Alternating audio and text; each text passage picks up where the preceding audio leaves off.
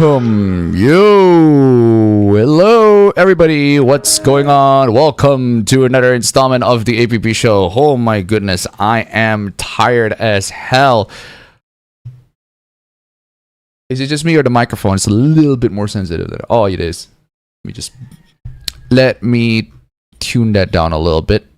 Oh, did I seriously put it at 20?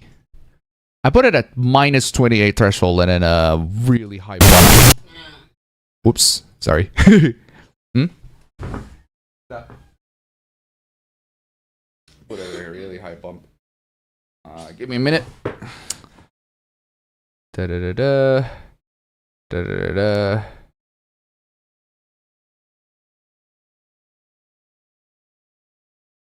La-da-dee-dee, da-da-dee-dee, da-da-dee. Give me a minute, guys.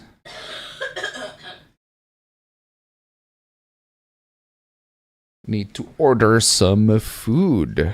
Anyway, guys, in the meantime, how are you guys doing? Hope you guys are doing very well. What you guys been up to? What you guys been playing? What you guys been just watching? Let me know. We're gonna spend the first 2 hours. Wait, where's the timer?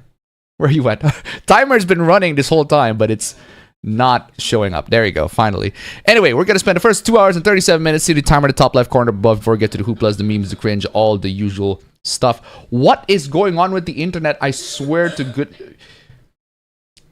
The good news about the internet, or at least for this stream, this is good news for all y'all, is that I got LAN finally hooked up to my PC, so there will be no issues in me making sure that the stream is going smoothly. No issues in that regard. The bad news is I want to order food real quick, and my phone doesn't seem to freaking...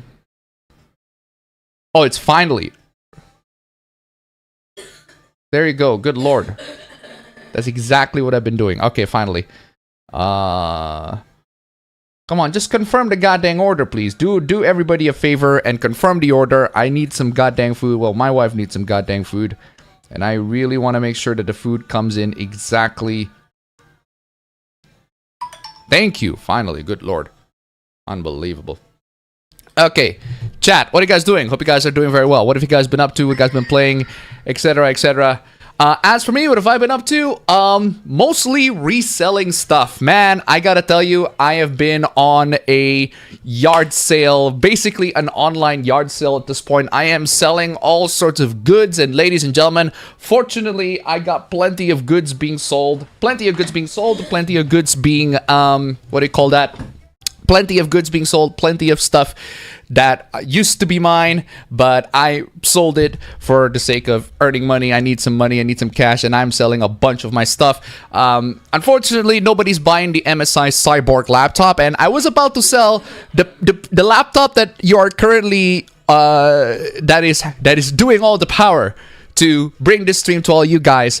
That's supposed to be on sale, but the problem with that is that this laptop doesn't get a lot of interested viewers, let's just say. Let's put it that way. There aren't a lot of people that are interested in this laptop, so I'm like, oh, okay, whatever. So instead of selling the laptop, I decided, you know what? I'm going to sell my desktop PC and see whether or not somebody is actually willing to pay for the desktop PC. It turns out there is. Someone's willing to pay for a desktop PC. I sold it for 6.4 million rupiah. I mean, how much is it? 6.4 million rupiah. 6.4 to IDR to USD. I sold it for 6.4 million rupiah. Put it on a listing for 6.4 million rupiah. That's about 358 bucks. But somebody counter offer with 300 bucks. And I'm like, okay, fine. I'll take it 300 bucks. And if you can get it by today, I'll give it you 300 bucks. Like, for real, though. Like, for real. If you can get it by today, by this week, I'll get you 300 bucks. I'll take you 300 bucks. And he actually did. Not only that he did, I've never had a buyer literally, and I mean literally, this is the first time, actually this is like the very, very first few times that I've been selling out stuff, but this buyer, he's dedicated. He is some of the most dedicated buyer that I have ever seen. And I actually got to give props to him. That dude literally, right, rode a bike from another part of the island, literally from Jawa, from East Java, all the way to Bali. He had to ride a goddamn ferry all the way from East Java all the way to here with a bike. And I'm like, dude, my deal has to be so good that you are willing to risk that much just to get that deal. And he actually got it. And I'm like, Damn, props to you, dude. That is crazy. One of the craziest buyers that I've seen has go all the way from the other parts of the island, right a goddamn very all the way here. And I'm like, that is absolutely freaking mind-blowing. Like, never had that happen before. Also, the episode number is wrong. There you go. Never had that happen before. But, well, I've only just been recently yard selling, and that was crazy. But he's a very good buyer, at least. So I managed to sell my desktop PC for about $300. It only has a Ryzen 5 4600G and also an Intel Arc A380. I really would love to use that Intel Arc A380, but alas, I didn't get to use that Intel Arc A380. Unfortunately, no. So that sucks. Sucks to be that. It sucks to be me, I guess. So I can't use that Intel Arc A380. That sucks. Also, I just realized that you are on. Did the cat turn you on? Seriously? Where's the keyboard?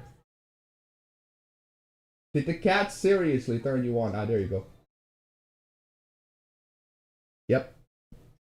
Yeah, the cat for some reason loves to come in and turn on my keyboard, my MSI's keyboard backlight. So unfortunately, I'm stuck with my MSI GP66. But fortunately, this is the better PC. It has an 8-core 16 threads Intel and an RTX 3060 with 32 gigs of RAM. And I'm like, this is the way better PC. And somebody decided to buy the worst PC for way cheaper. But still, I got the money. So there is that.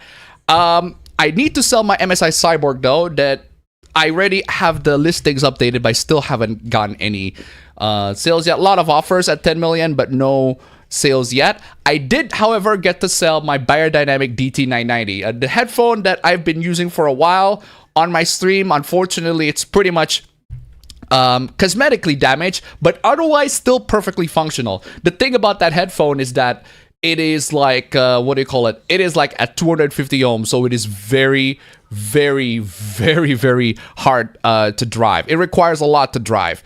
And I plug it to my, what do you call it? To my M Audio M-Track Solo audio interface, and I need to crank it all the way up so that I can hear something, so I can hear stuff. But it does work, and eventually the guy bought it. I think I sold it for like 1.6 million. The guy offered it for 1.2 million, and I'm like, okay, fine, I'll take it. I'll take 1.2 million. 1.2 million is about 67 bucks. That guy got a Beyerdynamic DT990 for 67 bucks. What a freaking great deal, I'm telling you.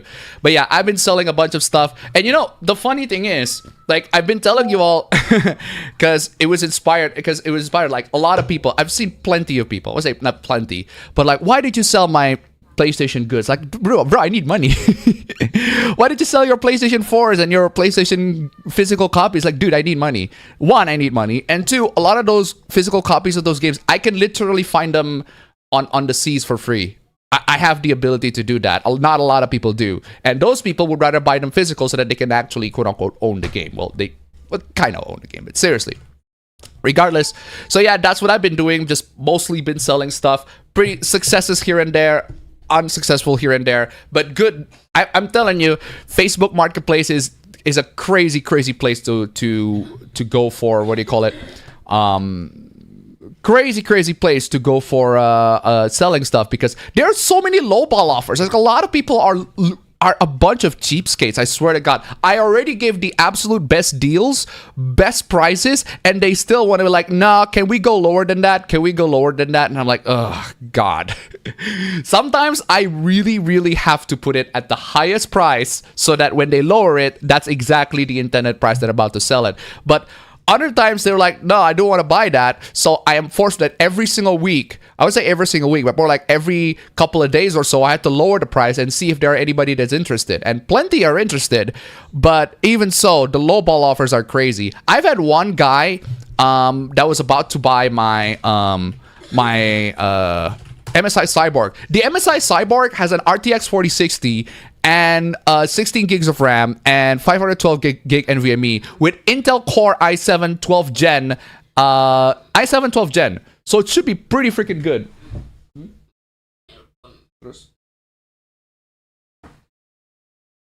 Yeah. Should be pretty good. Hold on a second. Wifey got a call. Give me a minute.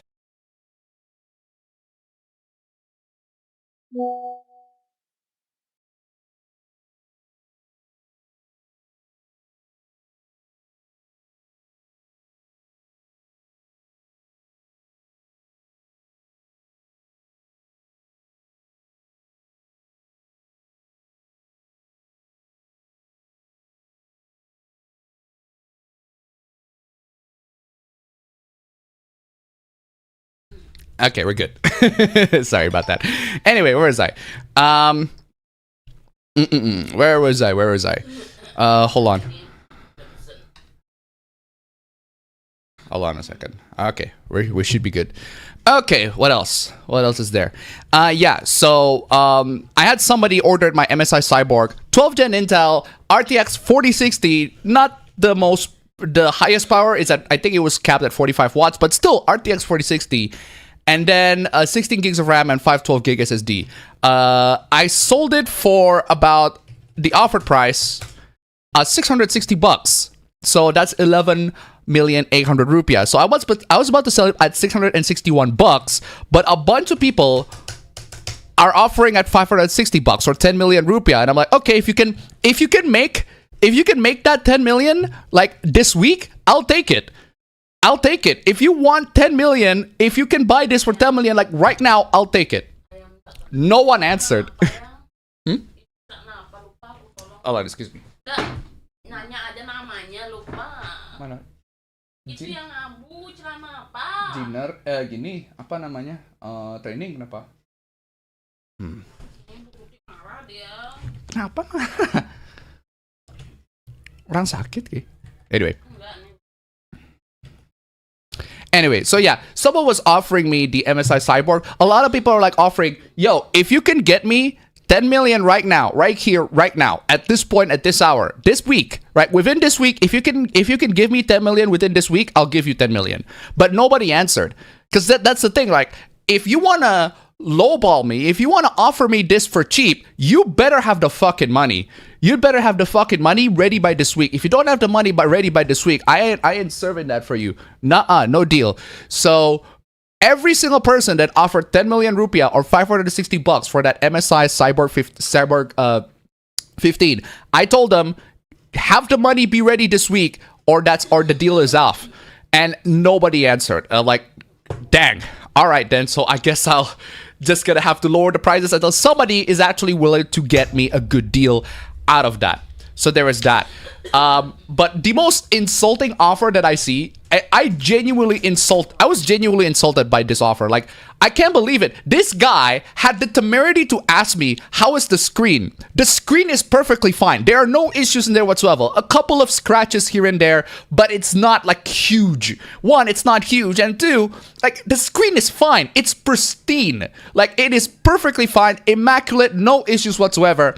The guy had the temerity to ask me to take a photo of the LCD. It's like, no issues with the LCD. And then the guy lowballed me in one of the craziest lowball offers that I've seen. He offered me 8 million rupiah for it, or $448. Out of my initial price out of $661, he offered me $448. And I'm like, fuck you. Like, are you telling me that I have to take a photo of that just for you to check the LCD of that? And then you be like, nah, that shit's broken. Give me 8 million out of that shit. Fuck you, dude. Fuck off with that shit. That shit is ass, dog. I am not doing that shit. So yeah, that's still in the market. But one of the interesting one of the things that I sell, and it surprisingly got a lot of what do you call it? A lot of people really like this. It's the Fifine K669B. I sell this for 350k rupiah. That's about $20. I sell that small little condenser microphone, USB microphone, still perfectly works fine to this day. I sell that for $20. Great deal. And everybody's still lowballing me. Just absolutely crazy offer. The lowest one that I see is $8. That a bunch of people want to buy that microphone for $8, and I'm like, are you mad? That's a $20 microphone. That's already a great deal. You want $8 out of that? You are crazy, my dude. The more reasonable offer is like $11. I'm like, okay, that's half the price, but it's more reasonable than 8. But I would not go lower than $14 for that. I'm like, if you're gonna negotiate, $20 already a gift and a microphone, but fine, I'll give you $14. But that's the lowest that I can go. I ain't doing that shit. So yeah, basically doing a lot of trading and trading goods. And so far, the goods that I've been trading, thankfully got results. I managed to sell my PC for crazy price, but at least the person who's going to use that PC is going to utilize it instead of having it be sitting in the dust, right? Telling you. But yeah, so what have you guys been up to? What have you guys been playing? What have you guys been playing? What have you guys been just doing? Let me copy all this stuff. Let me copy all your chat. Chat, what have you guys been up to? Let me highlight and copy. All right, chat. How y'all been doing this past week? I'm doing very well. Thank you very much. I need my coffee. Oh, creamy coffee. Tried to think of what happened this week. A lot has happened this week.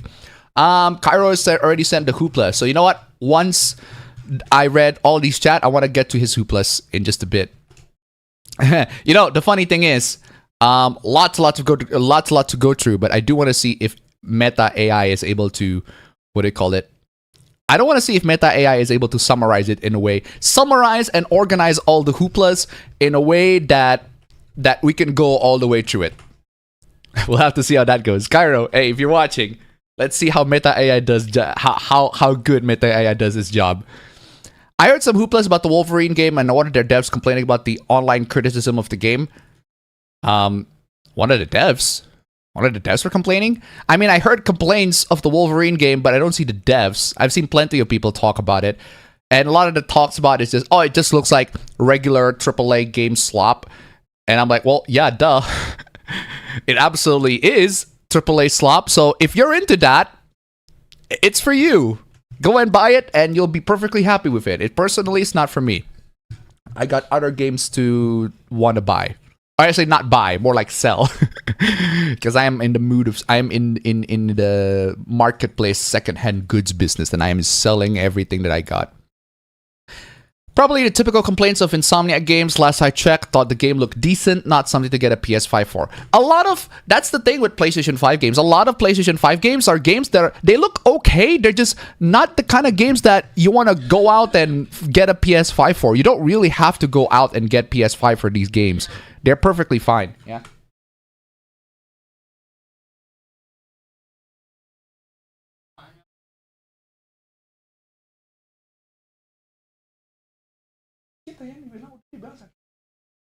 Sekarang nggak bisa ada lagi. Wah. Probably the typical. Oh, sorry. Yeah. So it's typical AAA slop. That's just how it is. I don't get the complaints of the Wolverine game. A lot of it either seems like tourist behavior or eternal doom pilling. From what I've seen, the Wolverine game looks meh. It's all right. It's fine for the people that want to buy it. It's fine for the people that are into that. Not my thing personally, but yeah. It is a modern Insomniac game, so I understand people are worried about it being quote-unquote Manverine. I do get the complaint of Jean Grey looks. Not going to go far criticizing it, though, as that's a Western AAA issue. Yeah, yeah, Jean Grey just looks really hideous. I did see that. Not a fan of that, but honestly, that's to be expected with... What do you guys expect at this point with Western AAA? This Western AAA just loves making their characters look absolutely butt freaking ugly. And I don't understand why. That's just what they are. They just love doing that. And it completely boggles my mind why they want to do that. I don't know what to call this week's edition of APB. Oh, lots of HOOPLAS, I'm telling you. Kinda need the goofs from Gamescom near the end of the month for something. Let's start this party. Eclipse time. Let's call up the hand gang. I bring the Behillet. Grace is now in 3 thumbnail HOOPLAS. For real, Grace has been a regular in the thumbnail in the thumbnails. Grace has been quite a regular. She has appeared in APB 292. She appeared in APB 271, and she appeared in APB 268. she appeared in quite a lot of APBs, and I've been liking that. We got a plenty of hooplas sort of featuring her, only colloquially related to her. And a couple of videos to make fun of too, so we'll get to that. Not videos involving her, but some of the hooplas have videos. Screw Sonic Racing Crossworlds item spam. Woof. I wonder how the world governments are doing this, going to fuck up the internet even more this time. Did you hear about the man arrested by British police for carrying baseball bat that he just purchased? I heard about that from Count Dankula. That is really dumb. Typical British police, am I right? In terms of gaming, I'm still playing Xenosaga 1. Got done with the content with Vampire Survivors up to version 1.0. Is my Gojek? Oh, it's already here. It's already here. Actually, give me a minute, guys. I'm gonna grab my DoorDash real quick. In the meantime, here's Cloud being impressed by Tifa. Here's Cloud being impressed by Tifa played on a loop. I will be right back. Where's my? I'll be right back. Give me a minute.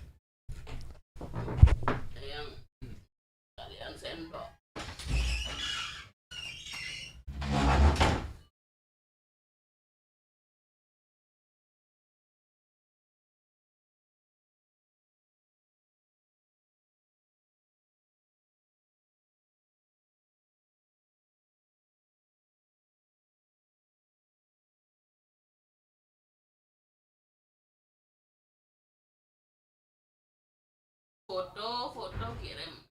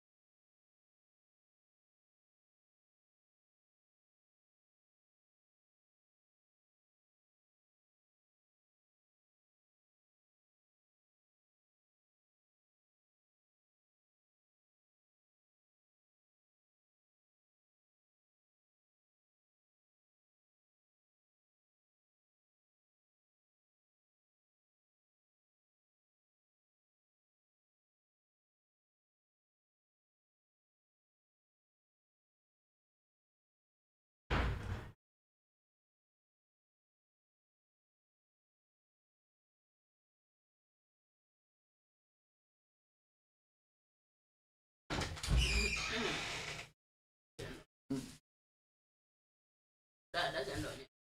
Yang mau sayang.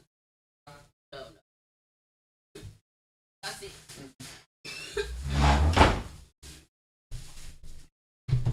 Oh. Okay, so sorry about that, guys. Let me bring back the camera real quick. Okay, well, back. Apologies for that. Where is I?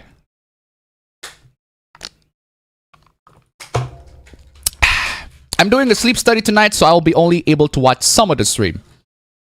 Why am I selling my stuff? I want money! I want money! I want money!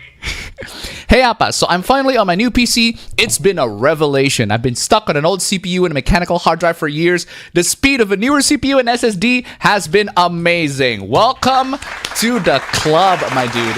Welcome to the club. Absolutely. I am so glad that you are finally enjoying the power of a hard drive, the power of SSD instead of the mechanical hard drive, malarkey, all that sort of stuff. Well, I still have a mechanical hard drive. I still use it for storage, but nothing beats an SSD for booting up, I'm telling you. Firefox finally doesn't take 10 minutes to start up. Windows updates don't take 10 minutes and snipping tool doesn't crash when closing it. That is amazing. Absolutely amazing.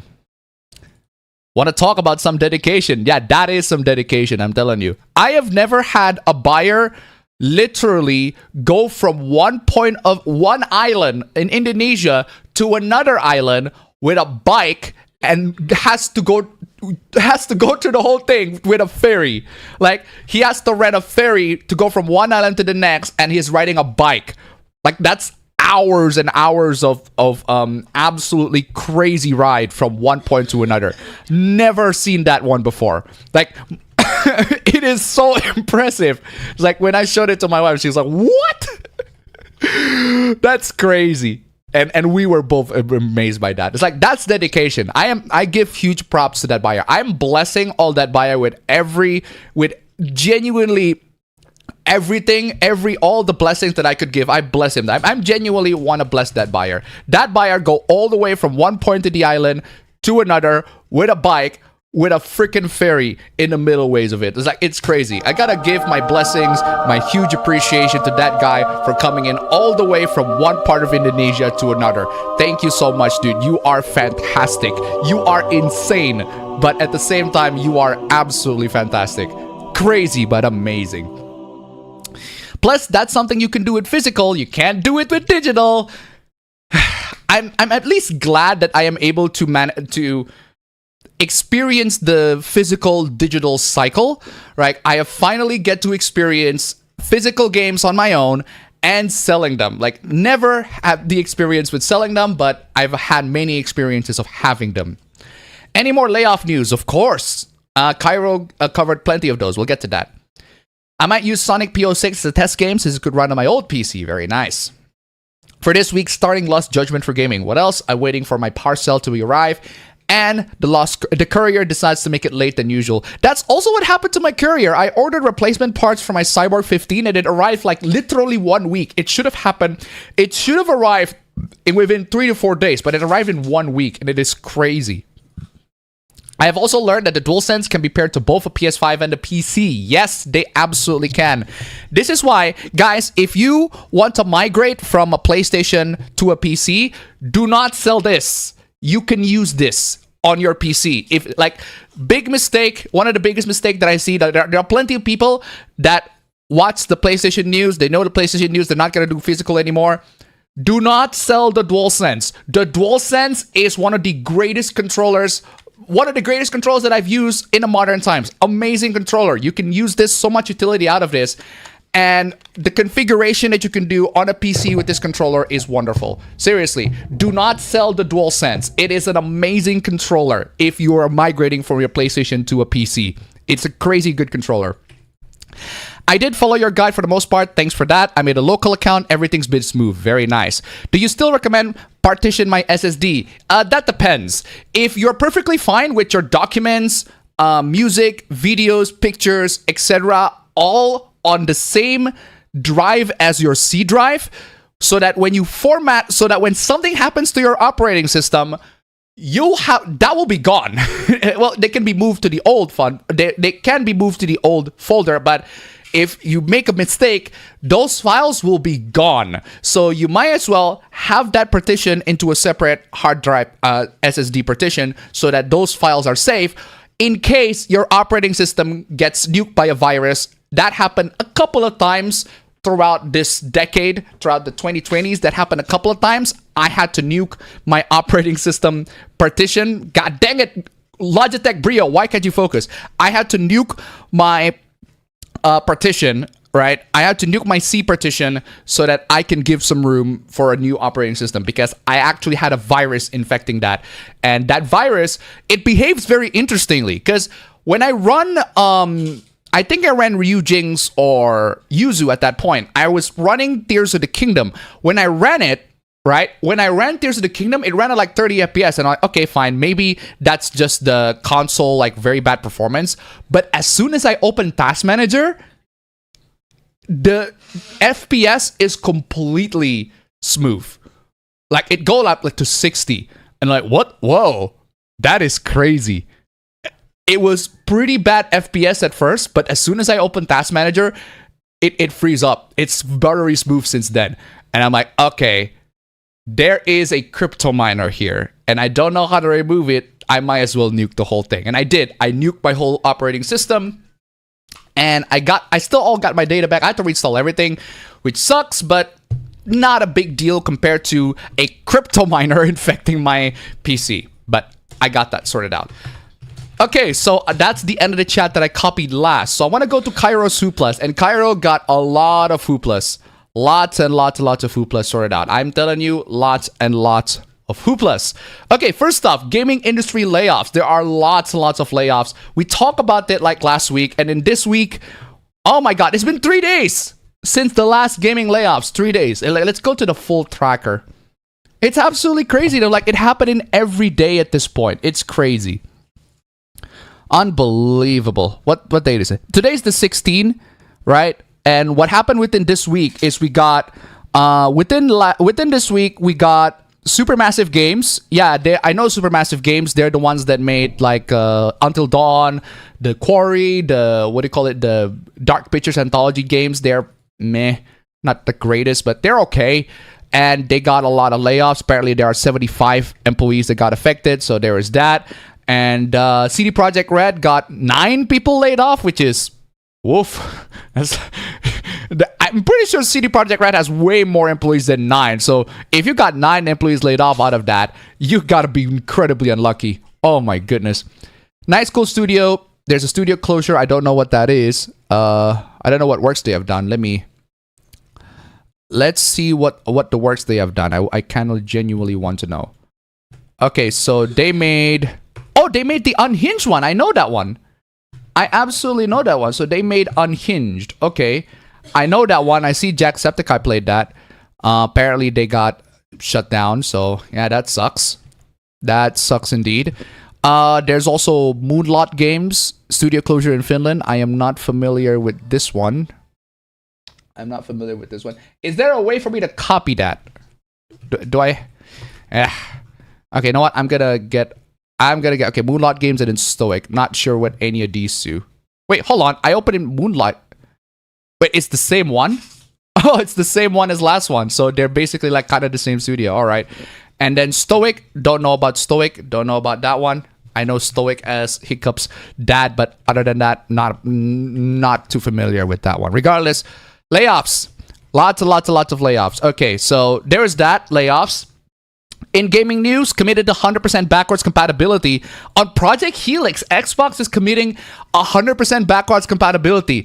Right. We'll have to see how that goes. And it claims that Xbox 360 games will come to PC soon. Hey, we'll have to see how that goes. I do, because we have seen many Xbox 360 games recompiled and basically redone to make sure that they are running natively on PC. That's amazing. I tried the recompiled Sonic Unleashed on PC. It ran beautifully. Amazing. I want to see that done in Ghost Recon Advanced Warfighter. That's the game that I've been wanting to play, but I don't have a 360. I want that game to be recompiled, right? Ghost Recon Advanced Warfighter and Advanced Warfighter 2. Get those recompiled. I want to play the 360 version. The PC version is fine. It's done. It does its job.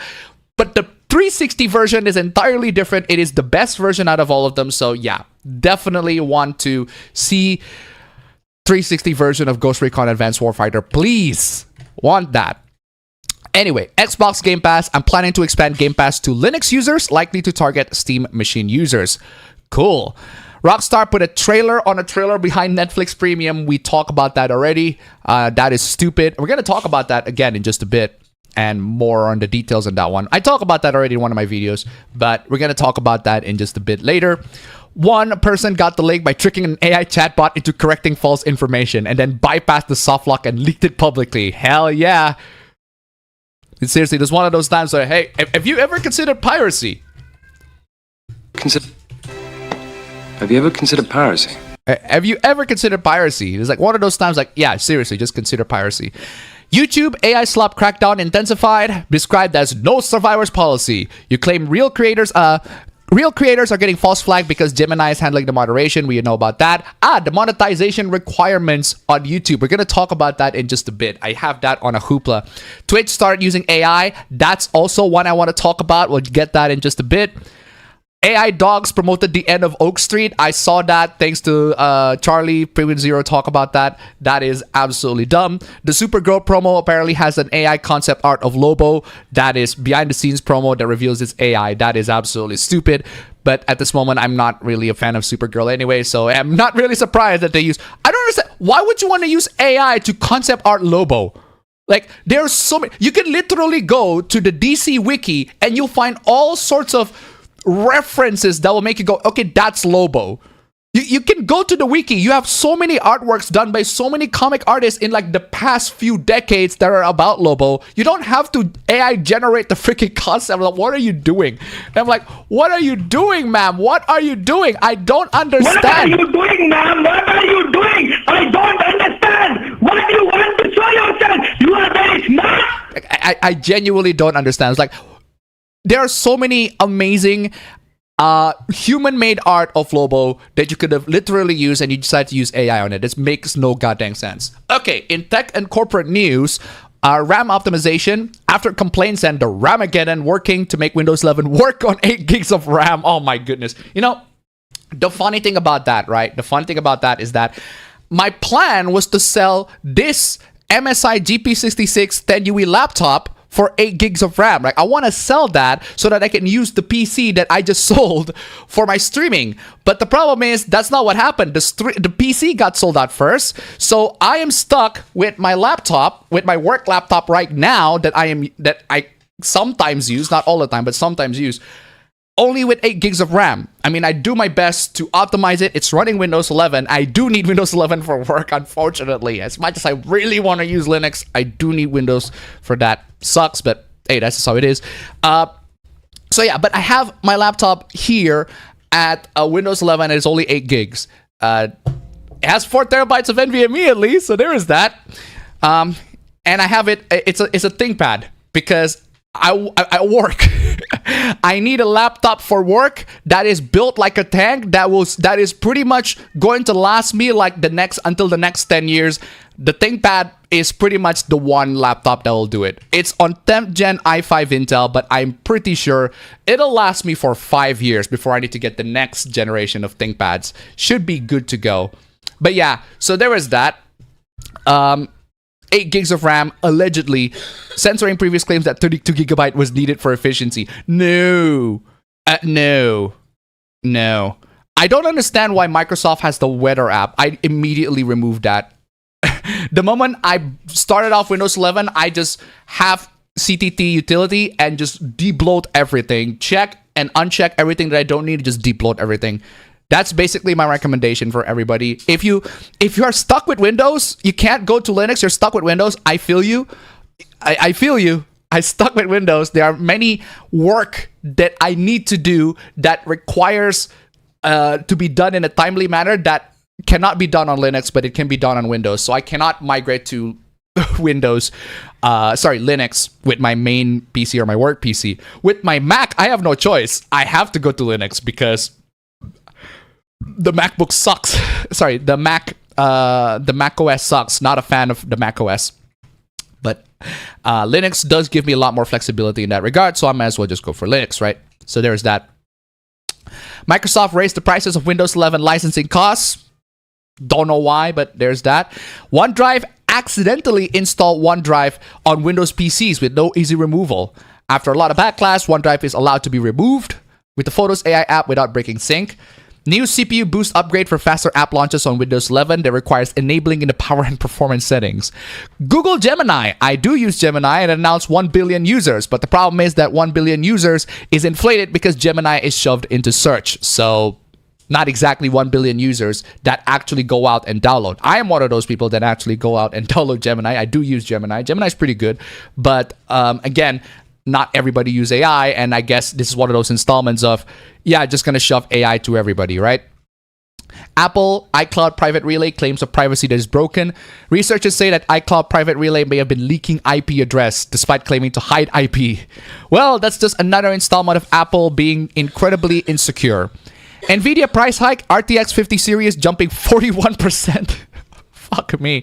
Google Pixel 11 is released with 4 GB RAM less for $100 more. I stick with Xiaomi, I'm telling you. I gotta say, I am thankful that I stuck with Xiaomi. I am so glad that I got this phone. The camera is not great. It's only 1080p 30 FPS on recording. And even then, the crazy thing about the camera recording on this one is that it defaults to recording the microphone on the worst quality. And I don't understand why. I had to download Open Camera and record it with Open Camera. If I had to use the default Xiaomi app, it will record it at the worst quality. Unless I have an external microphone. If I have an external microphone, microphone, then yeah, it'll record it at exactly in the quality of the external microphone. But the internal microphone of this one, it actually has really good internal microphone. It just chose to record itself at a really bad quality, and I don't know why. And the horrifying thing is, I was recording a bunch of promotional footage with this phone, and then when I recorded for a long period of time, I realized it switched back to the worst quality microphone at like 3 minutes, from 3 minutes point forward. And I'm like, that's crazy. Never had that happen in my entire life. You know what? I'm gonna test it to see at which point they actually switch back to worse quality recording. All right. So I literally have my phone. Okay, so I literally have my phone recording on the front-facing camera, and I want to see whether they actually switch to the worst quality audio in like a couple of moments, or just keep it entirely. I'll have to see that for sure. But regardless, the camera quality is not very good, but it has 7,000 milliamp hour battery, and I took that for granted when I had the M51. It's 7,000 milliamp hour battery and a large screen, and my goodness, this screen is large. I hold this phone for like, any phone that I hold right now feels tiny in comparison because of the Redmi 15. I've got to say, Redmi 15, one of your best, honestly, Xiaomi. I really, really like it. Really, really like this phone. Anyway, so yeah, hate if you're a Pixel user. Oh, Pablo is a Pixel user. I want to hear his thoughts on this one. I want to hear his thoughts on this one. Anyway, Intel is considering reviving memory chip manufacturing. Thank goodness, Intel. Please save us all from all of this garbage. Anyway, government and policy hoopla. Amazon, a data center authorized to build AI data center in Texas with permission to release 32 million tons of CO2. God damn it, Amazon. US ATC hiring, US government hiring gamers to manage air traffic control. But the gamers are the ones using Fortnite instead of Microsoft Flight Simulator. Why? France is banning telemarketers, fully banning them after do not call list complaints continued. Roblox investigation, 2 US senators investigating Roblox for child exploitation. Good lord. Why are there no similar scrutiny happening to politicians? Why? Like, we literally had, I mean, do we have to go for the Epstein files again? Come on, y'all. Harry Potter fandom got the books. Fans forced a multi-million pound power cable project to relocate. Wait, what? Claiming it would desecrate the grave of Dobby. No way! The Harry Potter fandom is actually fighting against a multi-million pound power project to not desecrate the grave of Dobby. That's crazy. That's mental. But alright then, that is funny. Taiga's new album got a 0 out of 10 because it's literally just AI generated. It's just AI generated garbage. And I know that Charlie Voice Critical talk about that, and it is AI generated garbage. Solar Eclipse Darren Award. We're going to talk about that in just a bit because that's very funny. So yeah, so those are all the Kairos Hooplas. Thank you so much for the submissions of Hooplas. Loads and loads of crazy Hooplas this week. Absolutely crazy Hooplas. And I cannot wait to talk about a lot of more Hooplas with all y'all in just a bit. Anyway, guys, how are you guys doing? I'm going to go back and copying all the chats.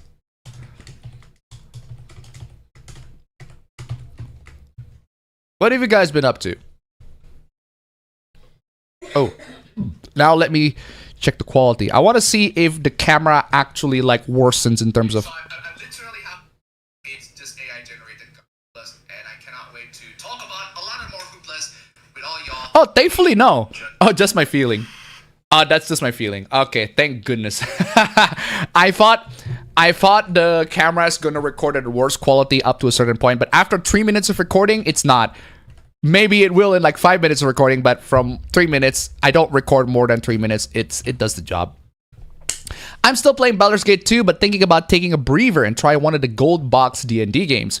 Good morning, Appa. What a week. We got layoffs in the Western gaming industry, localization hoopla from Side Games presentation, and Kingdom Hearts 4 is finally launching in 2027 alongside an anime. A lot of announcements in the from the Disney side. I think it was the Disney. Did they reveal it on the Disney 23 thingy? Hey, Appa. Since currently Kingdom Hearts 1 and 2 now on sale, should I buy it? That depends. It really depends. Really depends on many significant factors. First off, do you like Disney and Final Fantasy? If yes, then you might like Kingdom Hearts. you might like it, but Kingdom Hearts has one of the most notoriously overly complicating lores that anybody has ever experienced in any JRPGs ever made ever. And the requirements for the games, the order of the games that you have to play is wild because they have very, very different stories that tie them all together. If you want an overly complicated lore featuring Disney characters and Final Fantasy characters and Kingdom Hearts original characters, then yeah, sure, go ahead and get Kingdom Hearts. But otherwise, I recommend you to just get any other JRPGs that have way more coherent story and characters. It has a good vibe, at least. There's a reason why Kingdom Hearts has a lot of fans. A lot of fans. It is a very, very good vibes. Really, really good vibes. Nice seeing the characters, all the Disney characters and the Final Fantasy characters interact, even though the lore is overly complicating and all that. But yeah. The females are ugly in Western games, not the males. The males look normal. Yes and no. It depends, I guess. It depends. It's more of a yes and no on that one. It depends, but for the most part, they're better than the women, but not by much. Besides all the PC stuff, I also played more Lego Batman. I unlocked Batgirl. She's quite fun to play with her hacking abilities. She's also sassy in a good way. Robin also started to become disgruntled. I assume he isn't too far away from becoming Nightwing, but it was quite cute to see Batgirl fawn over Robin at first sight of him. Oof. Bad news. Pokemon Bank and Home are shutting down in February 2027. Woof. First of all, your 2 videos about Bethesda protests got a lot of criticism due to apparently you forgot about a previous hoopla about how some employees really hate their consumers. Where's the hoopla about the employees really hate their consumers? Did I forget? Did I forget? Because it doesn't. I maybe I do, but I want some citations on that one. And again, I don't. If there are people criticizing my videos, I don't mind. I honestly do not mind. But I still stand by the videos that I made regarding Bethesda. I still stand by it 100%. I still stand by everything in the video. If you want criticism, like, get over here in the chat. We'll discuss about what the criticisms are, right? We'll discuss about that. We'll handle it in a civilized manner. Hey, I am open to being wrong. I just got way better shit to do than discussing about that on my free time. I got way better shit to do. But now I got the time. If you want to discuss anything that you find wrong on that video, the time is now. The time is not when the video is published. I'm sorry, but I got better shit to do. I got bills to pay. My wife's literally sick in the back. I got stuff to do, and I want to make sure that all those stuff is being done. My free time is now. Your opportunity is now. You want to confront me about criticisms? Right here, right now. Face me. But seriously. Anyway, Kimima Sandy tip $1. Thank you so much. First donation of the day. First blood. I forgot to open my StreamElements page. My bad. I forgot to open my StreamElements activity feed. There you go. Kingdom Hearts is a roller coaster. After a while, it's best to just trust the story direction. You just go along for the ride. Thank you so much for the donation. Keep them coming. It's one of those games where you really don't have to think about the lore that much. Just go along with the story. Go along for the ride. It'll do the job for you, right? Just vibe. Anyway, I agree, Cloud. That is one hell of a beautiful beach. Again, if you got criticisms on my video, please point it out to me. I don't want to read the comments directly because I got better shit to do. I honestly got better shit to do. But if you got criticisms on my last video, if you got criticisms on my videos, like, go over here, point them all out to me. Let's discuss. All right, let's be civilized in this matter. The time for all y'all to talk about stuff and have grievances with me, the time is now. Make sure that you utilize that time as effectively, as efficiently as you can. But unfortunately, a lot of people don't. They just waste their, they just talk about that in the comments. But hey, what can you do? Is only Pokemon Bank being taken down? Really? A big hoopla happening with Nikkei and their collab with Persona 5 where Atlas mandated Nikkei devs to reduce Makoto's shapely ass in the game. There's a dick move. Wait, what? Atlas mandated Nikkei's devs to reduce Makoto's shapely ass? Alright. We finally have a release window for Kingdom Hearts 4 in 2027. As mentioned by someone, Side Games just released a slideshow on how English localization of Fuma Musume was handled, and who boy, it sparks a lot of backlash. I am not familiar with that, honestly.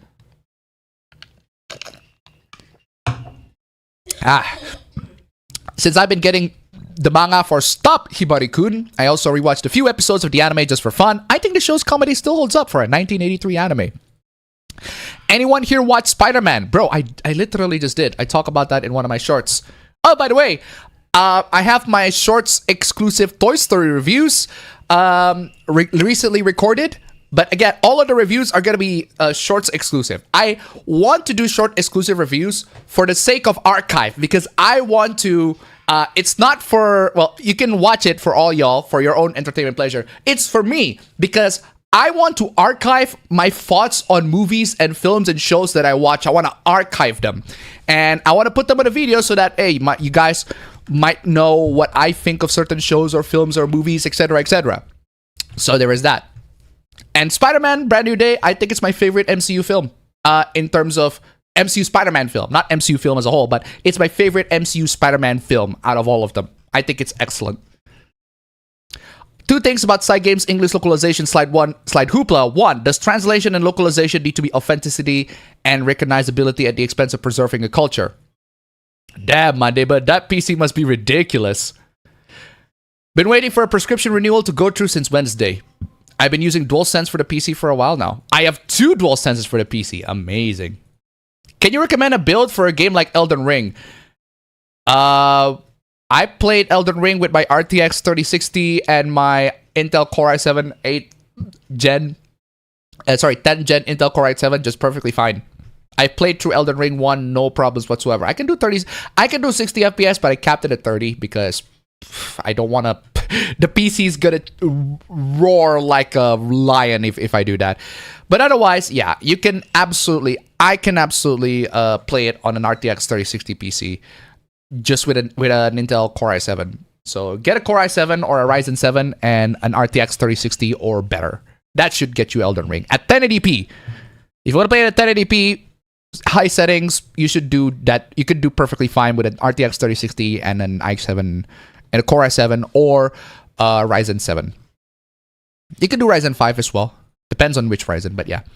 Since they and their fans prefer replace Merry Christmas with Happy Holidays, I dare those people say that during any holiday such as Idul Fitri and Waisak. Oh yeah, tomorrow is Indonesia's Independence Day. But I don't have any... I have plenty of Indonesian hooplas. I'll plenty of Indonesian hooplas, but not a lot of, what do you call it, Indonesian Independence Day related hooplas. Were you bothered that Hollywood can't make likable female characters nowadays? What do you mean they cannot make likable female characters nowadays? They absolutely can.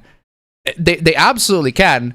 You're just looking at Hollywood in a very narrow lens and a narrow field of view. Like, there are so many parts in Hollywood where they make films and movies where the female characters are likable.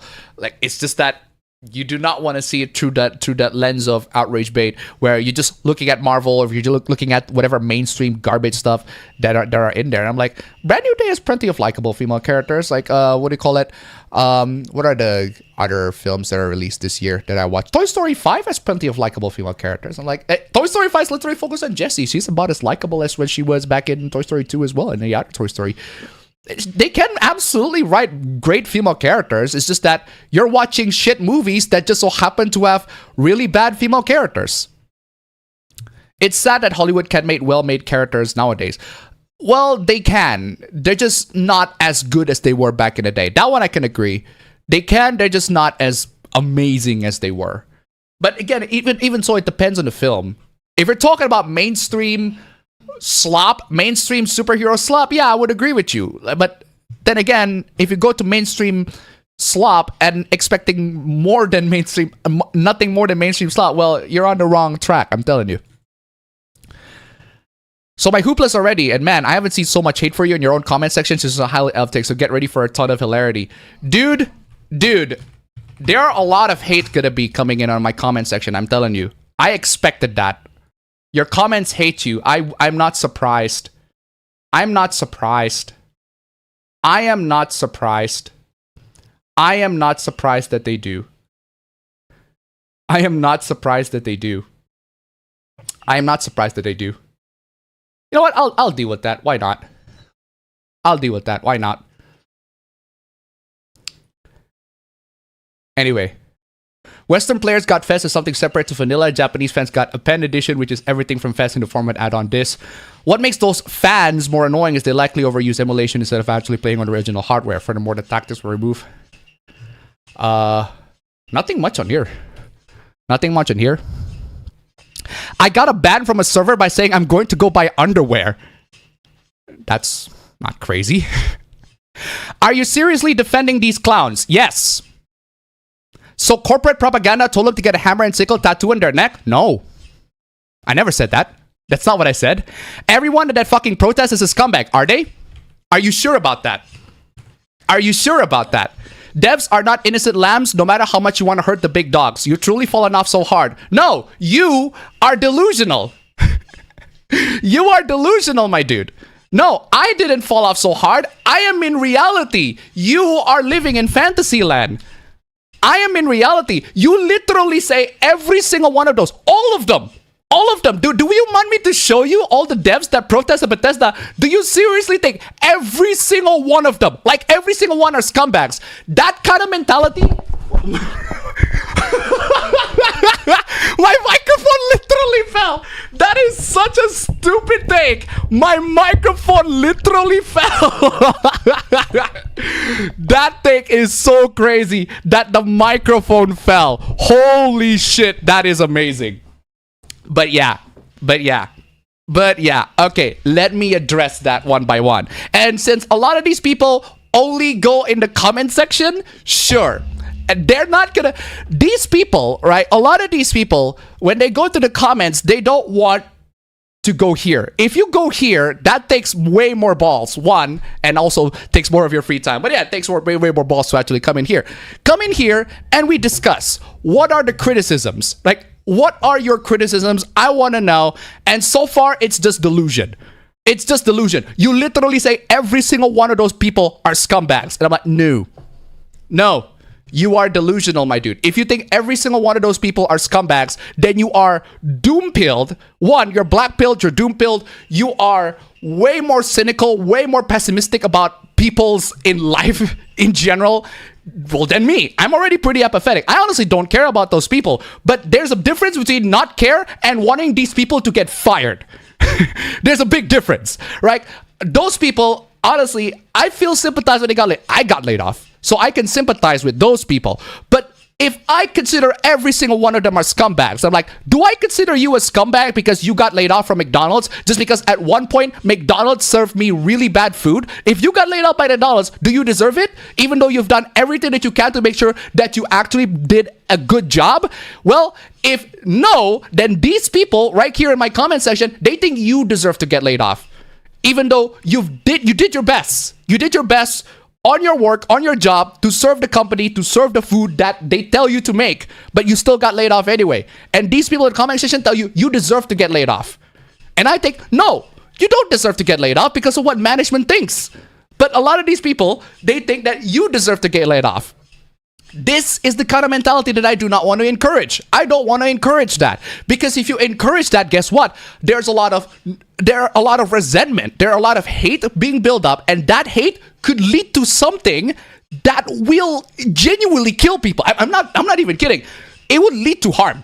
It would lead to genuine harm. And if you think every single one of those protesters are scumbags, guess what? You are justifying harm to these people. You are justifying harm to these people. You think all those people are scumbags.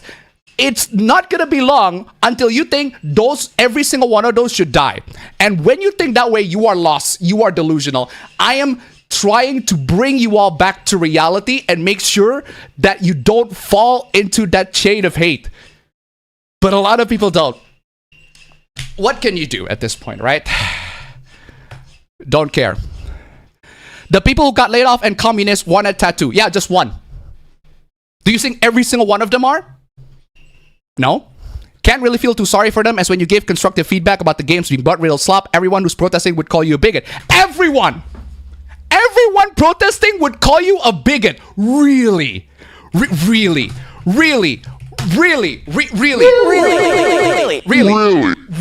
Every single one. Every single one. I Are you sure about that? Are you sure about what? Are you sure, John Cena? I need you, John Cena. Are you sure about that? Are you sure about that? Are you sure about that? 1, are you sure about that? 2, are you sure about that? brave enough to actually go there and tell these people that their games are written bug-ridden slop? I don't think so. I don't think so. I'm sorry, but you're not brave enough to do that. A lot of people online, these people are not brave enough to do that. They don't even brave enough to go here and talk about here. You want to talk about, I'm right here. I am right here. I'm right here. Let's talk about that. And a lot of these people clearly don't. I'm sorry, you're speaking out to the fucking void. Anyway, what else? You really think each one of these people have social media? Do you think these people, if anything, that proves me right? Because these people have no social media. What makes you so sure that these people are communists? What makes you so sure that these people will hate you? Like, that only proves my point even more. Wait. Oh my goodness. Even if they do, apart from the bugs changing out to important other stuff, they like the video say have layers of management. Japan still makes poor games buggy and such, but they don't get fired much because they have better know on how the system used. They do. You just don't listen to it. You just don't know. 1, you just don't know. And 2, Japan has a different way of firing people. Very, very different way. Very, very different way of firing people. What they do in Japan is instead of firing you, they put you in a position that is lower than what your current standards are, that makes you hate it so much that you are encouraged to resign. That's what Japanese people do. You don't hear a lot of people resigning from jobs. You don't hear a lot of people, you do hear a lot of people getting laid off. But in Japan, that's not how it works. In Japan, they shifted you so that you're in a lower position. Ow! The microphone fell again, I swear to God. It's such a stupid... There's so much stupidity that needs to be handled, I swear to God. Anyway, in Japan, they put you in a lower position to the point where you hate it so that you resign. Guess what? There aren't a lot of people in Japan... you don't hear a lot of people in Japan resigning because that's a personal stuff. You don't see a lot of news of people resigning because that's personal stuff. But layoff, you do hear because that's massive. Japan is very clever that way. Japan is very clever that way. I agree. Japan has way better management, including managing the employees that they don't like, including managing the employees that really they want to get laid off. They want to lay off these employees. They do that. I'm not even kidding. Look it up. That's how Japan, quote unquote, fires their employee. They just put it in a worse position and they hate it so much to the point where they resign. That's why you don't hear a lot in Japan. I'm telling you. Anyway, considering the majority of the people that got laid off were QA, are you sure about that? Are you sure? Out of the 4,000 people in the QA, are you sure about that? Where's your evidence? I see a lot of QA people that were in the commentary, that were taking comments on a video, yes. But there are 4,000 people that got laid off. Are you seriously think every single one of those 4,000 people are QA? Let's be real here, dude. Come on. Anyway, how notorious Bethesda games are for bugs and glitches. Again, Bethesda games are notorious for bugs and glitches. Yeah, the developers could be put to blame for that. But guess who else is to be blamed for all that? Todd Howard. These developers cannot release these games without Todd Howard going, okay, release the game. Do any of you work at a company? I do not want to call these people unemployed because that's a horrible thing to do, right? I don't want to call these people unemployed. But you talk as if you have never been worked on a company before. Like seriously, a lot of these people have never talked like they are in a company before. Crazy. They're so crazy. Do you seriously think that these developers deserve to get laid off? When Todd Howard look at these games in a buggy state and be like, yeah, release it. If you work at a McDonald's and you make shit food, right? McDonald's will fire you. McDonald's will absolutely fire you. But if you make the shit food that they tell you to make, they'll keep you. That's the difference, right? These people, right, they got laid off. They got laid off in a sense that they've done everything that they can for the company. They've pretty much followed every protocol, including releasing buggy games. And they got laid off. Like, seriously. I don't understand why these people blame the developers. I just don't understand. If you worked on any company, you cannot release a product without the manager's approval, without the director's approval. I got shat on. I worked in many companies and I got shat on for making stuff on my own creative decision. Like on my own, I give a creative spin on it. And they don't like it. Because you have to change it in a way that they want. I've experienced that many times personally. Have these people experienced that? I don't think so. I don't think so. And I genuinely want to know the answer. How the hell can, if these Bethesda game developers are so incompetent, hey, they might be are. Even if they are incompetent, it's still Todd Howard that goes, yeah, release this. Yeah, release this game in the public. No problems whatsoever. Let's just release it. Just saying. Just saying. Do you seriously think these developers can just release these games into the public without Todd Howard's approval? No. That's not how a company works. It's not. Okay, what else? Yeah. If games are already buggy when they're there, then that means they haven't done their jobs right. Yeah, including the managers. Did you not think about that? Including the managers, including the executives that are supposed to be, you know, making sure that the game is published. The developers are not the ones putting the game on the store, guys. They're not. It's the publishers. I mean, yeah, sometimes the developer can also be the publisher, but they're different teams. There's a different team that doing the coding for the game, and there's a different team that puts the game on Steam, put the files of the game on Steam, put everything on Steam. Entirely different teams. Sometimes even different companies. They're different. And because they are different, right, they all need to perform well. If the developers made a game and the game is so buggy that the publisher play tested it and they're like, this shit's buggy as fuck, don't release it. So they don't. The publisher's like, no, push it back, give it to us until it works. That's when the publisher actually did their job. But a lot of publishers release their game with a lot of bugs. They also don't release their jobs. Sorry, they also don't do their job very well. If you think the developers are to blame, well, yeah, they are to blame. But the publisher also released the game in a bad state. They're the one who should be telling the developers, yo, this game is trash. This game runs like shit.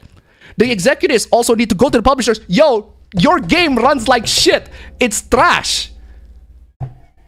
But why is the developers to blame when the publisher is the one that put the game on sale in that condition? I don't get it. I don't understand. Why are you people not blaming the publishers or the executives when they're the ones that are absolutely putting these games on the store for you to buy? Explain to me. I genuinely want to know. Maybe some of these people in the comments got the explanation. The CEO gets laid off and the studio shuts down. Is it? Are they? Are they? Are they? Have you guys ever heard of a CEO that got laid off? I've heard of a CEO that got replaced. I guess you can count that as being laid off. Doug Bowser got replaced in Nintendo, but that's another thing entirely. Ubisoft, I think it's the same. EA's the same.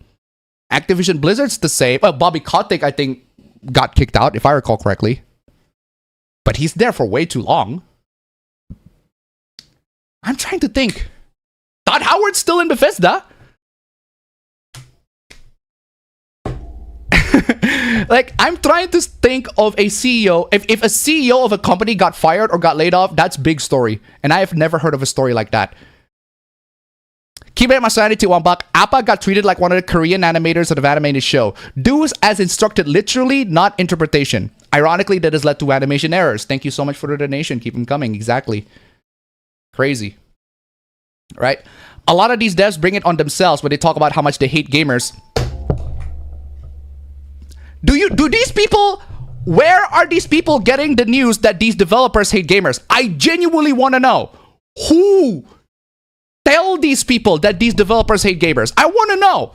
I have never seen that at all. Never seen any of these developers on their accounts going out and say they hate gamers. I've never seen that. I've seen the social media managers, yes. I've seen social media managers openly going out and say, yeah, the gamers, I hate all of them. They're a bunch of bigots. They're a bunch of etc., all that sort of stuff. But social media managers are not the developers, one. Two, they don't represent all the developers. There are like thousands of developers that got laid off there. Do you seriously think every single one of them hate gamers? Seriously think. It feels like a lot of activists entered the industry and pushed or convinced the suits about these changes in the games. That's again conspiracy. That is again conspiracy. Suits are not motivated by politics, they're motivated by money. And it just so happened that the politics that earn the money is leftist politics. They're motivated by money, dude. If being a Nazi is profitable, they will be a Nazi. I guarantee you that. Straight up. There are many devs who seem to also support the direction or hate gamers. A lot of people in the comments are like, there are many. Where?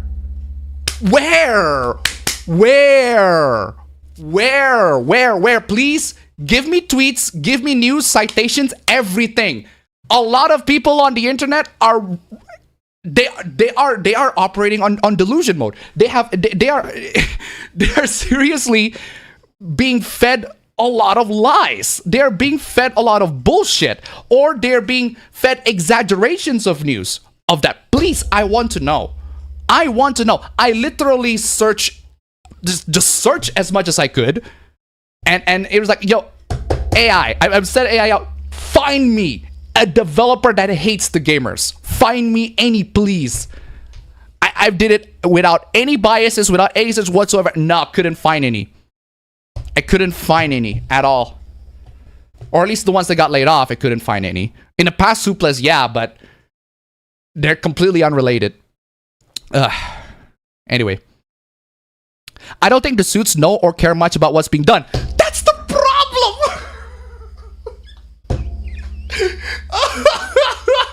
The suits don't care much about what's being done. That's the problem. Oh my god, it's right there. And the problem is right there, dude. It's right there staring at your face. They don't care about what's been going on. Exactly. That's the problem. They don't care. Oh my god. Oh my god. Oh my god. Oh my god. That's exactly the problem, my dude. That's exactly the problem.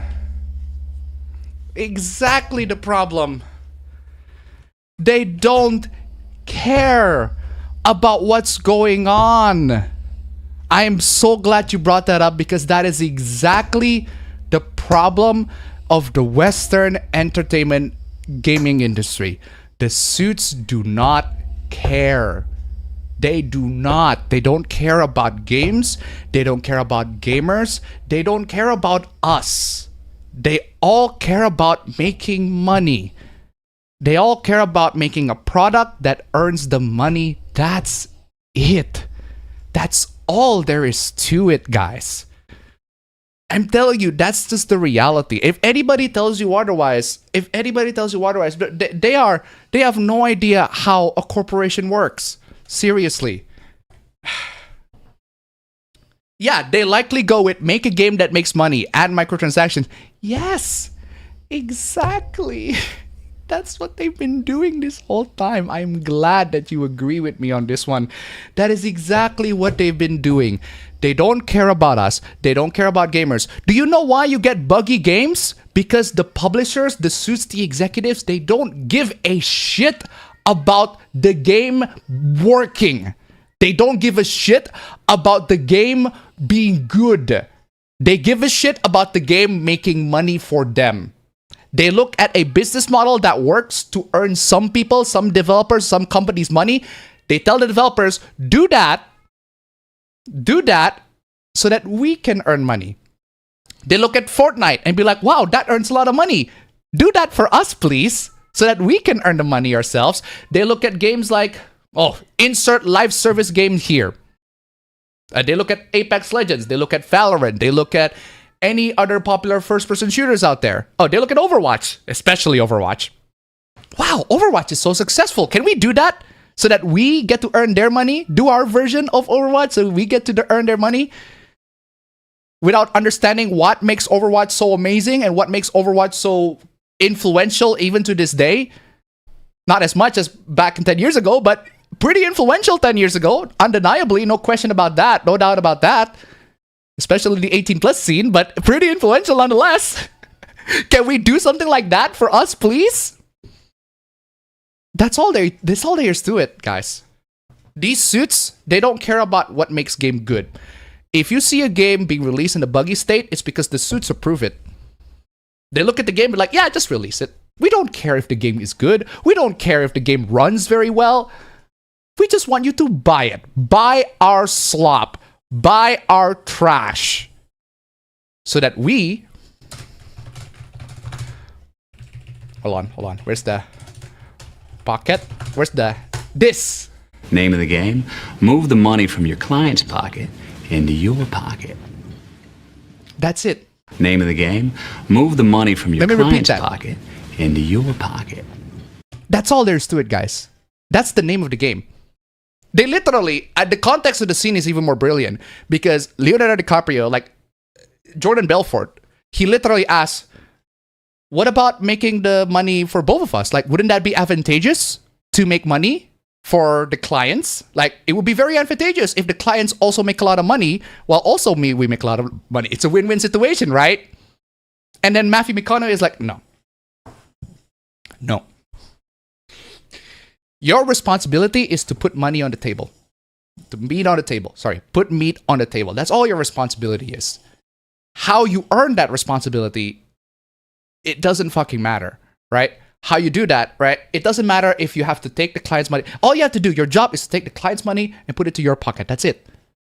It doesn't matter if the client's happy or angered. Just grab their money, put it in your pocket. That's it.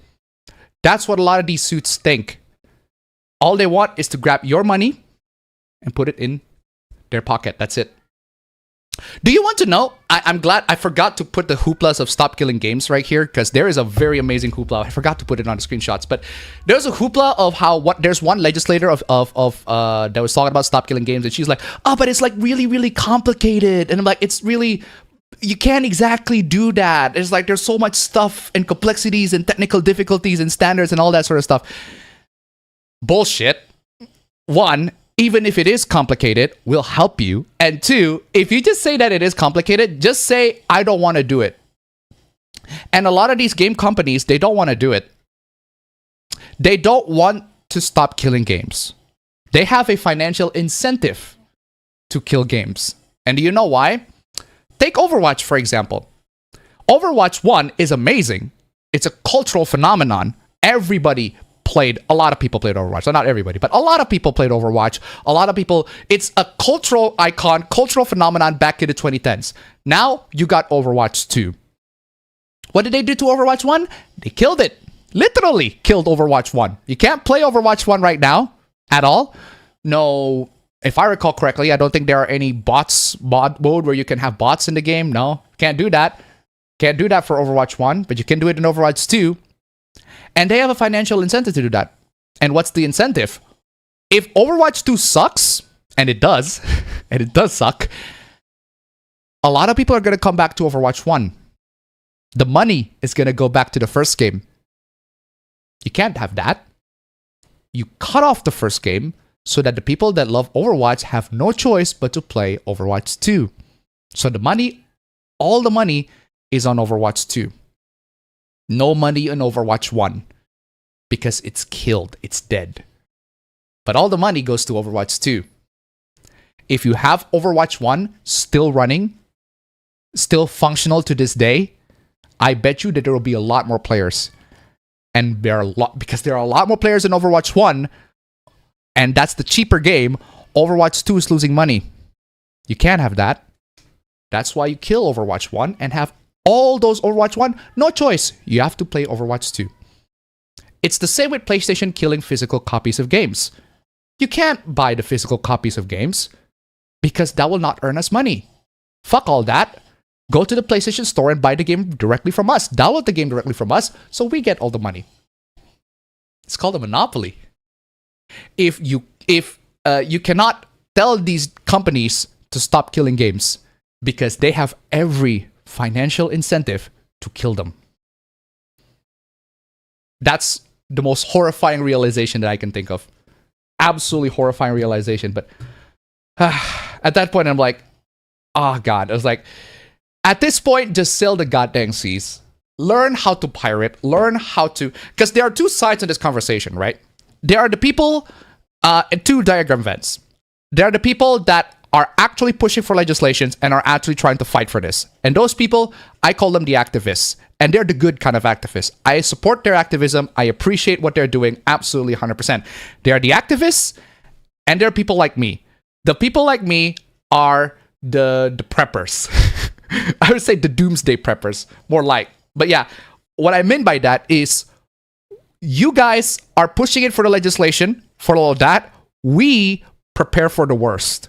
We prepare to make sure that everybody can get the physical copy. Sorry, not get the physical copy. Can get the copies of the game and actually properly own them. And that's why I've always said piracy. That's why I've encouraged piracy. That's why I said that's the one way for you to truly own the digital goods that you actually want to own, right? That's on my side. That's on the pirate side. That's like the actual owner's side, the prepper side. I am on the side of the people. You might as well don't complain about that, but let's learn how to save everything that we can right now. Let's preserve all of that. Save it as much as we can. Digital copy, it doesn't matter. Digital copy, physical copy, doesn't matter. Let's save it as much as we can. Unfortunately, I financially couldn't because I need to pay money for all of the stuff, but I can save... I've saved digital copies of games before. I've saved digital copies of movies before. I have plenty of digital copies of films right now, literally on my hard drive. I am the prepper. I am on the prepper side. There are definitely a diagram Venn. There's definitely an overlap between these two, the activists and the preppers. But I am more on the prepper side, and I am preparing people to know, to learn, and to teach how you can get the digital copies, the games that you want, the movies that you want, the shows that you want, on your own, entirely on your own, without any interference from any companies, all that sort of stuff. I am more on that side. But you know what? I'm going to go to these comments later. A lot of these comments, but this is how it is. How many comments are there? God, there's like a lot. And I'm like, I could go through all of that, but I honestly couldn't be fucking bothered. I honestly couldn't be fucking bothered. I might as well chat with you. I might as well chat with you guys. I might as well chat with you guys. At least you guys are live. At least when I talk about stuff, respond. But yeah, at least when I talk about stuff, you guys respond. More than I can say to the comments. When I talk in the comments, talk to the fucking void. Same goes with the commenters. I talk to the fucking void. But at least when I talk with you guys actually respond. So I didn't get to read all that stuff. Sorry about that. But you know what? Sometimes I need to make videos like that just to filter out all the nonsense. Just filter out all the people. And go, you know what? Good. I would rather filter out the crazy people and let them unsubscribe and keep the people that are sane, that are willing to listen to reason on this channel. And if you're still here, I appreciate that. At least you are willing to listen. At least you are willing to understand where my point of view is, right? At least you're one of those people that are like, a slight disagreement is something that we can handle, right? Because I've subscribed to many content creators that I have plenty of disagreements for. But I rarely unsubscribe from them unless the disagreement is like massive disagreement. They're probably like, no, that's too much. Or they do something that is horrible. What was the last content creator that I unsubscribed? Let me try to think. I want to try to think of the last content creator that I genuinely like. I don't like what this guy's doing and I unsubscribe from him completely. I'm trying to think. I can't think of one, really. Mostly because a lot of the stuff that they do is like, it's very, very it's very, very small, minor. So Anyway, might as well go back to the chat. This is at 7:49, so that's like a while back. So give me some time for me to catch up with the chat. There are a lot of crazy comments, and I haven't gone to all of them. I could, but at this point, I'm speaking to the void. Because a lot of those comments are like, they have the same issue. They are not, what do you call it? A lot of those comments, they do not understand how corporations work. They don't understand how companies work. And it's going to take a while for people to understand how companies work, how corporations work.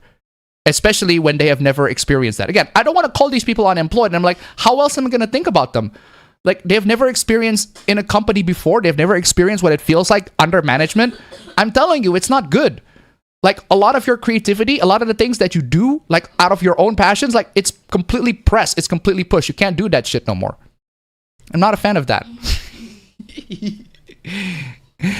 Anyway, at Detroit tip $1. I just realized this week that there's a Switch 1 online replacement called Nextendo Network. It works on original Switch 1 hardware and also their fork of Ryujinx. I tried to integrate it with EmuDeck, but my saves didn't transfer. Woof. Thank you so much for the donation. Keep them coming. Well, at least you tried. I've been searching to six different stores to upgrade my iPhone XS from 16 to 17, but I don't know if I should pass my credit card to get it. Crazy. It's not a JRPG because it's not turn-based. It's ARPG like Trails or that cancerous bastardized version of FF14. You don't... first off, why are you shouting on your lungs that Kingdom Hearts is not a JRPG because it's not turn-based? No. First off, Kingdom Hearts is a JRPG. That's a fact. Second, Trails is not an action RPG. Well, eventually it becomes an action RPG, but Trails is not an action RPG at all. So, if you're gonna shout at the top of your lungs, at least tell the facts. At least tell the facts. You know what is an action RPG? Yes. But even then, Yes is an action JRPG in that regard. Disney could gain trust for more people if they aim to make properties for everyone, men included. I would just say play the first game and see what you think from there. If you like Kingdom Hearts 1, then go ahead and play the games after it. Yep. I just got other RPGs to deal with. Throw your hat to the ring, motherfucker. Exactly. The people who got laid off tend to be woke nut job who hates gamers. Tend to be? Citation, please. Proof. Give me evidence, proof. Give it to me. I need evidence. 4,000. There are 4,000 people that got laid off. Are you seriously thinking every single one of them tend to be woke nut job? Evidence, please. Evidence? Like, pics or GTFO? Evidence, please, or GTFO? I want evidence for every single one of those.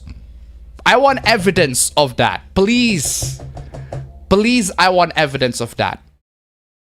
Am I being ridiculous to ask for evidence for that? Anyway. What about Shantae? She's a character from the West. She's cute and hot. Are there any recent Shantae games as of late? We're talking about recent games. We're talking about recent media in general, but I don't recall Shantae having anything recent as of late. With the Nikkei collab, I am disappointed that they didn't choose Anne or Sumire. They are talking about characters from Western studios post-2014 when all the mentally ill Karens, i.e. Anita Sarkeesian, were bitching that the chicks in the game were too hot. But a lot of characters post-2014, there are a lot of characters post-2014 that are really hot. I don't know what you're talking about. There are plenty of characters post-2014 that are really hot. Overwatch spawned a lot of porn out of it. That's a Western game. Overwatch spawned a lot of porn. And that's a Western game. Just saying. Random question, but what do you think of all the Wolfenstein games? I've played Wolfenstein 3D. I haven't played Wolfenstein 1 and 2. I played 3D. 3D is perfectly fine for what it tries to do. It revolutionized first-person shooter. Definitely an influential game, but not exactly a game that you want to go out and play for fun. They are definitely better games. Doom, in my opinion, is way better. It's still fun to play even to this day. Doom, but Wolfenstein, it's very primitive. But you can play it and you'll have fun with it. Return to Castle Wolfenstein. I really like it. I haven't finished it, but from what I played, I really like it. It's one of those games that I played when I had an old ass PC. But I really enjoyed that one. Really good. 2009 Wolfenstein, I have never played it, but I heard a lot of good things about it. It's just that I've also heard that it's kind of meh. Not a fan. Wolfenstein: The New Order, love Wolfenstein: The New Order. One of my favorite games of the 2010s. Amazing game, such a brilliant game. Great story, great action, just absolutely such a tight-pat game. Everything about that game is amazing. Like the story, the characters, the universe, the lore, everything. Like it's such a perfect game to play. Wolfenstein: The New Order, amazing. The New Colossus, the New Colossus, not a fan. Honestly, I think that game is a miscalculation all around. A lot of the things that they do were not very good. A lot of the plot points are very stupid. And I love Yahtzee's summary of that game. Like, it's a game that has Hitler, but you cannot kill him. It's a game that is anti-Nazi, that has Hitler, and you don't kill him. What is wrong with you, Wolfenstein? One job. You had one job. One job. One job. And Wolfenstein Youngblood, this. You want my reaction to this right here. Right here. Shove this up your fucking ass. I actually played that shit. I wasted 6 hours or 7 hours of my time playing that shit. Absolute fucking garbage. Holy shit, garbage. And surprisingly, the story is the least garbage out of all of them. I actually like the two characters that they show. I like BJ Blazkowicz's daughters. If only they are in a way better story, and this story is trash. But believe me when I say that despite the story being absolute garbage, it's the least garbage thing out of that game.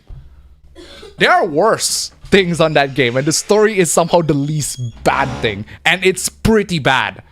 It's like if the story is like a 1 out of 10, the gameplay is like a 0 out of 10. That's what I'm trying to say. The gameplay, just everything about that. Oh, crazy. Sumire is only in Royale, so she may have restrictions from Atlas Corporate. Kingdom Hearts lore, hard to follow, maybe, but it's still easier to follow than Western comics that's all over the fucking place with all those different cooks in the goddamn kitchen. Yeah. Well, yeah, sure. But with Western comics, you can pick up a comic and you can follow it just fine. Kingdom Hearts, no, I don't think so. Surprised those haters don't show up here. They don't because a lot of those, they just watch videos. They don't watch live streams. And even though they should, in my opinion. Appa, are you one of those clowns who doesn't care about lore in games? No. What makes you think that? What makes you think that? I do care about the lore in games. I just, sometimes the lore can be rather complicated, and Kingdom Hearts is one of them. The microphone just tried to self-drop, exactly. They're also doing a Kingdom Hearts D23 stream right now.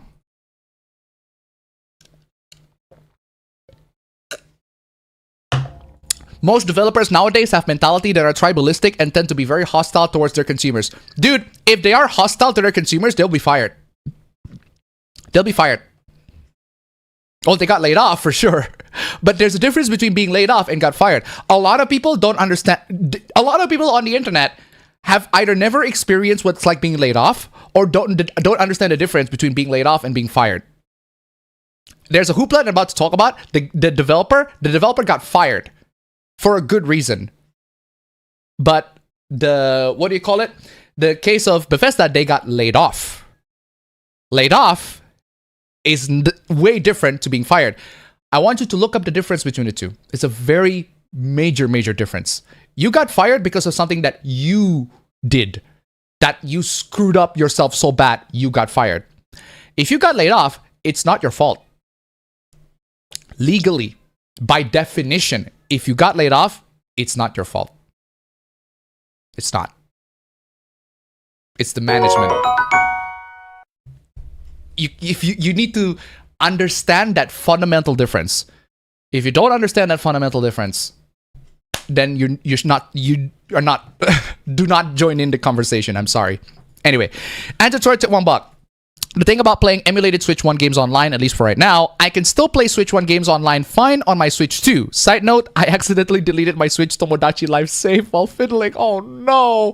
Thank you so much for the donation. Keep them coming. Exactly. If only Negative Tube could take note of that. They won't. But I don't care. They will not, but I don't care. I don't care if people tell me, oh, I fell off. I don't care if people tell me I am a corporate shill. I don't care if people do that. I will say it. Why? Because that's my honest point of view. That is way more than I can say to a lot of YouTubers on this platform. Those YouTubers, they're not gonna tell you what it is. They're gonna tell you what you want to hear. That's what they want to tell you. That's what gets the algorithm. But I don't want to fall for that. I don't want my YouTube to tell opinions that you want to hear. I want YouTube to be a platform so that I can tell my opinions. If you don't like that, then find somebody else that agrees with you. If you cannot handle disagreement on an opinion, then either accept that you disagree, agree to disagree, or move on to find somebody else that agrees with you. A lot of people on YouTube, and there's a big diagram, like the people on YouTube that my subscribers also subscribe to a lot of channels. I'm not going to mention names, but the content that they make are exactly pandering to that level of hate. And I personally do not want to subscribe to that. I want to provide an alternative point of view. And if that alternative point of view is shocking to you, or if it's like makes you think that I'm wrong, that's perfectly fine. We can have that disagreement. I love to have disagreement. I want to challenge the notion. I want to challenge the point of view that is being festered around YouTube, that has been filled with toxic negativity and hate. I want to challenge it. Not with positivity. No, fuck positivity. Not that. I want to challenge it with facts. If you're going to be negative, at least be factual. And unfortunately, a lot of the negativity on this website, on social media in general, are not factual. They are driven with blind hate. And that blind hate can lead you into roads that you don't want to go to. Remember last week of that guy that got angry at Texas that got angry at the Texas, what do you call it, for banning this anime, quote unquote, when they didn't actually ban anime. I think they just banned porn. The anime streaming websites, they could still access it. But he got angry so much. He got a lot of hatred so much to the point where he called one of the government civil servants there and threatened him. And he got arrested. What? For nothing. If you want to access your anime, you could literally get a VPN. You'll access your anime just fine. There are many people that will help you get access to whatever anime you like, even for free. But no, you have to threaten a government official for that. Guess who fostered that level of hate? I don't want to contribute to that. I'm not gonna point fingers, because a lot of YouTubers contribute to that, but I don't want to contribute to that. I want to bring rationality back into an irrational world. I know that's a tall order. I know that's a very fucking tall order. But I live in reality. And a lot of these people that I see don't. And I want to bring them back to reality, I'm telling you. Yeah. I would blame both left and right for fostering this culture war that affects any entertainment media. It's the same as blaming both higher-ups and employees for making a bad product. Again, you can blame the both higher-ups and you can blame both, absolutely. In the case of left and right-wing politics, yeah, both are absolutely to blame. None of them are innocent in this regard. If you think one of them are, well, you are siding with them immediately, for sure. In regards to a big corporation, yeah, the developers might have screwed up. The developers might have made the game so buggy. But again, it's not, if you understand the process of the chain of production, the developers made the game, the publishers published it. The publishers are the ones that put the game into the store so that you can buy it. It's still their fault. They should have checked. And like one of the commenters said, they don't care.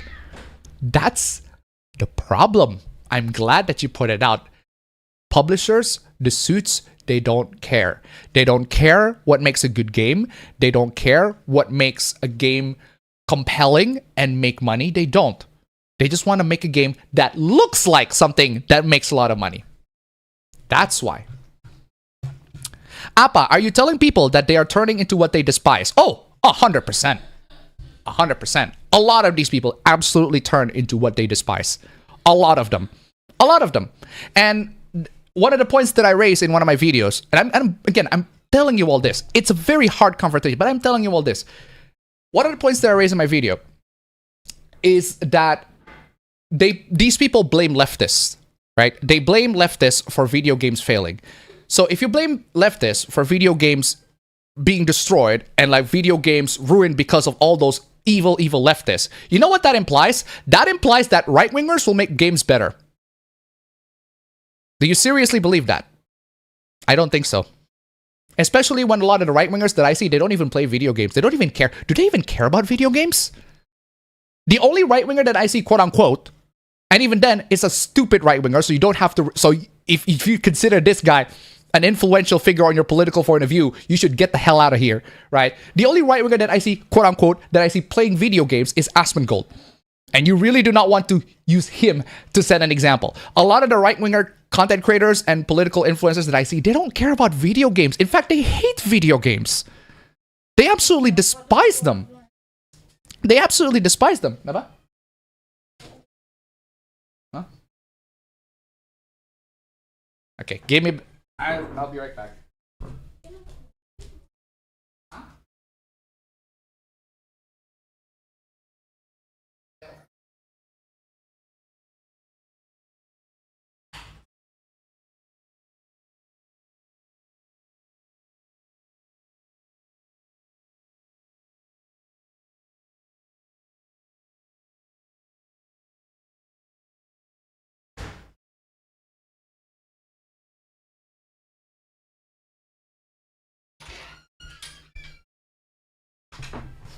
Unbelievable. But yeah, that's why I said, right? Are you saying that right-wingers are gonna make better games when the ones that I see absolutely despise them? One, they despise them, and two, that means that games are political. You unconsciously say that video games are a political product, and that the only right kind of games to be made are the right-wing kind of games. And those are the good games, right? At that point, it's just political tribalism. At that point, it's just political fights. It's between left versus right. No, it's about shit game developers and gamers that hate shit game developers and publishers. Seriously. This is my criticism about one of your videos about the Bethesda protest. Again, if you're gonna blame both on the political side, I would agree with you. But if you're gonna blame just the developers, the problem is a lot of the people that I talk about only blame the developers. I mean, yeah, two people can be blamed on this one, absolutely. The developers could suck. They could suck. But again, who pays them? They don't make shit games for free, guys. They don't make those shit games out of their passion and their free will. They got paid to do that. Who do you think pays them? Think that. Seriously. They also blacklist you from nearby companies in Japan. Exactly. I heard there was an earthquake in Indonesia. There is in Labuan Bajo, but it's way further. There's even a tsunami out of that. Crazy. I saw how streamers have a lot of trouble playing Fallout 4 without crashing and fixed by mods. Do you think that's all the developers' fault? Bethesda released that game. Todd Howard released that game in that condition. Do you think seriously it's all the developers' fault? Why is nobody in Bethesda actually test that game so that the game is, you know, working? Why is nobody in the publisher test that game and be like, oh yeah, this game is functional. Perfectly fine. Let's ship it. If the devs are so inept at making a working game, no. They're actually really good at making the game. They're just not being told to make a good game. Fallout 4 right now is perfectly stable.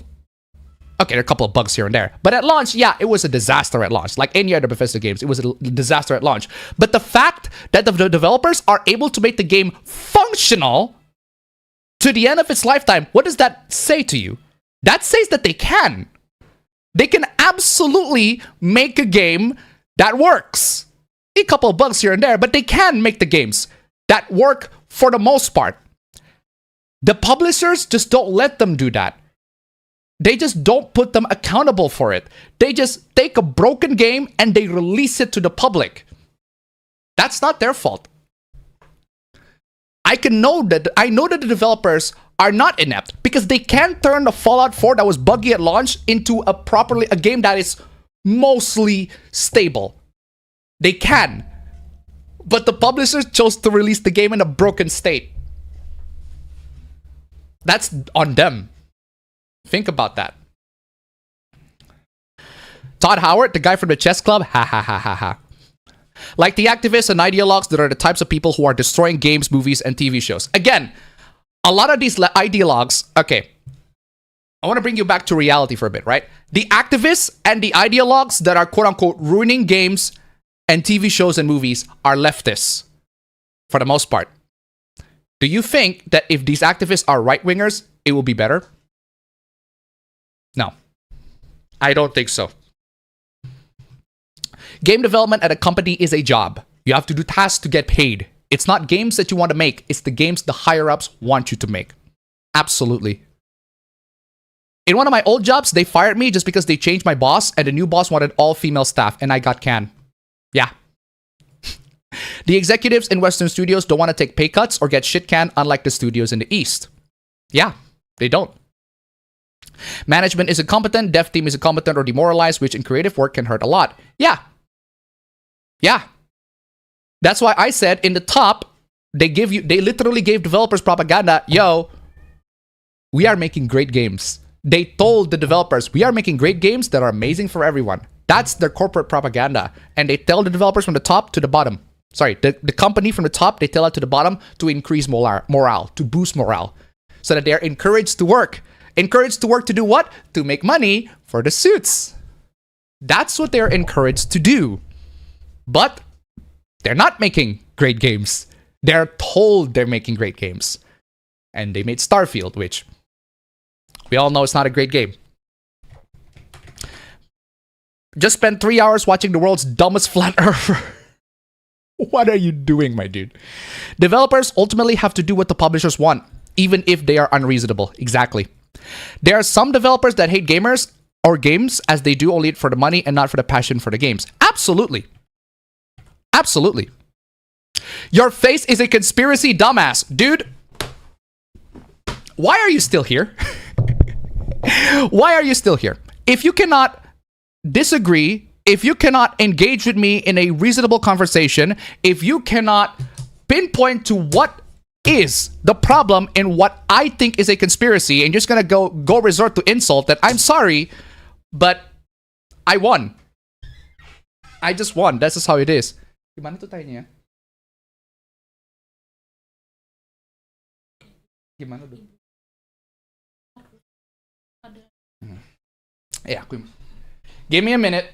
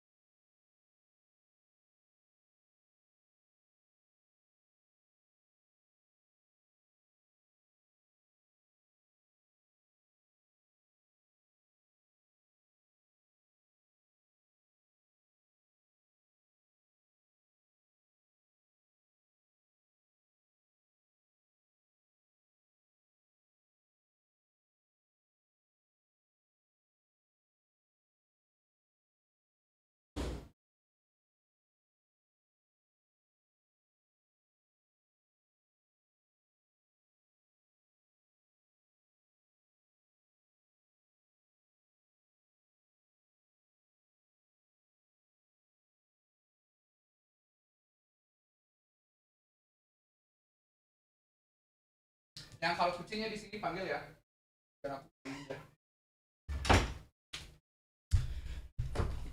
Oh my goodness, where was I? Got anything to say to the people who saying all women are tourists? Dude, you will get mocked by the women that have been staying in there for a long time, I'm telling you. We have been blaming the executives and the publishers for a while now. Shitting on Todd Howard takes less effort than shitting on the faceless books that work under him. It's not a matter of it taking less effort or not. It's a matter of being true or not. It's not a matter of it taking less effort or not. It's a matter of whether it's true or not. Yeah, you can say the developers are incompetent. We can make the argument for that, sure. But who published the game? Who put the game on the store? That's not the developers. It's not. Who thinks that Fallout 4 at launch is okay to be published on Steam for everybody to download? Who the hell thinks that? It's not the developers, that's for sure. I can tell for a fact that developers are not incompetent because they can turn Fallout 4, heck, Fallout 76.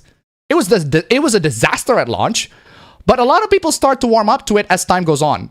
They actually think the game's pretty decent as time goes on, but even then it takes like years until the game got a way better reception than it was at launch. The same goes for Fallout 4.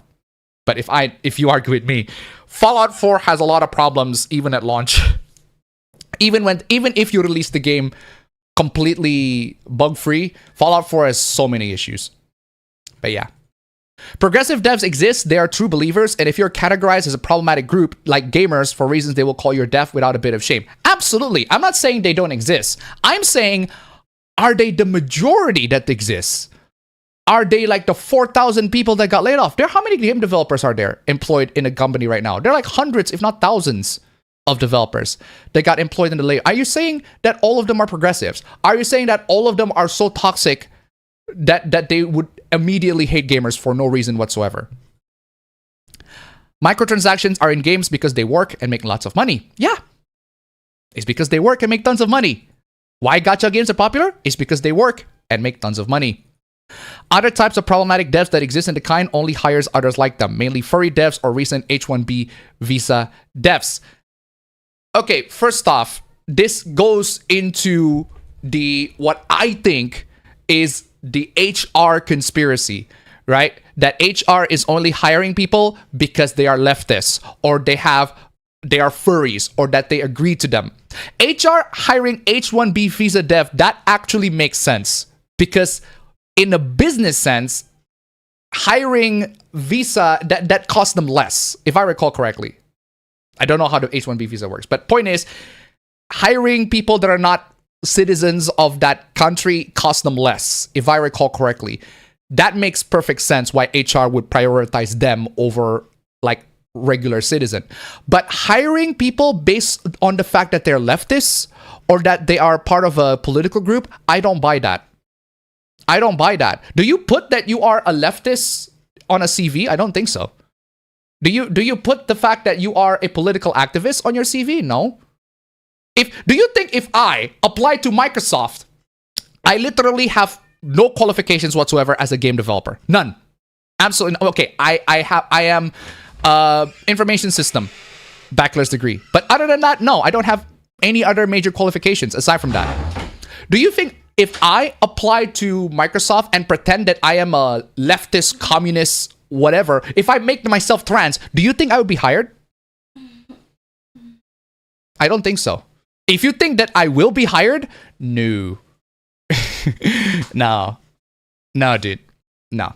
I actually challenge somebody to fake their entire identity. I want them to fake their entire identity and present themselves as some lefty, commie, tranny, whatever, right?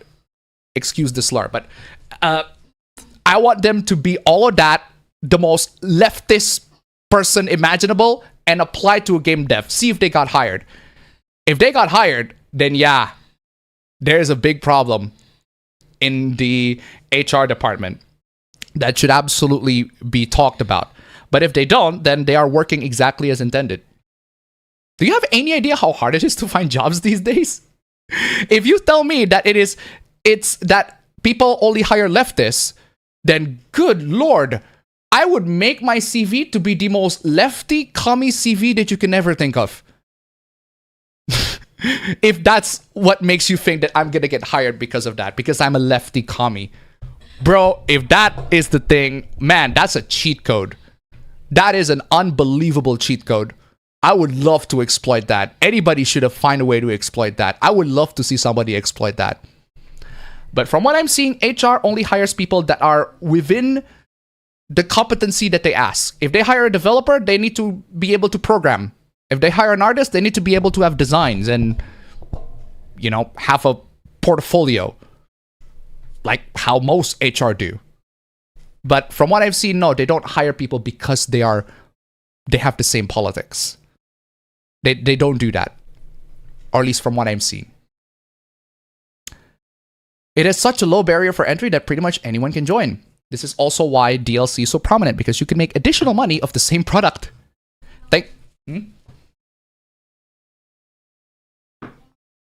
Okay.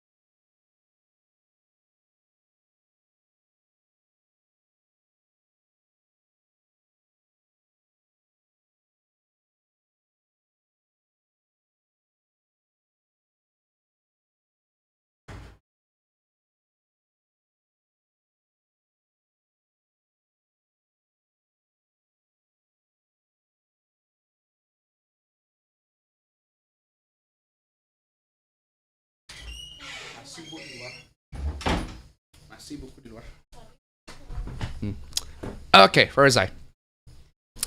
I mentioned it last week, but Sonic 06 is a good example of that. Sega wanted it out during Holiday 06, and they got what they wanted, despite the game's quality. The reason so many games are rushed out is because they think the game is a guaranteed success, because it's attached to a big IP or it's made by a famous company. See any Bethesda game ever made. In fact, crunch in video games is nothing new. It's been happening since the 80s. Even back then, games got unrealistic deadlines to compete games. See E.T. Literally, E.T., the Atari game. That's one of the classic examples of a game being rushed. Straight up. So many licensed games are subject to extremely strict deadlines of releasing the game same time as the movie. They kill the game and not carry over the original player cosmetic. Bet a lot of these companies don't even pay attention to alternatives or good stuff that's out there. To defend the devs, the same guy that directed Sonic 06 is the same guy that produced Shadow Generations. 2 games of complete opposite quality. Exactly. Didn't Blizzard rebrand Overwatch 2 into Overwatch 1? Well, yeah, they did, but we all know that's just Overwatch 2. Yeah, we all know that's just Overwatch 2. So they just completely replace what Overwatch 1 is to Overwatch 2. Sorry, they replace Overwatch 1 with Overwatch 2 and they just rebrand it to Overwatch. That's it. But we all know it's Overwatch 2. Marvel Rivals this week released an epic skin for Storm for the summer season. The problem, it's not an expensive legendary skin, and it's Storm's first skin, which caused woke race hustlers to bitch. Okay? Companies will do better if they get pressure to do well. Right now, some companies think their games are too big to fail. Right now, they're in the finding out phase. This is why Ubisoft isn't doing well, as they're in the finding out phase. Too many years of mediocrity, and customers don't respond to that. None of the recent Ubisoft games are outright terrible. They're just not up to the quality standards that older games that people can see that. Also, they waste a lot of money to make. There's also a big factor in that one. Marvel Rivals devs listen and cave to those race hustlers who called the devs racist for giving the black woman an epic instead of a legendary and vowed to make changes by making it expensive.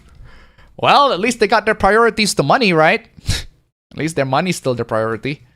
Yeah. Anyway, oh, that's 840. No! No, I lost a lot of chat. Oh, no. Oh, I lost a lot of chat. Oh. I lost a lot of chat. The last chat was at 8:28. And the one that got on the live chat is at 8:44. Sucks. That sucks. I have to use this stream. Okay, so that was at 8:20. The last chat that I saved was at 8:28. God, that's a long ass time ago. Okay, this is the one. Unbelievable. There you go. We are fighting battles for consumers' rights and quality entertainment. Yep. Sony likely timed their announcement canceling physical games right after GTA 6 went up for pre-orders. Absolutely. Absolutely. Getting tired of the anti-Nintendo hatred because game sales are a bit slow. The economic situation. What's wrong with Final Fantasy XIV? The first version of Final Fantasy XIV is terrible. A lot of people probably don't remember that, but yeah, the first version of Final Fantasy XIV is garbage. It's trash. Their very first version. Realm Reborn is very good. But again, that's Realm Reborn. And then post that, it's the greatest, pretty much one of the greatest MMORPGs ever at this point, Final Fantasy XIV. But their first release, point version 1, it's garbage. It's trash. It's awful. Absolutely awful.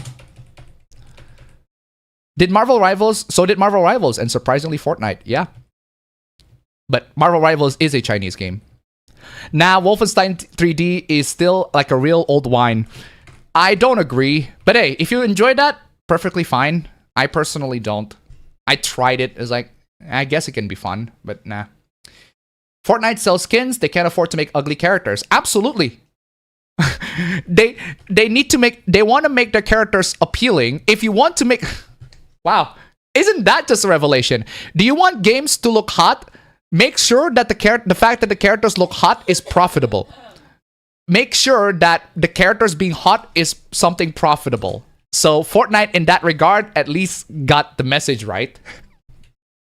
You get live reaction of your player base if you have lots of microtransactions. Yep. This is why both DC and Marvel skins can be sold on Fortnite, because they just promoted their products. Gacha games sell themselves on characters. Absolutely. I'm hearing Collective Shout is making a move again. Are they? Are they? To say companies don't use leftist politics because it's profitable, they do. Because they do it because they think it's profitable. If they see the line go up at the same time, they assume it's the reason why. It's just what they think it works. YouTube algorithm works in mysterious ways. There is no way to really game the algorithm. No, exactly. I'm going to ask this again. Does translations and localizations need to be authentic and recognizable at the expense of cultural preservation? It depends, man. There are so many factors that come into translation and and localization, all of that. So many factors that come with it. You can't just blindly apply this and this makes perfect sense and then apply that to something else and that something else doesn't make sense. Like, no, that's not how it works, right? That's not how it works. But yeah, it depends on so many factors. It depends on so many factors. As somebody, I do translate. I'm not translating professionally, but yeah, I know what it's like to translate from one point to another. I'm just glad that at least AI is able to translate perfectly fine for the most part with a couple of corrections. It should translate the work in a way that is authentic. That's where AI comes in. But again, it's not fully accurate to what it is. Anyway. I'm not here to talk about feelings. I'm talking about facts. DC just started an all-in run for Batman last year. It's still early on its run. So you could start there. And I haven't mentioned the standalone series like Absolute Batman. Developers didn't make the game buggy on purpose. Yeah, they don't. They do not. They do not. They do not. Translations need to preserve the culture. Yes. Well, again... It depends. It really depends. Since the Side Games English localization slide post got a lot of backlash, APA should check the slide they made. I haven't seen the slide that they made. What are they talking about? I haven't seen it. That did not get to my timeline. That's what I'm trying to say. Let me look at Side Games and see if there are any.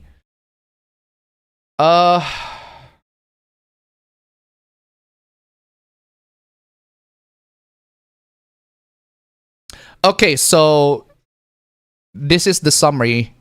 Christmas got censored. That's stupid, but okay. I can at least get it. Translations being poor.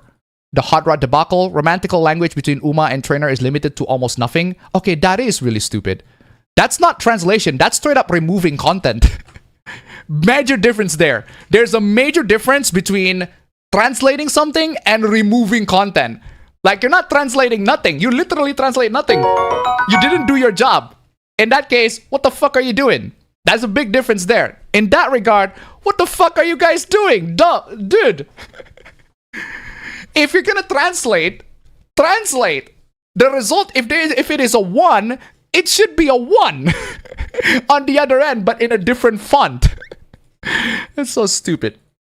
Give it my sanity to $1. I gotta say, playing Persona 5 Royale, I like using Google Translate on the signs of the game. There you go. Thank you so much for the donation. Keep them coming. That's a bonus things that you can find out.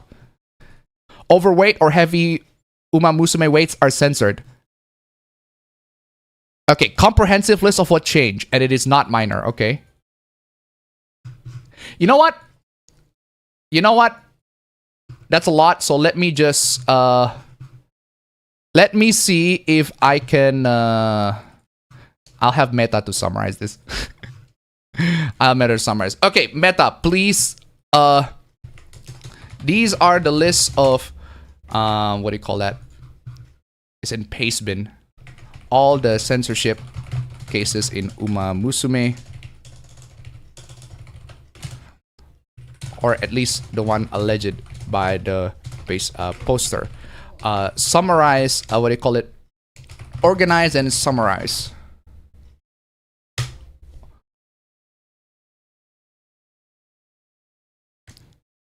I'll wait until Meta actually goes to that one, but let me go back to the chat. The difference is now that you can fix games post-launch without having to resell the game to the consumer. Exactly. 2000s translations were not necessarily better. I know they don't, because I watch Indonesian dubs of shows, old shows. They do not translate it better either. I hate slang being implemented, whether it was the 90s or now. It always dates it. Straight up. Did you know Sega's afraid of using certain characters out of fear of lawsuits because of what happened with a comic book guy? I think you're referring to the character, the Ken Pen. I think you were talking about Sonic. And the character is Ken Penders, the one that Ken Penders made. And Sega is afraid to use that. Is that what you're talking about? I forgot about that one. Yeah, there you go. Sega won't touch anything related to Archie Sonic due to Ken Penders. I'm glad that they won't use anything from Archie Sonic. Going to play WoWa for a bit, trying to raise up Galbrena. Slang is fine as long as it's not the temporary slang that gets booted out every month to disappear in about another month. I prefer products to not incorporate slang that cannot stand the rest of the time and become part of the standard language lexicon. The game engine Bethesda uses was originally made from a Morpg, that's why save files are massive and contain every single change you had done in the world. That's definitely an optimization issue. Starfield was okay? I'm glad that you enjoyed Starfield. I'm glad you think it was perfectly fine. But that's not what I'm trying to say, is that it's not the consensus. The consensus finds Starfield very underwhelming. Underwhelming, boring, and not exactly impressive. Right? If you find the game good, hey, more power to you. That's fine. But I'm speaking in a consensus, in a majority opinion, and majority don't like it. In the case of gacha games, I once mentioned that a lot of gacha games, HOOPLAS, involve shipping that is called non-straight shippers. Are you retards nowadays? Okay. We use accent to setting and Americans associate with... Wait, hold on. This is already way past 8:44. My bad. My bad. That's already 8:40. That's already 8:54. So I should go back to the... here we go. I don't have to use the live now. I can go back to chat that I copied. I do wish Archie Sonic could be re-released in a complete form like IDW run has been, since the old collections are very incomplete and hard to follow. Woof. Woof, woof, woof. The setting doesn't matter with slang. No one uses medieval English when using a medieval setting. They do not. Imagine 1800 Steam anime series. For real. Old English is unrecognizable to the modern speaker. Straight up. No, really, there's an infamous gacha game community trying to gatekeep those non-straight shipping players to get out of the games they played and outright calling them with the tarred insults. You can do that, but at the end of the day, if the gacha is still downloadable on the Play Store, this is how it is. 19th century anime page of Anime Planets exists. We can finally have both sides finally beat the shit out of each other until they either end the game each other or have enough clarity to realize that this is all stupid. Well, the internet is unfortunately easy to use for people to share their opinions on, so I don't think that's going to happen. I kind of disagree with some of your points because of the things I witnessed or experienced, but I agree that you need evidence for that. Again, if you have evidence, let's talk. If you have evidence, then I will tell you whether that evidence proves your point or whether that evidence does not prove your point, or maybe even contradicts your point. We can have an evaluation of all of that. We can have a critical evaluation and all of that. And that's what I said, right? If you think X is this, and I don't agree, but here's evidence A to prove that point. And I could be like, okay, evidence A does prove your point in that case, but it doesn't prove the case in all. Like, that's not an example that represents everything. That's not an accurate representation. It's an exception to the majority. Or maybe actually evidence A actually contradicts your point. Or maybe, oh, evidence A is a proof, and I agree with you on that. I changed my mind. That's what I think a lot of us need to learn on the internet. Is what I think a lot of people need to learn is to persuade people. The art of persuasion, like how to persuade people to a different point of view and how to convince them that the point of view that you have, even if you don't agree with them, at least understand them. And you have to deliver them in a way that makes perfect sense, that does not treat the other side as they're a bunch of idiots or they're a bunch of, they're crazy or everything like that. Unfortunately, they can be, but I do that out of just sometimes they can get grating, they can get emotions out of you. But for the most part, I try to be straight to the point, right? This is my point. It's got nothing to do with whether you're an idiot. It doesn't matter if you're an idiot. If you have an IQ of fucking 10, it doesn't fucking matter. If you have room temperature IQ, I don't care. I'm going to tell you the points exactly as it is. How you react to that point, how you respond to that point, tells you whether you are a smart person that are able to handle criticism or whether you're an idiot. And if you respond to my point with, you're an idiot, or wow, fuck you, Appa, or something along those lines, well, then we're not exactly gonna have a healthy conversation about it, right? And unfortunately, on the internet, healthy conversation is a long lost art. I still try to strive on it because I find it fun. I personally find it fun to try to bring in rationality in an irrational world on the stream and on my videos, for that matter. If I think something is completely irrational, I'll call it out. And again, hey, maybe I am being irrational. There's a possibility that I am. I'm not saying that I'm not irrational. I can absolutely be. I'm a human being. I can be irrational 100%. Everybody, you can find evidence of that plenty of times. But even when I do that, I at least try to admit it. At least try to admit that I am. And if you can provide evidence that what I'm saying is wrong, I will concede to that and I will consider it. But at least provide evidence first. Anyway. Just read an excerpt of the review of Fire Emblem Fortune's Weave. The journalist is mad and disgusted that the males in game express romantic feelings for the women characters instead of being gay. That's stupid. Did you hear about the Nostalgia Critic being blamed for the lack of media literacy? No, if anything, Nostalgia Critic contributes into more media literacy. I watch Nostalgia Critic. If not for Nostalgia Critic, I wouldn't be as critical as I am to media as I am right now. Same with AVGN, same with Angry Joe, same with many channel awesome creators that I watch and being critical of media. They improve my media literacy. They improve how I see media, how I see films. I don't have to agree with them. And if anything, I don't agree with them quite a lot, in fact. But how they view the media. Doug Walker is an excellent critic. Doug Walker, right? I give you an example. Like, Doug Walker is an excellent critic. Why is he an excellent critic? Even if you don't agree with them, he can point out why he likes or dislikes a certain aspect of a film, and the point makes perfect sense. I read or watch videos of him talking about a certain film that I don't agree with. Oh, I can understand that. I can see where he's coming from. He explained it in a way that is understandable, that makes me go, I get it. I don't agree with it, but I get it. I get how you come into that conclusion. I get why certain people feel that way to a film that I like, but he doesn't like. And times when you agree, he also explained it very well. And that's one of the things that a lot of people on the internet are terrible of. They can say their opinions, which is fine, but they cannot articulate why exactly they have that opinion. They cannot break down to tiny bits and pieces of why they come into the conclusion to the opinion that they have. Like, for example, that's what a good critic should do. If they have an opinion on something, right? Everybody can have an opinion. Everybody can have an asshole. Everybody's got one, right? But the good kind of opinions are the ones that are articulated well, that are constructed in a way that makes people to understand where they're coming from, and that is a lost art. People can hate, but they cannot articulate why they hate it. They just blindly hate. It's not that I cannot say the same thing to Doug Walker or a lot of the critics on a lot of the YouTube critics. Oh, some YouTube critics can be like that, but Doug Walker is not one of them. He can explain, he can elaborate why he hates something, and I don't have to agree with him. In fact, I don't agree with him plenty of times. But the way he explained it, how he come to that conclusion, I can understand that.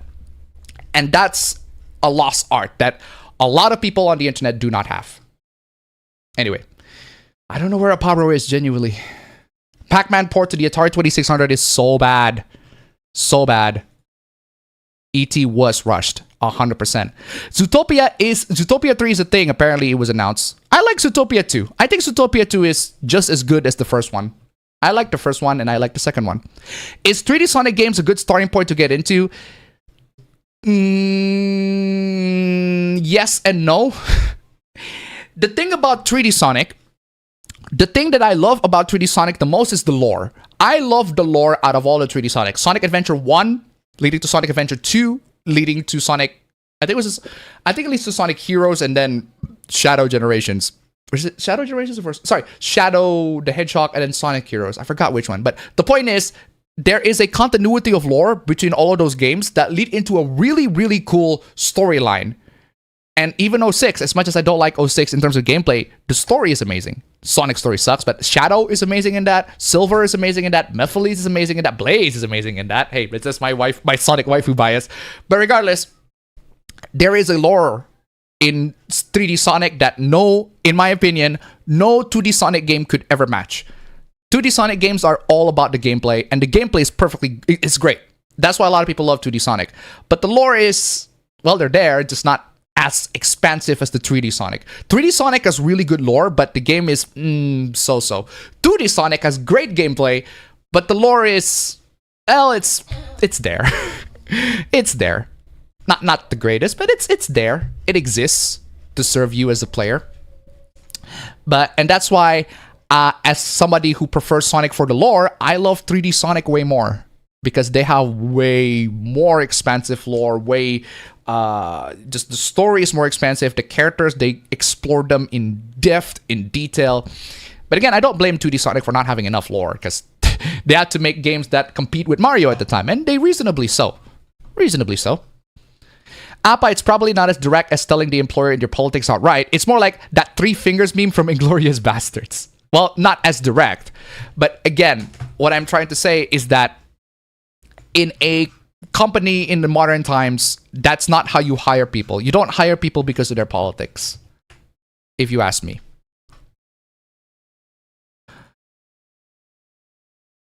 When it comes to how companies work, I do think HR has become a problem in some companies. Oh, they are. I'm not saying HR is not a problem. They absolutely are, but not because of politics. HR is absolutely a problem, but it's not because of politics.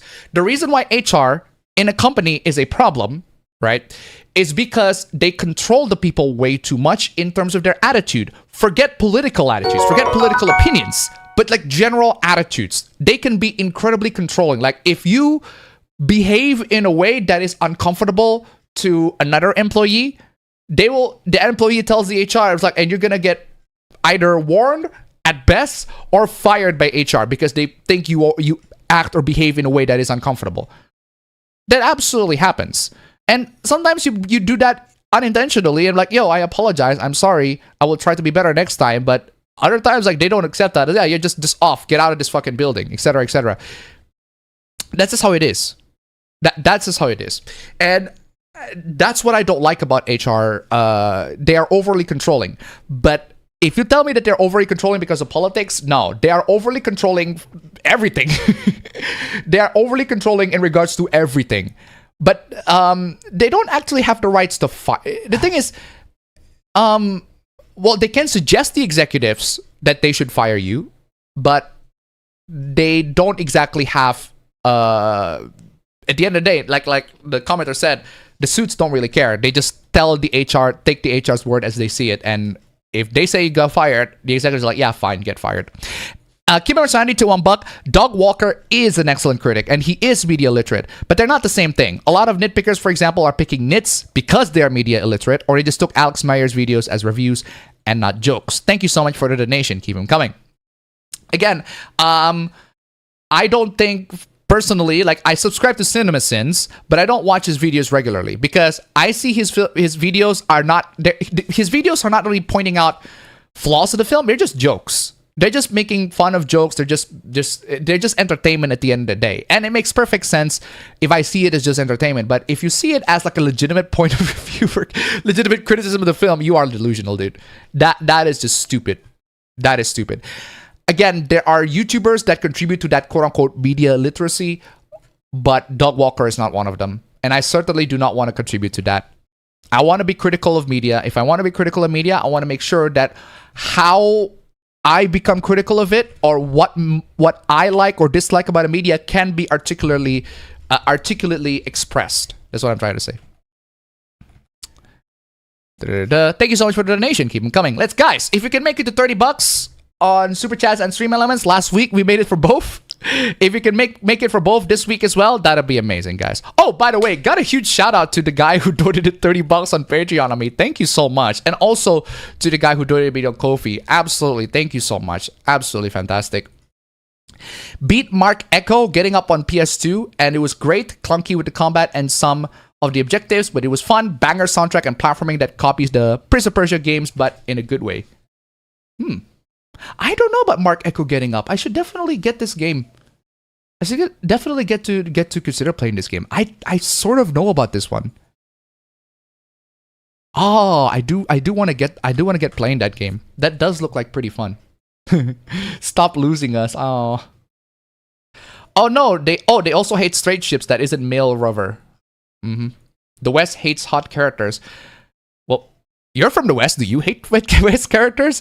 No, it's more like the developer. Well, what do you call it? The companies hate hot characters. The West. Well, you're from the West. Do you hate hot characters? I don't think so. A lot of you guys from the West. Do you guys hate hot characters? No. It's just some people do, but not all of you. Parts of America screaming the loudest hate hot characters. Yes. Beat 24 the game. Apparently it's okay, but it doesn't defend the allegations of being a licensed game. It absolutely is a licensed game. People are still mad that the Halo remake got butchered. I haven't seen a lot of reviews from the Halo remake, but from what I've seen, I think Yahtzee's review of Halo remake. It's just Halo, the campaign Halo, the Halo campaign all over again. All the goods and all the bads. Well, some goods and some the bads, but for the most part, it's just the same. Plus, another reason for games to have different character designs is a fashion trend change. Woof. 3 measurements are also missing from the English remake of Uma Musume. And the English version is now cooked. Actually, you know what? Now that you reminded me of Uma Musume, let's see what are the alleged censorship. Now, somebody give me I saw the paste bin that documents all of that, and it's too much change, so I want Meta AI. Can you organize that, please? Organize it. There are 10 alleged censorship localized changes to the global version of Uma Musume Pretty Derby. All right, let's summarize that, okay? Let's category. Okay, so grade divisions. Japanese versions show if a trainee is in middle school or high school, the global change it to junior or senior. Makes sense. I can see why they would change that. Because the West is absolutely fucking clueless about how they are fucking clueless about how the Japanese work, how Japanese media work or Japanese characters work. So they change it to senior or junior. I get it. I totally understand that. Even though confusion for new player characters like Maruzensky, Symboli Rudolph, and Mr. CB, with some thinking they are 30 plus and not students. So, okay, that caused confusion. That Understandable. I can totally understand that. That makes perfect sense. It can cause confusion. I get it. But again, what I'm trying to say is that why they change it from middle schooler to middle school or high school division instead of what do you call it, and turn it to junior or senior, I get it. The Westerners just straight up are unable to accept that some of these characters are middle or high schoolers. They just can't, especially when they loot the shit out of them. And I'm like, yeah, okay, that one, I get it. I can get that one, even though it sucks. But yeah, I get that one. They have to do it because Westerners are idiots. But okay, the second one is the overweight status. Status condition or originally chubby or fat overweight changed to slow metabolism.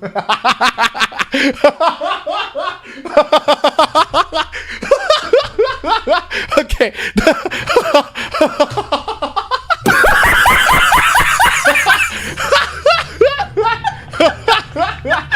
Okay, that's funny. That is hilarious. Hey guys, I am not fat. I just have slow metabolism. That's funny. That's actually funny. Great job, guys. You have that is amazing. I am actually entertained by that. That is funny. Guys, I can't believe Cygames have managed to invent the safe word, a euphemism for fat. I'm not fat, guys. I just have slow metabolism. That's so funny. That is funny. Localizers being offended. Bro, I don't... If I found out that they change overweight and chubby to slow metabolism, I would laugh my ass off. I wouldn't be outraged. That's just funny. That is hilarious. That is the funniest thing I have ever heard in my entire life. I'm gonna use that. You know what? I am definitely gonna use that. That is something that I will use. At this point, guys, if you tell me that I'm fat, no, I am not fat. I just have slow metabolism. Oh, I need to drink. Oh my goodness. That is funny. That is funny. Oh, that is actually funny. I laugh. That is so funny. Okay. The third one, no unique nicknames for trainer. Umas who had unique nicknames for trainer in Japanese or anime now say trainer or you in global. In the Japanese version, they call the trainer master, but it localized it to trainer. That, in my opinion, is perfectly reasonable. I don't see any difference whether you call it master or trainer. I get it. It's saying a woman master, say a woman saying master to you. Yeah, that can be very offensive to the West. I don't like it, but yeah, I can see why they make that change. Because unfortunately, a lot of Westerners get really, really offended by that shit. Not a fan of that, but I get why they changed that. Okay, the fourth one, no Christmas allowed. The word Christmas is banned as a prohibited word in global. They can be heard saying kurisumasu in voice, but text uses like holiday or winter. Wait. That makes no fucking sense if you ask me. If they say Christmas, then just say Christmas, dude. They just say fucking Christmas. That makes no sense. If the character literally say kurisumasu, then just say fucking Christmas. Like, I don't understand why it has to be banned. In global, who is offended by the word Christmas? If there's somebody that got offended by the word Christmas, they should be fucking shot, if you ask me. They should be lined up and shot. Like, what is wrong with you? How can you be offended by Christmas? If you got offended by Christmas, you deserve to be offended. That one is stupid. I'm moving on from that. Manhattan Cafe's Christmas date event. In one career event, you go out on Christmas with Cafe and an NPC asks if you're on a Christmas date. But you're in a holiday feast. That makes no sense. You're not in a holiday feast. That is also stupid. That's also stupid. Valentine Mihono Bourbon's animation. Bourbon units holds a big chocolate heart that says master in Japanese. It changed to trainer. Again, that links to the previous claim. Makes sense. I see why they do that. Not a fan, but I get why they do that. That is at least one of the changes. Like, yeah, I don't like that. Yeah, I don't like that change, but I can see why they change it. Tannhauser's mom, Kobito partner. In Tannhauser's good ending, her mother calls you Kobito, Koibito, lover or boyfriend or husband. Wait, what? Wait, why? Did I miss the context? Simplifies to partner, which Porster argues sounds like word partner. No, that's the thing. Wait. That's the thing. In the good ending, the mother of Tannhauser calls you lover or boyfriend or husband. What, you end up boning the mom? I don't understand the context for this one. I need a lot more context. But you are that there's a lot of context that I'm missing on that one. How can the mother calls you a lover or a boyfriend or a husband when you're helping the daughter in that regard, in that case? And what makes... Wait, did you bone her at one point? Did you have... is there a romance between the two that suddenly blossomed? Or did she have a crush on you? Like... I don't get this. This needs more context. Ayabe's accidental confession. Trainer blurts out, because I like Ayabe, then corrects to, no, stars, when asked the interest in stars. Since I met you and I just wanted to know more. That needs some context. I don't get that one. When recruiting Asian in her career story, Trainer says he's been interested since first seeing her. She whispers, love at first sight? Huh? What, you have been?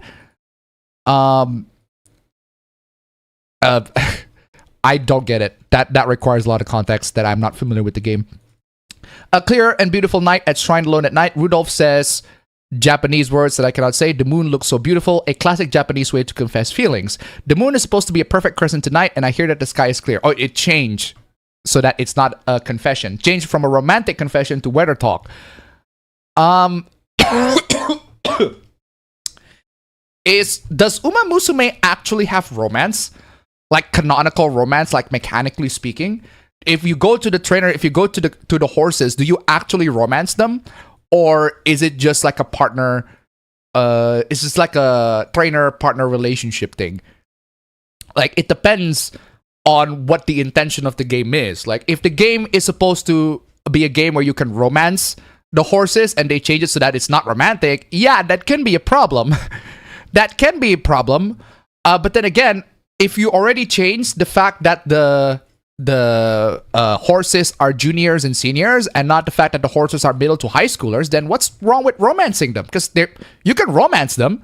Yeah, in Japan it's okay because, well, in Japan, romancing middle to high schoolers, they're fictional characters, they're not real, but not a lot of people in the West knows that, so you might as well just say, hey, all these characters are 18 plus and they're either seniors or juniors. So if you already changed that, then what's wrong with romancing them?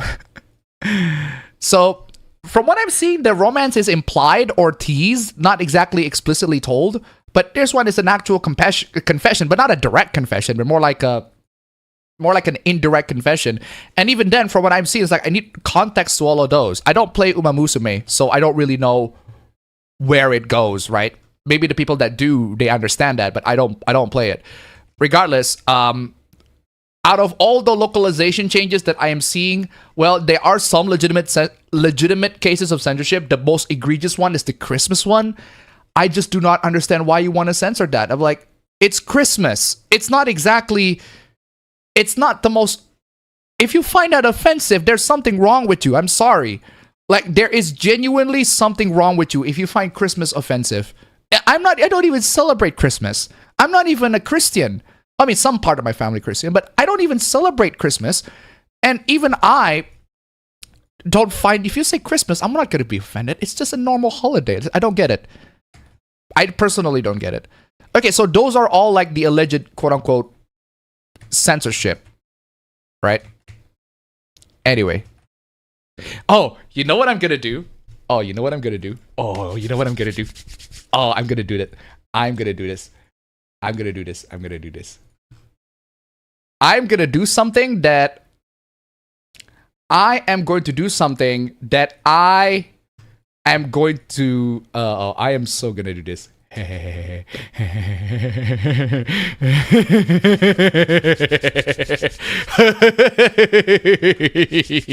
Ooh.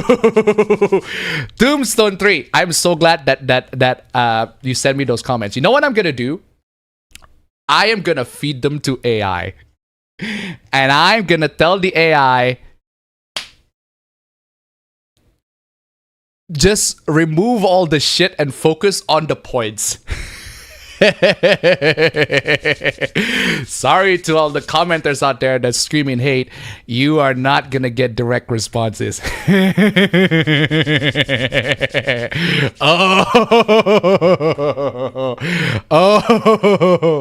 Oh, I am excited. I am excited. I want to see what the AI thinks of it, right? I want to see what the AI thinks. So I am so excited. I am even laughing. I don't know why, but I am so even laughing. Let's see what they think. Anyway, basically kind of similar to Fire Emblem Engage Rings of Partner.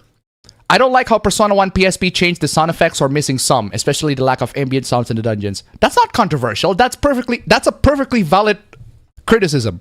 Perfectly valid.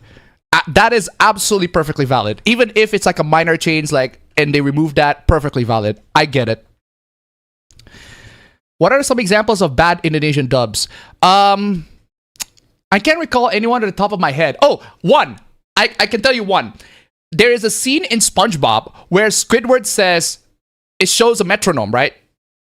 And it goes like that. Squidward says, this is a metronome. And then SpongeBob said, I've had something like that. My mom has something like that. And then Patrick said, no, that's a garden gnome. The joke is that metronome and garden gnome rhymes. The problem with the Indonesian dub is that they do not translate the garden gnome. They just literally said garden gnome. But they don't translate it. Now, if you translate it into Indonesia, it makes no sense because it doesn't rhyme. A garden gnome makes no sense if it rhymes. Because it does not rhyme with metronome in Indonesia, the language. But because they literally said garden gnome, as an Indonesian, I'm like, what the fuck is a garden gnome? Sorry, apa itu garden gnome? Aku nggak ngerti. That's basically what I'm gonna say in Indonesia, right? But yeah, they literally do not translate the word garden gnome. They just leave it as it is to keep the joke. That's one example that I can think of because I had a TV outside on the living room and I caught a couple of SpongeBob episodes, and that episode, the fact that they did not translate that pun is really, really, really funny. Anyway, Gideon has been making a lot of lies lately and I cannot stand the guy. Dude, did you guys see the EDP documentary? I didn't see it in full, but I see like 3/4 of that. And there's at one point where Gideon literally admitted to everybody that he puts EDP on a server full of minors. He admitted to everybody that he literally put EDP blatantly, openly on a server full of minors. He literally said that. Just, what is wrong with you? Just genuinely, what is wrong with you? Police! Police! Police! Help! Police! Help! Police! Help! Help! Police! Seriously. Many people can't finish the EDP documentary. Gee, I wonder why. Gee, I wonder why those people cannot finish the EDP documentary. Why do you think that is? I haven't finished it, not because I'm sick and fucking disgusted with it. Well, I am sick and fucking disgusted of it, but because I literally got bored and I just watched something else. I could finish it, but I heard enough. Basically, that's what I'm trying to say. I've heard enough. EDP is such a piece of shit. Absolute horrible piece of shit. Did you know that the VA of the titular character of Crayon Shin-chan in edition dub was a tuyul in the past? That is funny. Are you okay if a game uses AI? Personally, I would rather they not. But if they use it in a way that is perfectly fine, that accelerates the process in a way that does not interfere with the creative process, I don't mind it. But that's just me, right? Personally. If the game uses AI, disclose it and actually know how to use it. Yes, exactly. If the game tries to obfuscate their use of AI, red flag. I hope your night is going well, Appa. Those primaries in America last Tuesday as well for my faction of my party. Oof. Humans are irrational creatures. Expect irrationality. Exactly. Exactly. Got enough materials for Galbrina, now to take a break and switch to Genshin.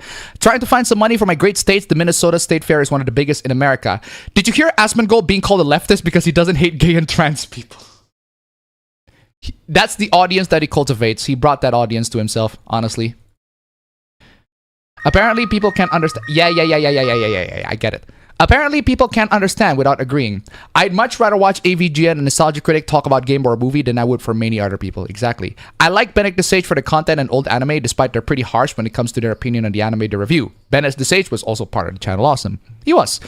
AVGN and Nostalgia Critic feel genuine. They've been doing the same style of content for long, and you can tell they love it for doing the content. Exactly.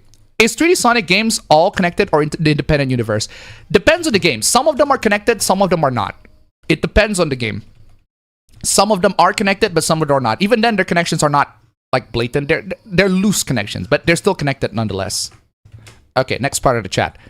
Did Sonic games ever got rebooted? Not really. No. Sonic was a platformer first and foremost back in the 90s. It wasn't until the Dreamcast they wanted to do a more overarching story. It depends on the game. If you prefer something closer to 2D Sonic, the adventure games are for you. If you want a more reflex-based game, the boost games like Unleashed and Generations are for you. Yep. With the switch to 3D, the scope got bigger. They want to do something more, and they made Sonic more cinematic. Yes. My favorite Sonic stories come from the 2000s when the Japanese side of Sonic team was writing the stories for the Western audiences. Is the Sonic anime its own universe? Yes. The Sonic X is absolutely within its own universe. It's not connected to anything. In terms of story, all the games are technically connected. Yeah, they are technically connected, but like very, very loose. Remember, if He-Man can survive HR, then you might not be able to use He-Man. Frontiers finally brought back a lot of the lore that got ignored by the previous writing team in the 2010s. They've been pretty consistent for that since Frontiers. To the retard that said Tifa is a bad representation for gaming, I guess they ignored how everything went ape shit about Tifa in Street Fighter 6 at TGS and her in Revelations. Exactly. God, Appa, I really hate this new update for Twitter, and I got a label and a ghost ban for no reason. Woof.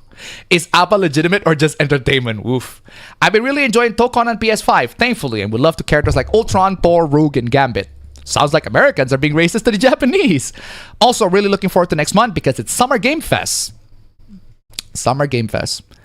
Getting more hype for Avengers Doomsday just to see Doom wrecking shit, though Godzilla Minus Zero is my biggest movie of the year by an extreme long shot. I am excited for that too, for Avengers Doomsday. I do want to see Godzilla Minus Zero, but I don't know if they're going to air that in Indonesia because the Indonesians don't like the Japanese peddling Japanese World War II propaganda on us. Crazy. It does sound more offensive, but again, I just want to use that. That's funny. Just to say that, guys, if you got accused of being fat, just say, I'm not fat, I just have slow metabolism. That is funny. That is just very, very funny. The new Spider-Man movie was really great, but God, I hated Jean Grey and she was the worst fucking part of that movie. Should went with Mr. Negative as the main villain. That's why I said, like, I don't understand why why MCU has two movies featuring two Marvel heroes that are redheads that went nuts. I don't get it. They shouldn't have been that part, if you ask me. Did you hear about the YouTuber Blake Jennings being called the James Somerton of otakus because he roasted a Pokemon Gooner?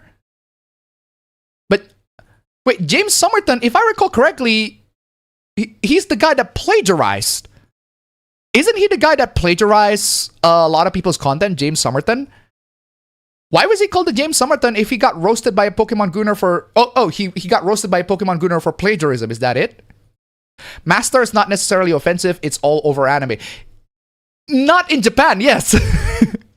Not in Japan, but... try that in the West, I can tell you. Jean Grey was really stupid, clumsy way to introduce X-Men in the MCU. Again, I just don't understand why. There's a lot of anti-Christians in the West. I don't get it. That's why I said I dare those people say happy holidays to any other holiday season like Eid al-Fitr and Waisak. Exactly. Brand New Day is good, but it suffers from weak villain redemption arc syndrome. Am I supposed to just forget the atrocities because you're a victim? Because I kind of did until I thought about it. That's the thing with Brand New Day. I'm like, I don't understand what the villain motivation of Brand New Day is just really all over the place. Like, turning Jean Grey into the villain, well, okay, yeah, she was. Like, she is technically a villain in some X-Men stories, so in which she's the Phoenix, but she wasn't the Phoenix. She wasn't the Dark Phoenix at that point in time. Maybe she might be later on, but I don't understand why you have to treat her that way in that specific area, and I don't understand. Like, her inclusion overall is just really stupid. Just complete miscalculation all around, if you ask me. But I like the story with Peter. I like everything about Peter, everything at him trying to move on from what he did in No Way Home, which is entirely his fault. You brought that on yourself. It's your fault. I like that. I like that he has to move on from the friends that completely forgot about him and his lover that completely forgets about him. I like that they don't reset it from the beginning, like, or at least they try not to until like the very end. But I like everything about Peter, and most of the movie is about Peter and his development, and that's why I love it. And when it goes to Jean Grey, it's very fucking stupid. When it goes to the Hulk fighting, it's really fucking stupid. Not a fan of that, but it's not a major issue for me. It's not a major issue for me. I'm not in there for the fights with Jean Grey or the Hulk. If you're into that, well, go ahead. I'm in here for Peter. I'm here for the deep exploration of Peter being an emo, figuratively being an emo, and him developing his arachnid spider genes and how it interferes with his humanity and all that sort of stuff. I love that. And his exploration in that regard, I think, is done really well. And that, to me, completely overshadows a lot of the elements of the movie that are really freaking stupid. Also, trainer for Uma Musume can be male or female. Some Uma address you differently based on what gender your trainer is. Well, there you go. Each Uma training its own self-contained story. Some Uma are explicitly romantic. Others can be more subtle or even just platonic. So even in that one, that's inconsistent. Tracen is a trade school. Not everyone there is of high school age. Maruzenki is not a high school age person. Like Hero specifically goes out drinking with trainers, so she's not a high schooler. Like Hello specifically goes out drinking with trainers, so she's not a high schooler. Also gets drunk. Again, that's what I said. I'm like, I don't play the games. I'm not familiar with them. So if you're gonna explain every aspect of the game, like, I'll take your words for it. What I'm trying to say is that from what I've seen, there is an inconsistency between whether you romance or not romance the Umas, the horses. The Christmas change is the biggest offender. The others really need more context. The changes are annoying mostly because if it's such a small change, why change it? Do you have an agenda for doing it? I agree. I absolutely agree. Again, some of those changes are understandable, and I can see why they changed that. Like, they changed master to trainer. I get that. I don't like it, but I get why they change it. Changing the characters from middle to high schooler to master or to junior or senior. I get that.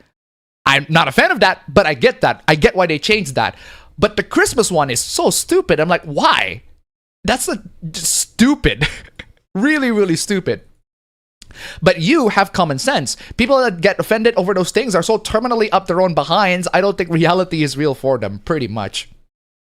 Pretty much. Still kind of ruined my joy a bit.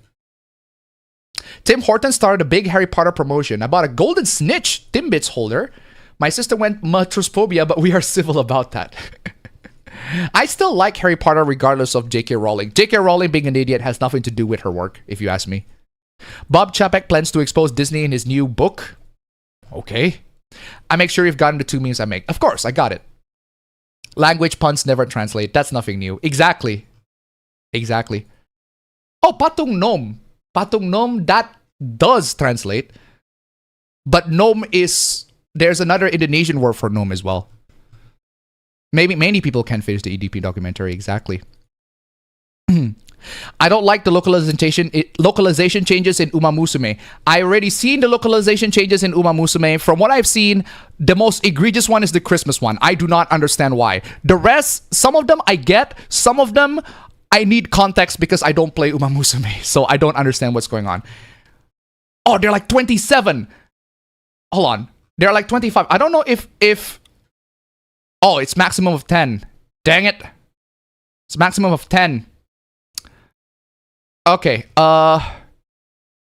You know what? I had the idea of have the AI, have Meta to analyze the comments, right? But unfortunately, it can do a maximum of 10 inputs. So, fine. Then it is. Let's do 10. Let's do 10. Summarize and focus on the criticisms that are being given on the comments. Let's see how Meta AI does that. Let's see how Meta AI read.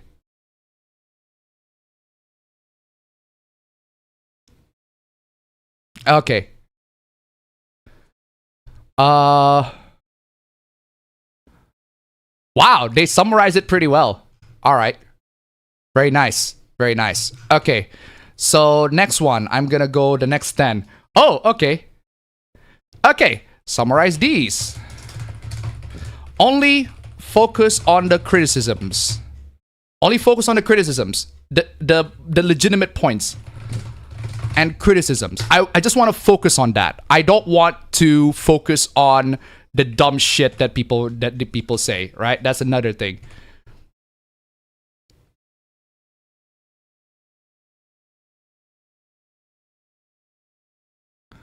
All right, so there's that. And then okay, this one too. Same thing for these. Wow, Meta is very fast.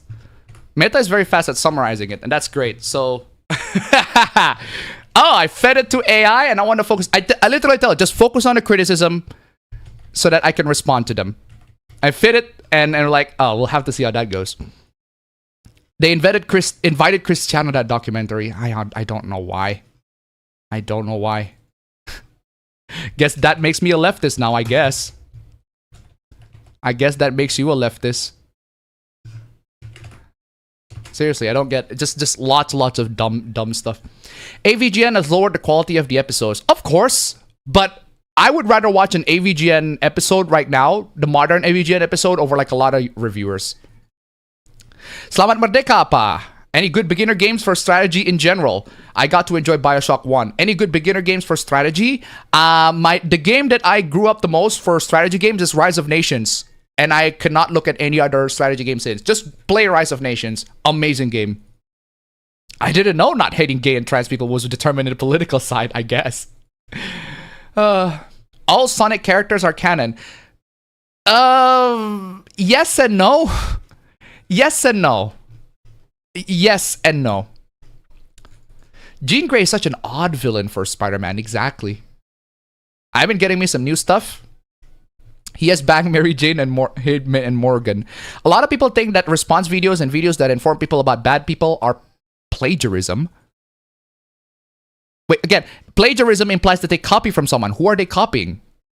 Since Appa got a fumble in the chat, I'm going to chat it again. Collective Shout is making a move again to sanitize what they deem misogynistic. Are they? If they do, I want to see that. I want to see that. Appa, Paramount and Warner Brothers plan to leave Hollywood. Oh, we'll have to see how that goes. We'll have to see how that goes. Okay, I want to read the AI summary of the comments, right? Let's see. This is the largest set, 30 comments with several distinct lines of criticism. Protesters are not innocent. They are. A lot of them are. Some of them are not. Many who were laid off for QA. Well, if many of them were laid off for QA, there are 4,000 QA? Are you serious? Bethesda games are notorious for bugs. They were fired for being that bad at their jobs. But again, if they were fired for being bad at their jobs, what about the people that approve those games to be on the market? If the games were already buggy when they were employed, they didn't do their job right. You know what? I agree. You know who else didn't do their job right? Todd Howard. The devs bring hate on themselves by posting anti-gamer sentiments on Blue Sky. I need citations for that. A lot of the 4,000 laid off likely hate gamers. Oh my god, they actually think that. Oh my god. No way. No way. Wow. They actually think that. You are serious. You are serious. Holy shit. Wow, you are serious. There are 4,000 people that got laid off from Xbox, and you genuinely think that all those 4,000 people hate gamers. You are serious. Wow.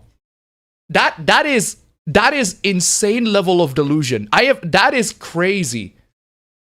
That is crazy. I'm sorry. That is That is level of delusions that I am in disbelief that people actually believe. That is crazy. They actually think that the 4,000 people that got laid off hate gamers. There are 4,000 people in there. Do you seriously think that all of them are within that worldview that you think they are? Holy shit, you are crazy. Developers who made bad games should be fired, except they're not fired. They're laid off. There's a big difference between they got fired and they got laid off. Big difference.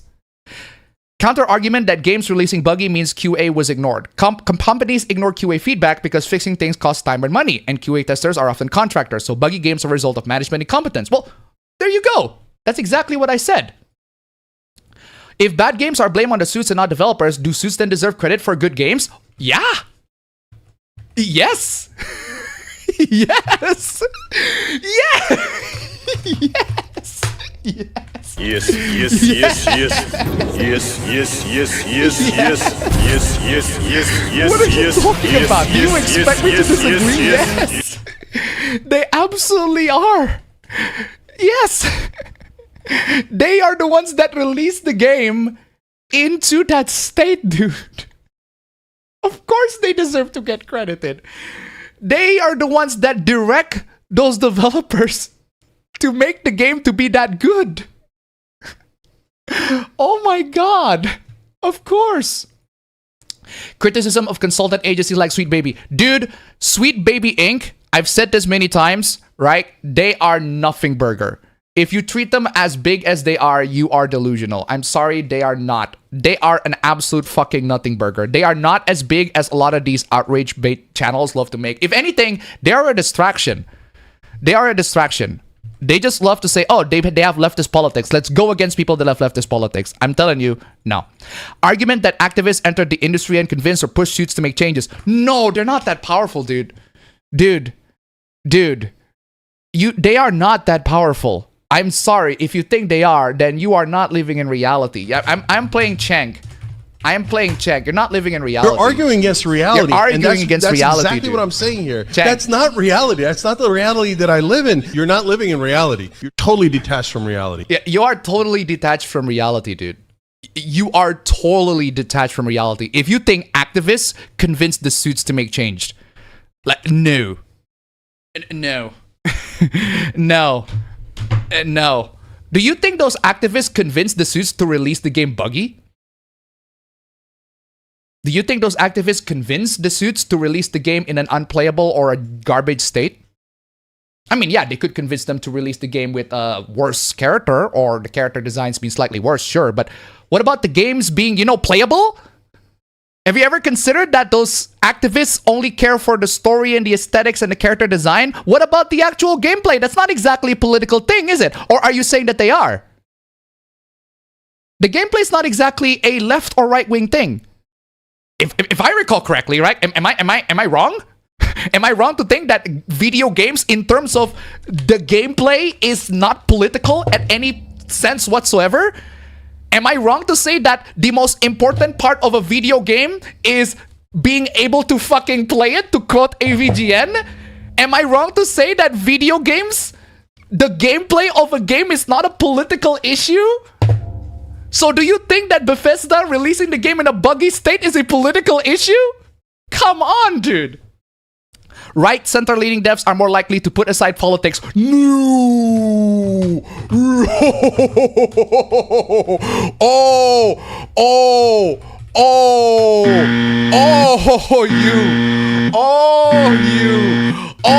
You. Right? Center-leaning devs are more likely to put aside politics. Dude, you can't even put aside politics on a commentary about video games. It's about video games, and even you can't even put that aside. You can't even put your politics aside when we're talking about games. What makes you think that these right-wing or center devs are going to put aside politics? Delusional. You are delusional. That is wrong. Wrong. Asmongold can't even put politics aside when he's talking about video games. Fucking Asmongold, my dude. And he's seriously, if you think but the right wingers, but the center left, they're gonna put the politics aside. No. Okay, the center maybe, because I guess I'm part of that center. But right wingers, they can be just as politically obsessed as the left wingers. And if you think they aren't, well, too bad. You are delusional. I'm sorry. Anyway. Vincent Lundy, tip 169, thank you so much. If Sweet Baby wouldn't left that guy who made the list alone, so many eyes wouldn't be on them. You know what? That part I agree. Thank you so much for the donation. Keep them coming. There's way too much focus on Sweet Baby. When in reality, the blame is very simple. The companies release bad games. And the bad games, they have bad gameplay. Like, am I wrong to say that bad games have bad gameplay? Am I wrong to say that bad games have bad gameplay and that bad gameplay is not a political thing? Story can be political. The character design can be political, sure. But this is not. Gameplay is not political issue. Anyway. The trust in AAA has been destroyed. Absolutely. People assumed all devs are guilty by association. I agree. Leading to a new gaming crash. Well, the gaming crash is true, but it's not because But it's not because of the developers, because the management is really bad. Not a money problem, but a trust problem where players no longer care about quote-unquote innocent casualties.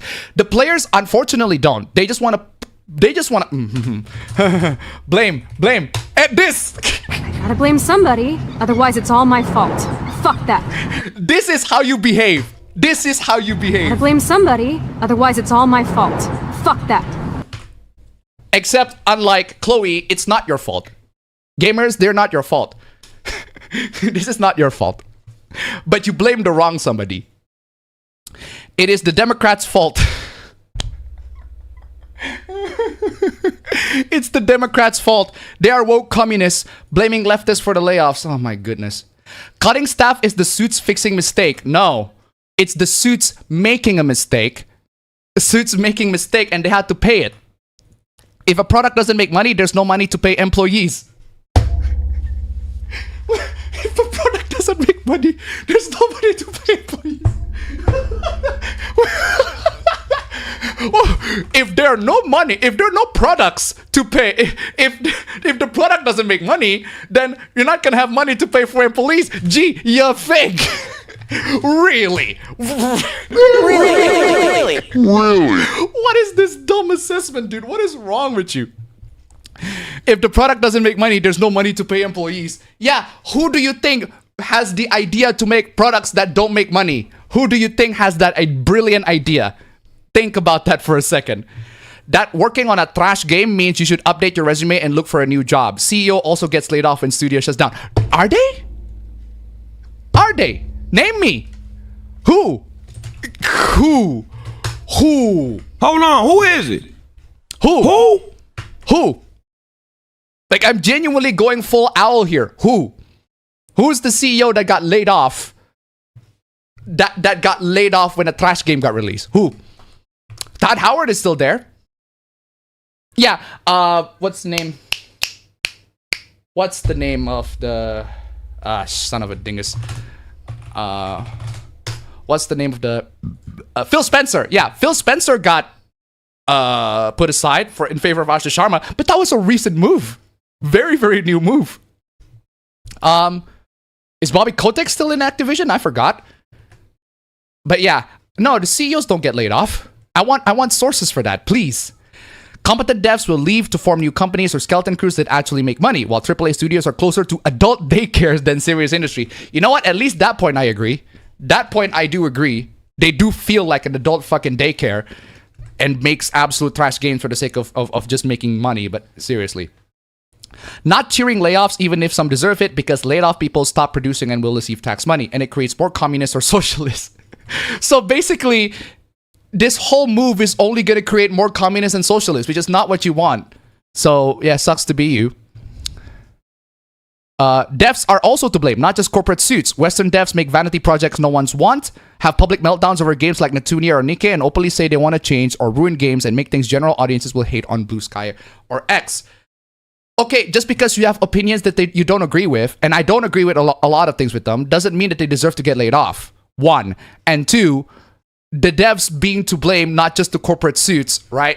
that mentality is gonna put you into blaming the wrong people for doing what they're supposed to be doing. Anyway, not every leftist is unhinged. Actually, you know what? I agree. Yeah, not every leftist is unhinged. Not every deaf hates games. It's a loud minority with high ego but ideology. Exactly. Vocal minority actions cause the silent minority who don't act like get lumped in the same. Layoffs were not about skills or politics at all. It's Microsoft's poor money management. Exactly. That's exactly what I said. The most neutral, legitimate point repeated. Bad product is still a bad product regardless of politics, and calling out the union protest as a whole because of some bad apples is the same demoralization behavior both anti-woke and woke crowds do. That's a pretty reasonable comment. Thank you. Actually reasonable comment. HR has far more power than Appa suggests in his videos. No. No, they do not. No, they don't. No, they do not. Not in any reality that you think. If you think that HR has more power than that, I'm sorry, you are not living in reality. You are totally detached from reality. The argument isn't just a don't like or don't play it issue. The commenter argues it becomes their religion and philosophy that affects graphics, character design, gameplay loop. No. Okay, so apparently now, yeah, gameplay is political now. Gameplay is a religious political thing. This is how gameplay is political now, guys. Gameplay is political now. Gameplay is a political issue now. Yeah, gameplay is political. Graphics are political. I have no fucking idea, dude. I can't take it anymore, dude. I can't take it. I swear to God. I can't take this shit no more. Like, I'm genuinely. Can't do it. I can't take this shit no more, man. I swear to God, like, some people really need to be brought back to reality. I swear to God. Activist consultants teach HR to hold devs' jobs at the company hostage. That's a conspiracy, dude. That is not applicable to any reality in any company ever made ever. I'm sorry. If the what is the conspiracy? So that leftists hire more leftists for what? Because they want to preach their religion? What do you why do you think leftists only hire leftists in the game company? So that they can push their agenda. Why do they push their agenda? So that leftist progressive ideology can be more pushed to everybody. Why do they push leftist progressive ideology? So that we can have more Democrats. And why do they have Democrats? So they can win the election. That's the conspiracy. In the end of the day, it's all about politics. It's all politics at the end of the day. It's all about left bad, right good. Left bad, right good. That's why they have the conspiracy. They don't want you to vote left. That's the thing. Personally, I wouldn't vote left or right because they're both fucking nuts. They can both be fucking nuts. Or at least the candidates can be fucking nuts. But, well, I don't have the right to vote anyway because I'm not American. But the point is, you are inserting politics into a non-political issue. This is about gaming. There's nothing political about it. I'm sorry. High up access idiots and corporate HR invested in every level of decision making. That one I agree, but not in a political sense. In a more abusive, power abusive sense. That's not political, that's just abuse of power. Abuse of power of the HR, that happens all the time. But it's not a political issue, it's an abuse of power issue. Sensitivity consultants openly say they scare companies into giving them what they want. Yeah, that's what they say. Do they actually do that?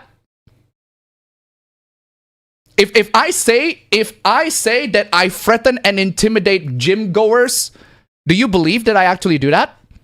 If I say that I threaten people to the point where they give me money, do you believe that I actually do that? No. No. Dude, they say a lot of bullshit, dude. Do you seriously believe this one? They say they scare developers. They scare these companies to do exactly what they want. Not really, they consult. They give suggestions to these companies to do so that a lot of people don't get offended or etc. etc. Not exactly. It's not exactly as powerful as they make it out to be.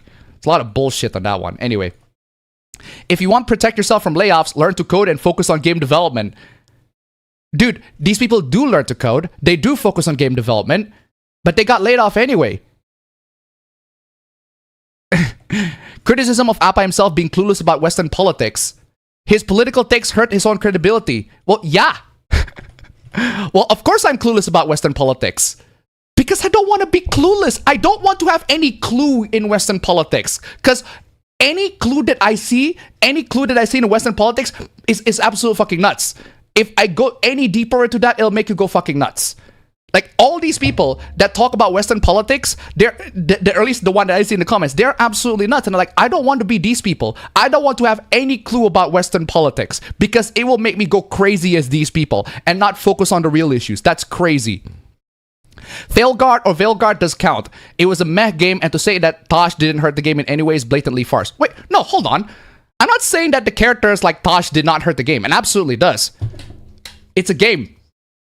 Dragon Age Veilguard is still a game. It's still a game. You know what games require in order for them to be called a game? They need gameplay. And Dragon Age the Veilguard's gameplay is not exactly a political issue. It's still a mediocre game, even if the characters are straight, even if the characters behave in a way that everybody loves, even if they are incredibly likable, the gameplay is still trash. And that has nothing to do with the story. Absolutely not. Is it only suits, or is it a team effort where management, HR, activist consultants, and a vocal minority of devs all share fault? But the backlash that unfairly hits the silent, competent majority too. Well, yeah, that's my point. Upper management suits are part of the problem, but you can't excuse the developers. Well, I'm not excusing the developers. Well, okay, maybe I am excusing developers. You can put it that way. But again, what's the point of blaming them when they are the ones being told by the suits? What's the point of blaming them? What is the point other than to put the finger? Because you need somebody to blame for this. Again, I gotta have somebody. I gotta have somebody. No, I don't want to blame somebody because for the sake of blaming. I want to blame somebody because it's genuinely their fault. Again, those developers could make the worst fucking game, but the publishers are the ones that publish it. That's the end point. That's the fact. That's the fact. I'm sorry. If you want to blame the developers over the games being bad, yeah, you can do that, but the publishers are the ones that still publish the game and make you be able to buy the game. If you focus on the developers being to blame, then you're not blaming the publisher. I'm sorry, you're not. If you focus on the developer, you're not blaming the publisher. And if you don't blame the publisher, then you're wrong. I'm sorry. That's just wrong. The suits are not just a different species from the rank and file, it's the company culture they all created together. Okay, activists who don't know how to make a good game hire other activists who don't know how to make a good game. Is that really how it works? Is that really how it works? Most like points, if devs weren't constantly talking shit on Twitter X and defending garbage they knowingly produce and just did the job they're paid to do, more people would show empathy for them losing their jobs. At the end of the day, as a consumer, the reason doesn't matter. I will only spend money on what I enjoy that appeals to me. That is actually a pragmatic point of view. I support that. I don't care whether you got laid off or not. I just want a product that's good. And if you got laid off because the product is bad, then I'm sorry, I don't have any sympathy for you. That is at least a more pragmatic point of view. I can understand that.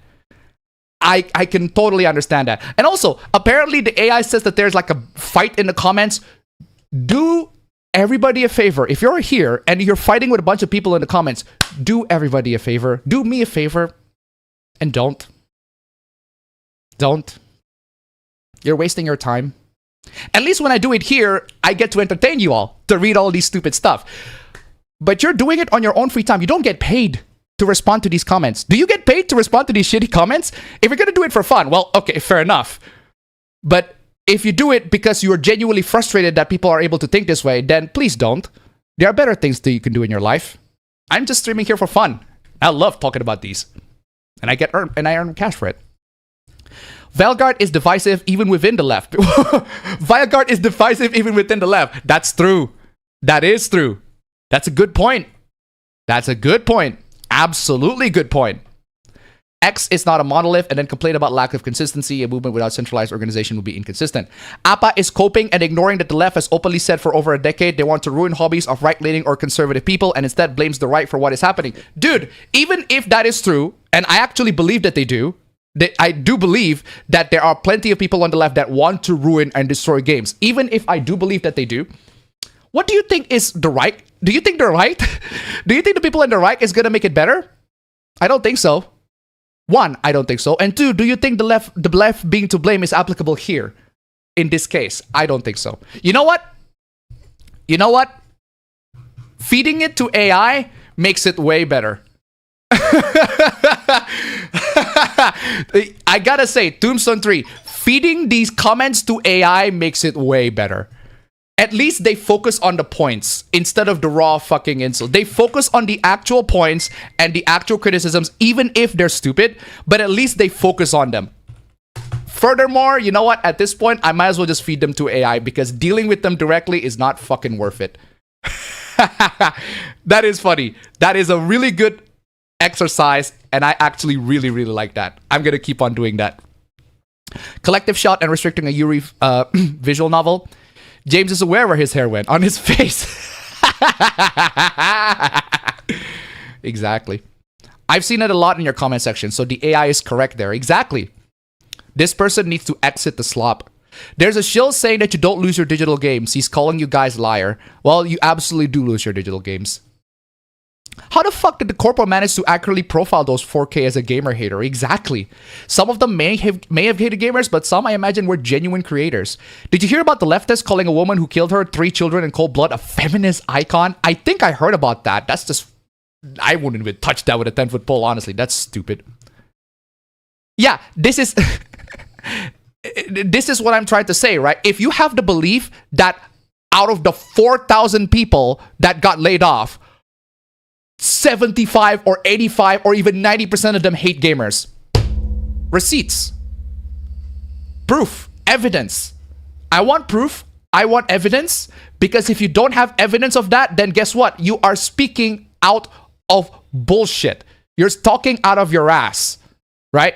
I'm saying you cannot know whether these developers, that 4,000 developers, got laid off because, you know, they have a bad job or they do poorly. I mean, yeah, I believe some of them may hate gamers, 100%. Some of them are legitimate creators. Why are you not considering that there are people in the development side that are legitimate creators that actually want to develop games genuinely? Seriously. Maybe a good chunk of them hate male-driven media like video games and the rest have bad taste in games and a small portion had good intentions. Yeah, even if, like, I would at least grant it that small portion of them have good intentions, but do you seriously think they deserve to get fired? That's what I'm trying to say. Anyway. They knowingly released the game in a bad state. Yeah. I'm glad that Sonic 06 is brought up. Sega knew that 06 was in such a poor state. They released it anyway. Sonic team knew how bad the game was, but they released it anyway. Absolutely. Activists only care about DEI and other shitty changes, but they don't gameplay. Yeah, putting aside, even if Velgard has an amazing story with characters that are incredibly likable and they're all not LGBT, the gameplay is still very, very shit. Forspoken has shit gameplay, but that's not exactly a political issue. That's not exactly a political issue. Center-leaning people are less likely to comment on politics. Right-leaning people, they are not. They are not. Right-leaning devs are more likely to make a parody about their politics winning. They're more outward in their view than not. That's true. Actually, didn't we talk about last week about that horrible AI game that was made by Kotaku, that one of the people at Kotaku in Action, one of the posters Kotaku in Action? Yeah, that was a right-wing quote-unquote developer. If you're telling me that that right-wing developer is not, you know, right-wingers can stay partisan, no. No. Even Mimimi, a developer I respect, contracted Sweet Baby for Shadow Gambit and the Cursed Crew, a good game that didn't sell well. Don't know why. I really do not know why. Short Fat Otaku did a great video on the failure of Saints Row Reboot. The game failed because of corporate meddling. They couldn't decide what the game wanted to be and thus ruined what it was. Corporate meddling has ruined so many games. Yeah.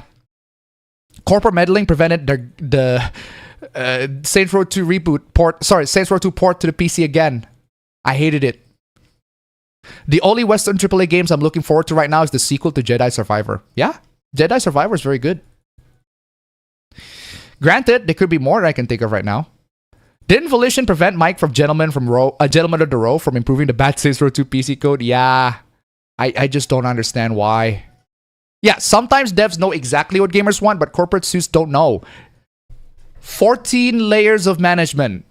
Xbox literally said 14 layers of management. How are you going to make good games out of that? Andy Pants made a bad game, and so did the Dustborn devs. And so did that developer on that Kotaku in Action that made that AI garbage game. I swear to God, some people are like really, really mad. I'm slowly breaking APA. Dude, that's fine. I would rather break my viewers from the Matrix. Because these people are taking the blue... These people, they think they take the red pill. No, they're taking the blue pill. And I'm gonna bring these back to reality. I swear to God.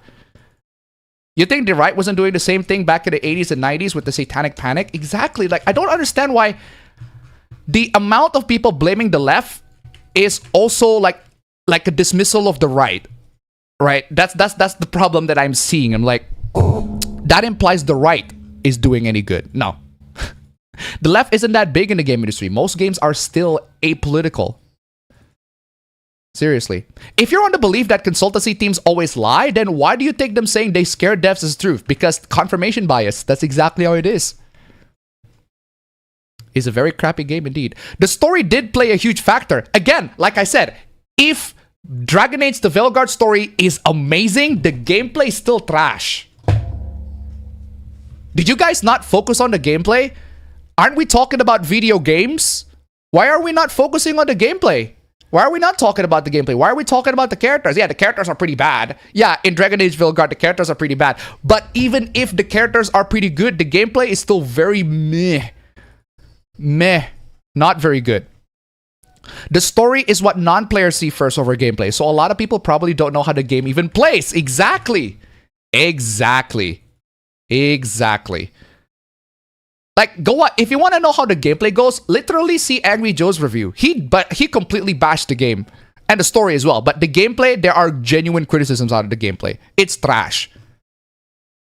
Even Angry Joe was like, nah, the game's shit. And he is the most leftist guy you can ever think of. And he's like, nah, the game's shit. Incompetent leaders make for incompetent projects. APA, those people don't watch the stream, so they're not going to hear your message of peace and love. The brain dead West should really stop being so stupid and know that hot female characters make a lot of money, like Marvel Rivals. Heck, Overwatch is finally wising up to that. But even so, you still shouldn't buy Overwatch. Ah, god dang it, my mic fell off again. I actually don't know why Australia is censorious. I have no idea either. Many Western AAA games are led by incompetent leaders who don't understand what their customers want. Exactly. Did you hear about people saying that there's no difference between a CinemaSins video and a Lily Orchard video? I don't follow Lily Orchard, so I don't know. They ban a lot of adult material. Developers hate delivering a bad product. In fact, it hurts them even more. Yeah. Feeding stupid comments to AI should be like eating the most unhealthy and greasy burger there is. The one that you don't know if it's actually meat.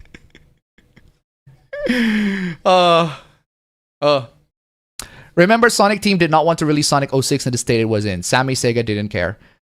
I get tired of both sides. I just wanted to shut up so I can have good games again. Mass redundancy, exactly. Mass redundancy.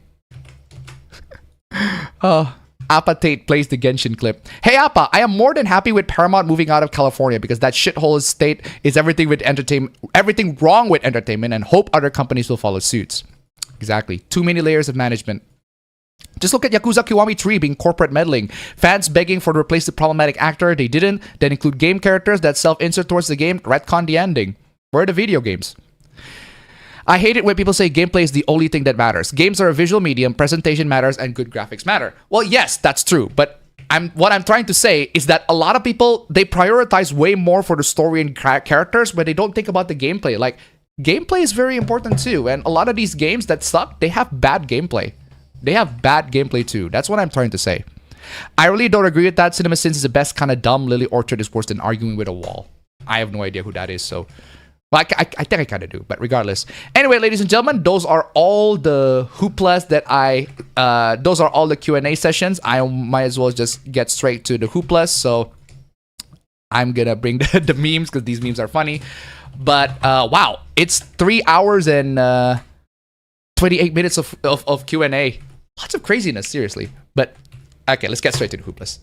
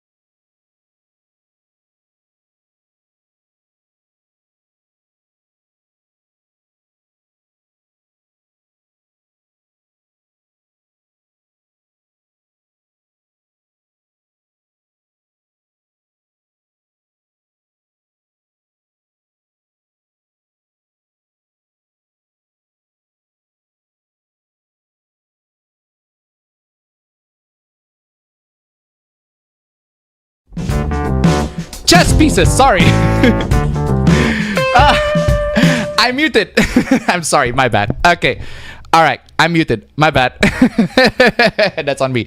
Okay, so what I'm trying to say is that HOOPLAS. Okay, let's go back to HOOPLAS. Okay, I'm back.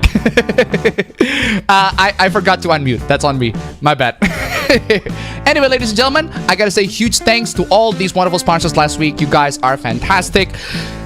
First Hoopla last week, super long queue for an Indonesian con. It turns out it's a Genshin con. Genshin Hoopla first, what a great start. Horrible Indonesian job seekers attitudes that are absolutely crazy. Indonesian shoppers cannot read basic shopper instructions, absolutely funny. Unblock my fucking anime, the guy that really got deluded into thinking that Texas is banning his anime. Well, in a way, yes, but not in a way that he thought. Got so deluded to the point where he actually threatens an official. Like, don't do that. I mean, protect your hobbies, sure, but please do not threaten people over your hobbies. Don't do that. Google took away Lord of the Rings. Oh, there's an update to this story. We'll get to that. Windows is apparently 10 times better than Linux, according to this person. Okay. Opinions, I guess. Eurogamer got the wrong Xbox. This is not the Xbox Series S. This is an Xbox Series... sorry, this is an Xbox One. Xbox One S, not an Xbox Series S. So I guess they got that wrong. Resident Evil 4 has a streaming accident where the guy literally farted. Shat his pants. Crazy. Love for Pragmata got banned on our PlayStation. Bethesda Union is a strike. We talked about this Hoopla already, and apparently I got a lot of people mad on my last video. That's perfectly fine. I would rather challenge my viewers on viewpoints that I don't agree with rather than agree with them. Seriously. I would rather them think and have a different point of view, right? Rather than conform to what every single one of them believes, right? Unlike these Hooplas, I think universally a lot of people are gonna be like, yeah, this is stupid. Tifa got sexualized, and Yorichi apparently got people. Some people don't like it, don't like her in this regard. I don't understand this Twitter trend. I really don't. Stupid. Anyway, Tifa is not a great representation. Apparently, Toph is a lesbian, according to that person. Banned for accepting commissions because the person recently turned 18. AI generated comic book fanboys. AI generated comic book meme that leads to film called Aumsday and Supergill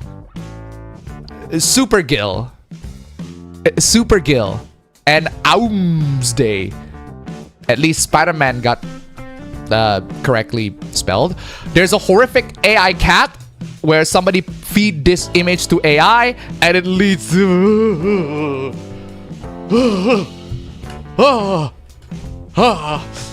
move on. It's crazy. Go to the next one. There's a terrible AI game made by this guy that thinks he is a developer. It looks like trash. It absolutely looks like garbage. Absolute AI brain rot. Horrible Stellar Blade music video that got a lot of backlash. Absolutely crazy. Feminist hates pregnant women. Apparently this feminist that hates pregnant women is a typical, like, I guess Muslim, Middle Eastern, or I guess Muslim. Anybody can be a Muslim. What? Huh.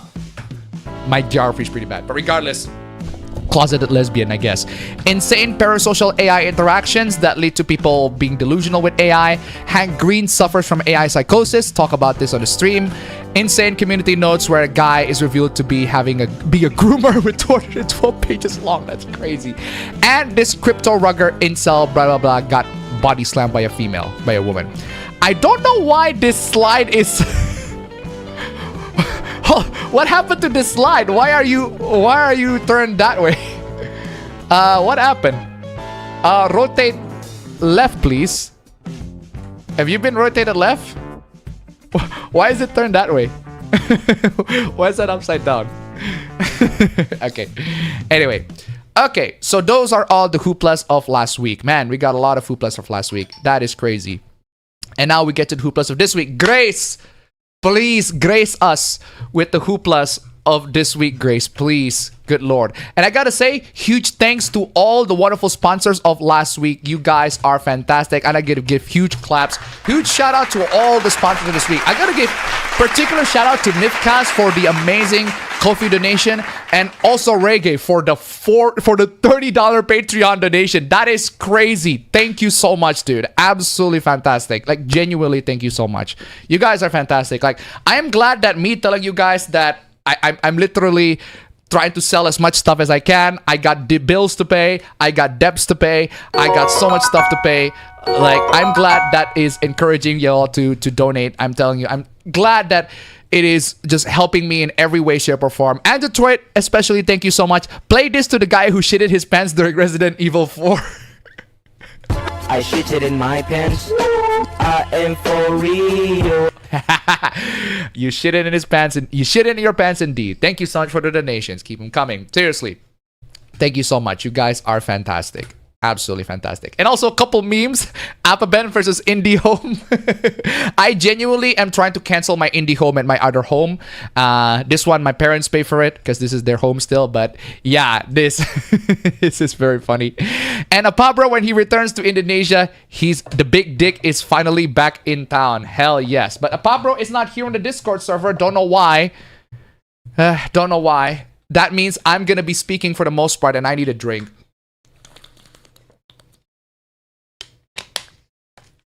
And also play the Indie Home team. That's true.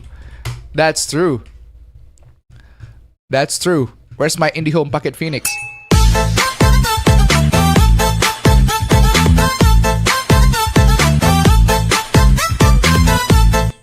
Seriously. Thank you so much for the donation. Thank you so much for the meme. Tombstone 3. Amazing.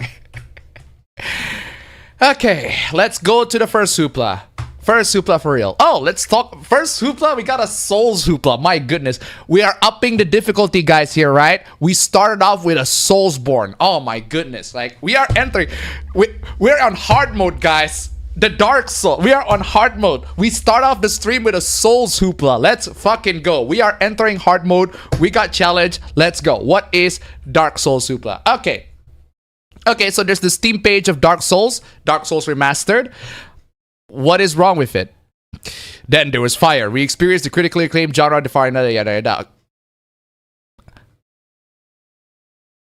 Dark Souls Remastered is tagged as Souls-like.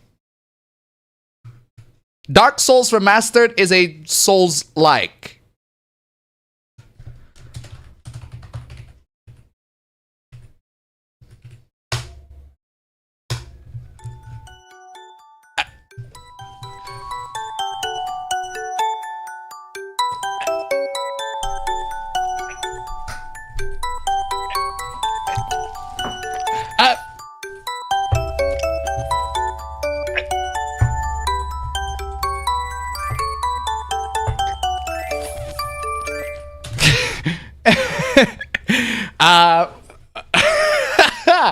Okay, ladies and gentlemen, I didn't know that Dark Souls is a Souls-like game. Next thing you're telling me, Doom is a Doom clone.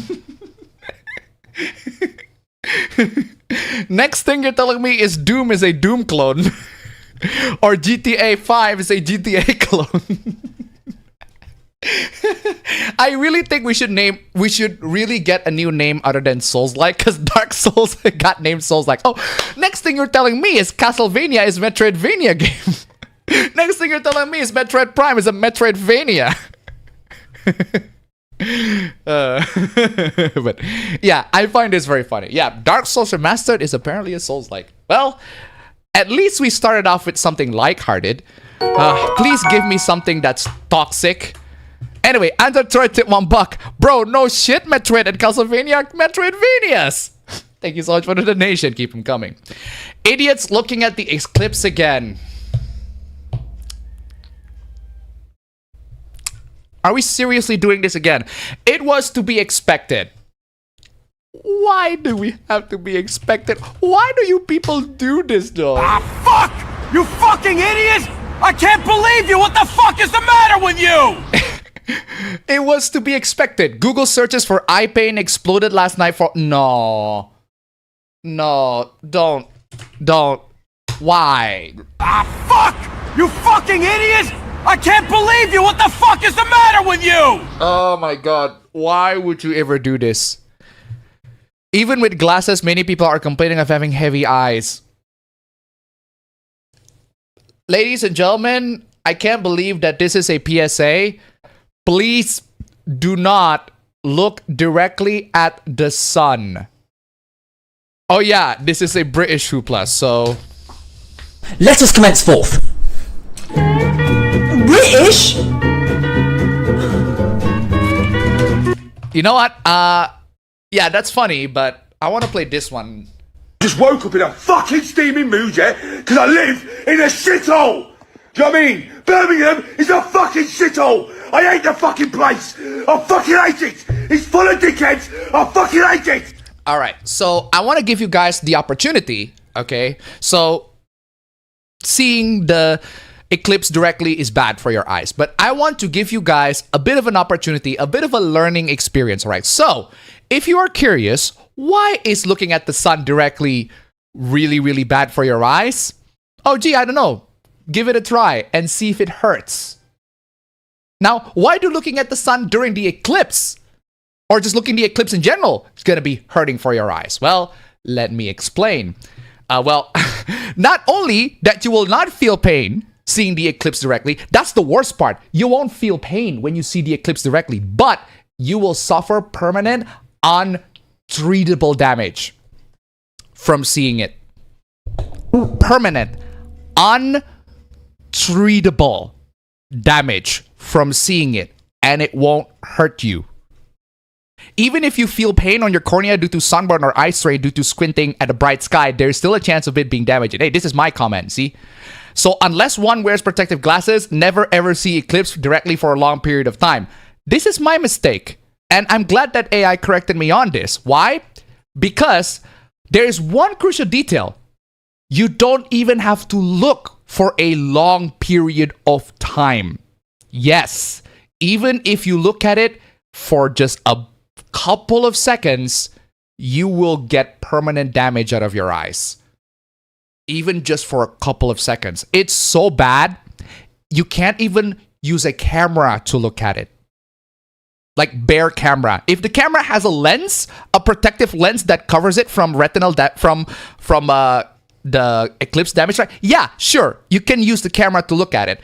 But even if you use a camera and you point it into the eclipse, you will damage the camera. Yes, the camera will be damaged if you don't use a proper equipment to look at the eclipse. The camera! Imagine your eyes. Seriously. I need the bald clip. SpongeBob, bald. Oh, Your Highness, I'm sure it's not that noticeable.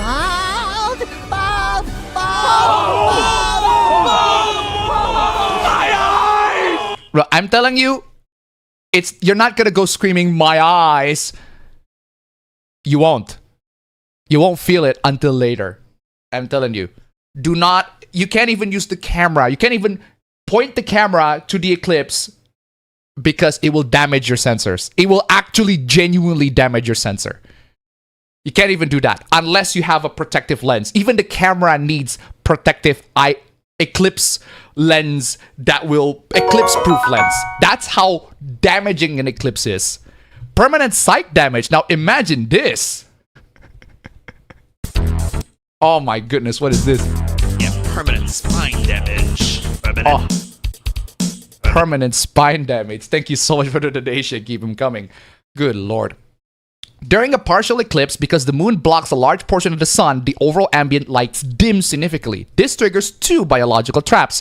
Dilation, your pupils dilate to let in more light, widening the aperture, and suppress reflex. Your natural squint or blink reflex drops its guard because the light isn't blindingly painful to look near. Because your pupils dilated, when you do look directly at that remaining thin crescent, it focuses just as intense as a concentration of UV and blue light on your retina as the full sun, but through a wider aperture. Unprotected retinal damage can happen as little as a few seconds. In other words, you look at it just for a few seconds, it will damage your eyes permanently. This applies even to cameras. They can damage your camera sensor, let alone your eyes. So guys, do not look on an eclipse.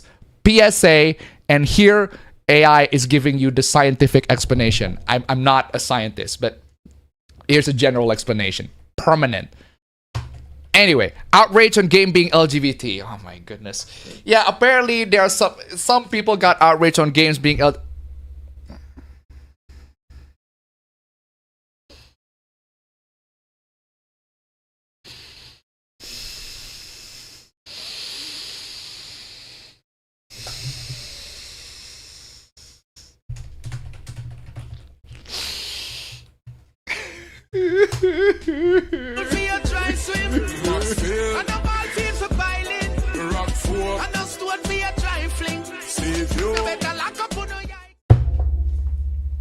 What am I even doing with my life? Like, what am I even doing with my life? What am I even doing? It's an Indonesian hoopla too. It's an Indonesian hoopla. Oh my goodness. Okay, this is Indonesian language. Here's the translated version. For all Fred's resident, please check the phones of your children or younger siblings who play this game. This game very strongly supports same-sex acts. Wait, what? Wait, what? No. Hold on. No, they don't. Hold on. No. No, it doesn't.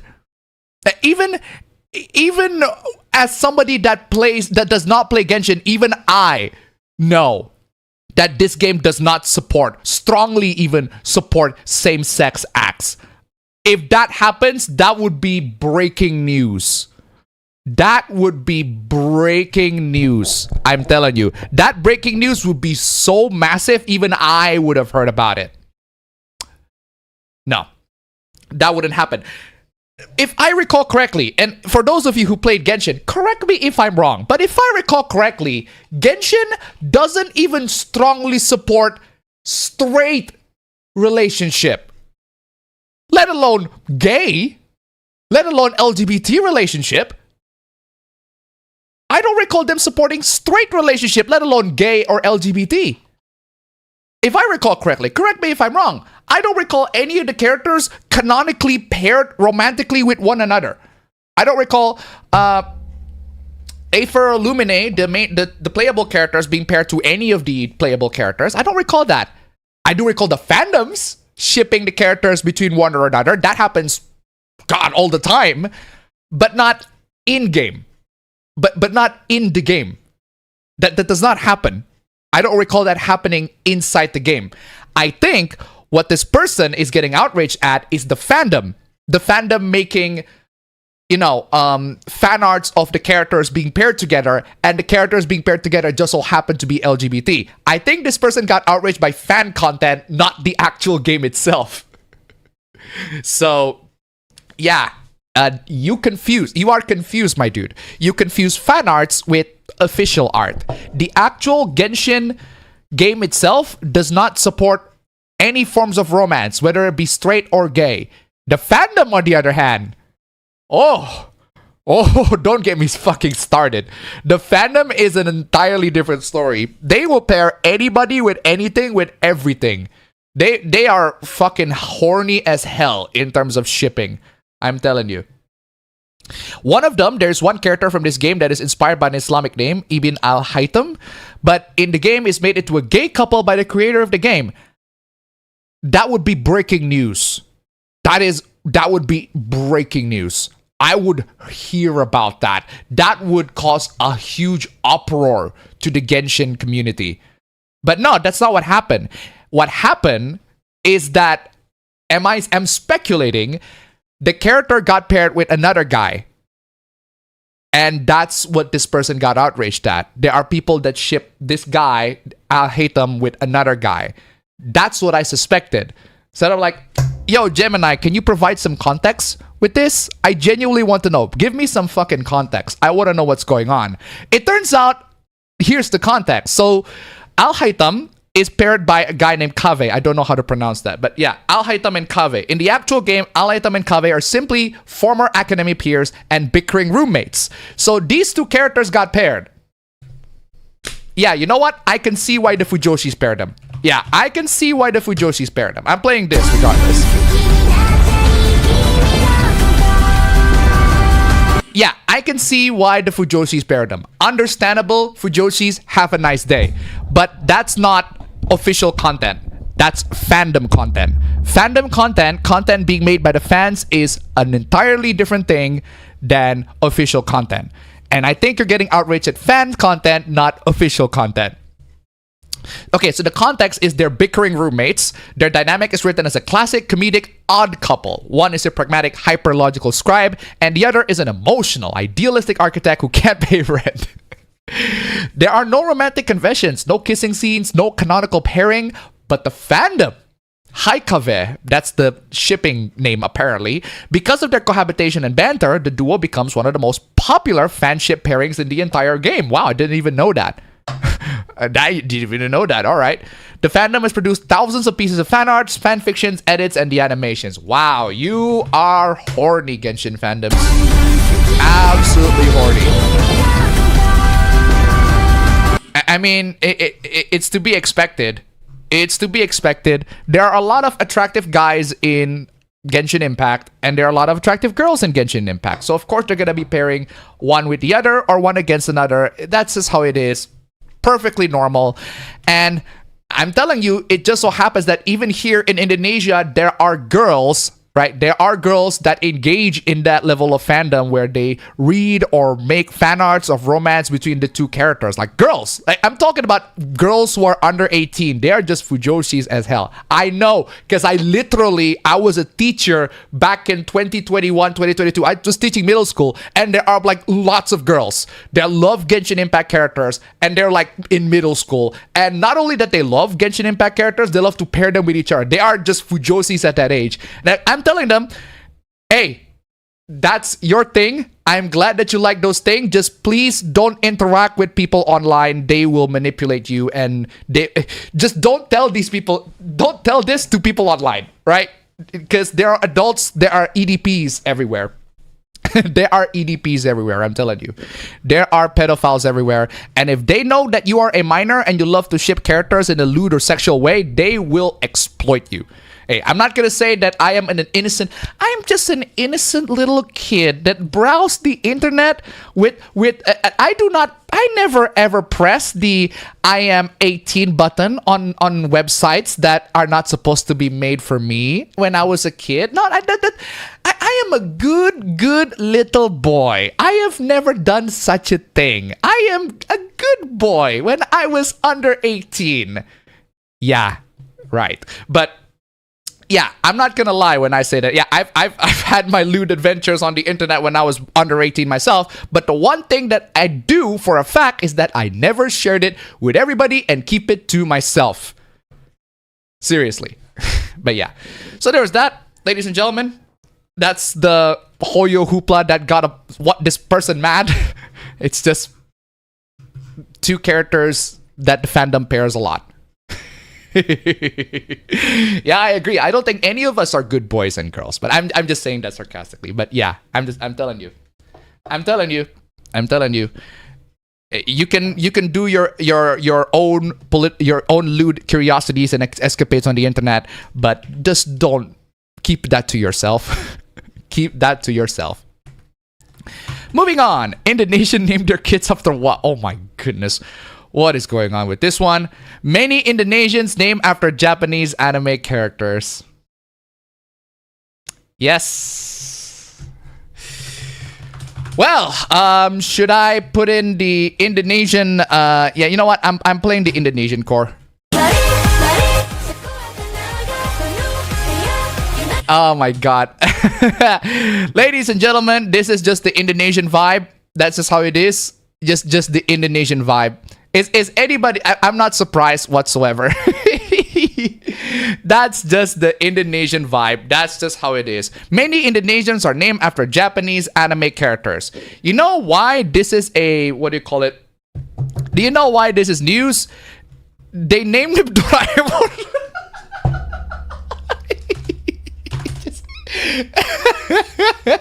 just... Why?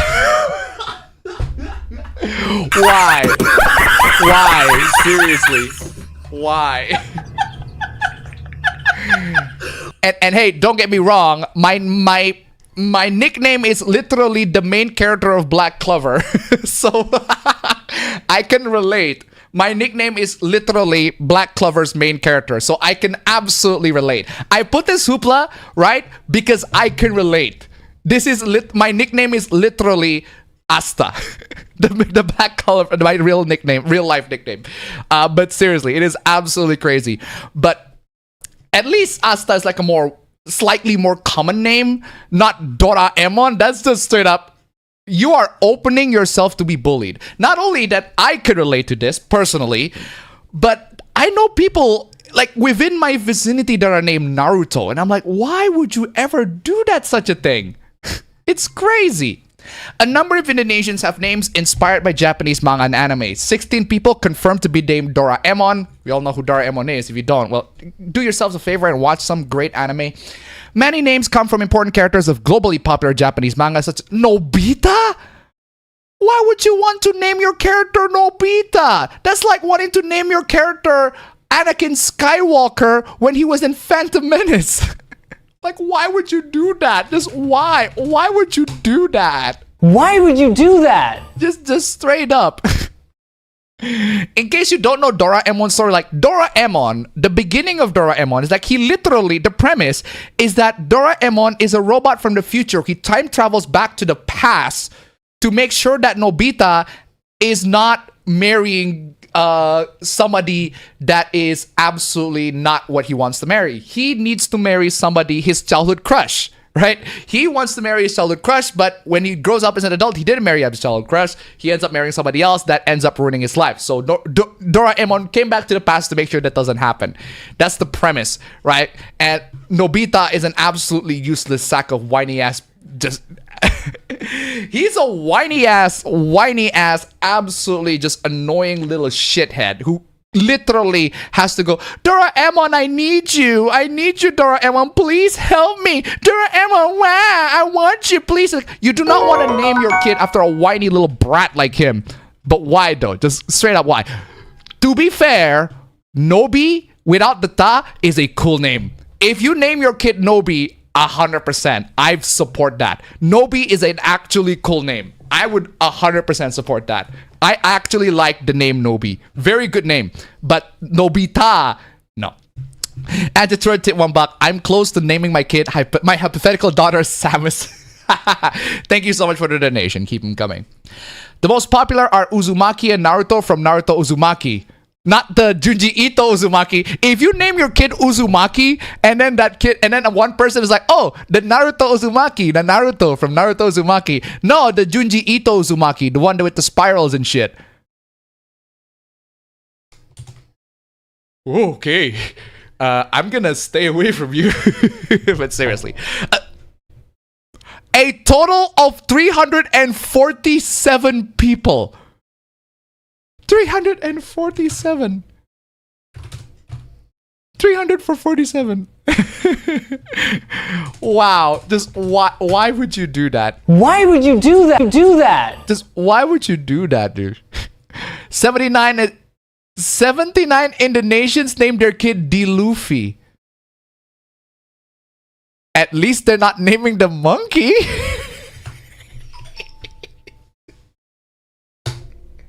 Why would you do that? Well, they name him D. Luffy because you can't name a monkey. That would be insulting, right? Why would you do that? Why would you do that?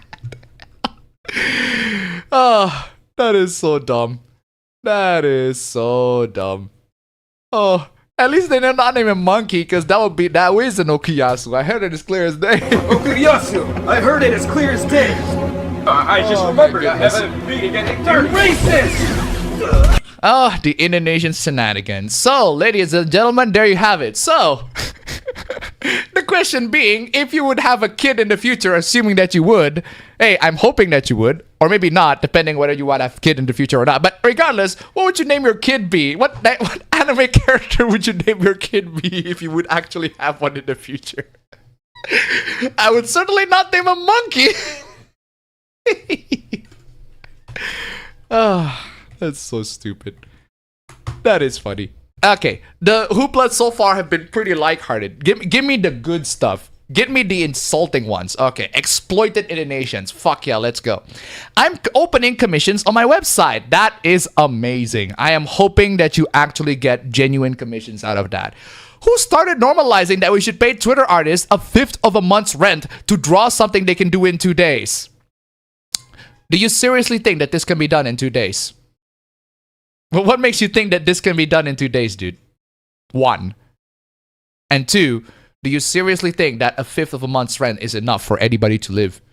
These are really good drawings, for the record. If somebody is commissioning me if somebody's offering me, I can pay a fifth of my month's rent if I just draw it. Yeah, I would take it if I have the money. Fortunately, I don't. So, ladies and gentlemen, Stream Elements links below, and super chats are still at 0. Come on, y'all, guys. Super chats still at 0. Stream Elements link below. Come on, y'all. We're almost at $30. If we can make it to $30, come on, y'all. That'd be amazing. Super chat, Stream Elements. Come on, y'all. Oh, amazing. This is why I like commissioning artists from places like Indonesia and Vietnam. No. No. No. No, no, no, no, no. No. No. No. No, no, no, no, no, no, no, no. Oh my god! Oh my god! No. No. Oh, you do not. Their current... Ow. Wow. That is so crazy. My mic dropped again. Their currency is so weak that they'll charge super cheap for very high quality. Oh, wow. Wow. What an asshole. What an asshole! Holy shit. That is crazy. You would actually go so far as this. And you wonder why Indonesians charge the same rate as the Westerners. That is crazy. Actual Okuyasu, what is wrong with you? Okuyasu! I heard it as clear as day.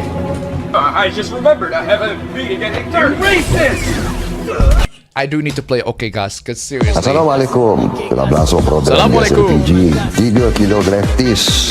Sasaran program untuk masyarakat miskin agar masyarakat Republik Indonesia semakin okay gas. Okay gas. Okay Gas indeed. Unbelievable. I'd rather just feed American artists art into AI. Wow. What an asshole! Wow. What an asshole. What an asshole! Holy shit, dude. Just completely zero care, zero sympathy whatsoever. Holy shit. Yeah, guys, if you're an American, this is how this motherfucker treats you. Yeah, if you're an artist, yeah, just gonna feed your art to AI anyway. Then at this point, why even try commissioning if you're gonna feed it to AI anyway? What is wrong with you, dude? What is wrong with you? Just... What an asshole! What an asshole, dude. Good lord. Moving on. Unbelievable. Update on Google stealing Lord of the Rings film. Okay, so last week we talked about this hoopla of how Google took away my Lord of the Rings extended edition. We talked about this last week. The Google support does not want to give this person the copy of Lord of the Rings extended edition because it was delisted from the store. Vincent Lundy, tip 169, America's oldest pastime, exploiting foreigners and mistreating other Americans. Thank you so much for the donation. Keep them coming. I hate to say it, but it's true. But yeah, regardless. Yeah, so speaking of Americans being exploited, I don't know if this is American, but regardless. Actually, no, this is British. Oh yeah, this person got refunded. Yeah, in this hoopla, we talked about that last week. This person, okay, this person bought the copy of Lord of the Rings Extended Trilogy while back in 2022, but he doesn't have the copy anymore. And there's an update. Google took away his Lord of the Rings Extended Edition, but there's a victory. He got credited, refunded for £20.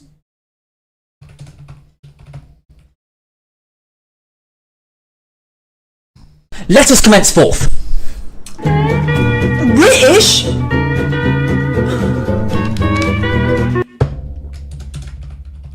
playing Birmingham too. Just woke up in a fucking steaming mood, yeah? Because I live in a shithole. Do you know what I mean? Birmingham is a fucking shithole. I hate the fucking place. I fucking hate it. It's full of dickheads. I fucking hate it. Unbelievable. Yeah, so he got refunded £20. So win. After my previous post, I saw so many people saying I should ask for a supervisor. I did, and I waited for a few days for a response. The first person just said no, but I responded what I thought was relevant for the terms and conditions.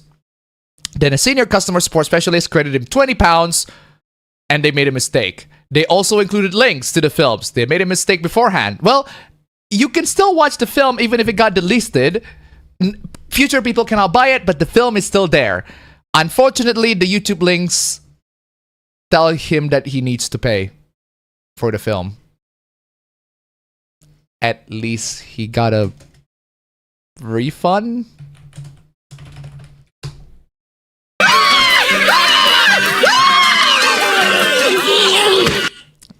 At least he got a refund. Still, it's a resolution, and figured it was worth letting everyone know. Yeah, so he got links to the Lord of the Rings films, all the extended edition trilogy, but he opened the link, and this video requires payment to watch. Here's payment for you, Google. Here's payment for you. Requires payment to watch. Here's payment for you. Unbelievable. Unbelievable. This is unbelievable. Sargon, where are you? Sargon, unbelievable. Unbelievable. Unbelievable. Unbelievable. Unbelievable indeed. I seriously, genuinely want to know where him saying unbelievable is from. That's funny. Moving on. Yes, ladies and gentlemen, Grand Theft Auto 6 is about to be I remember, I forgot who, like a couple streams ago, somebody asked, why is GTA 6 do not get any marketing yet? Like it's like a couple months before its release. Like the game's gonna be released in November, apparently, if I recall correctly, but we still don't see any marketing yet. Well, this is the monkey's paw, and the monkey paw curls one of the fingers. You got it. Here's the marketing. But it's an exclusive to Netflix for 6 hours. And the $21 British guy gets a refund.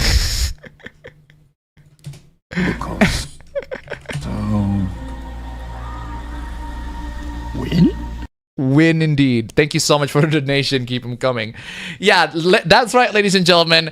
If you're not a Netflix subscriber, according to the Take-Two boss, you definitely should be. If you want to see the latest GTA 6, here's the marketing. Somebody asked, where's the marketing for GTA 6? It should have had a marketing. It's like a couple months before its release. Well, the monkey's paw curled its finger, and you got exactly what you're asking for. So, ladies and gentlemen, be careful what you wish for. You just might get it. My goodness, I got a lot of chat on my... Oh, please tell me that I got some deals. Please tell me that I got some deals. I got a lot of Facebook Marketplace deals. Let's see if anybody is responding. No, you are not allowed to get my 5-fine K669B at 150K. You are mad, my dude. Oh, really? Really? Sure. 750K? For... Oh, wow.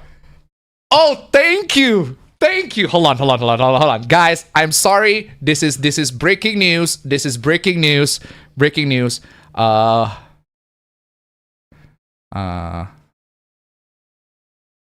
This is breaking news. This is breaking news.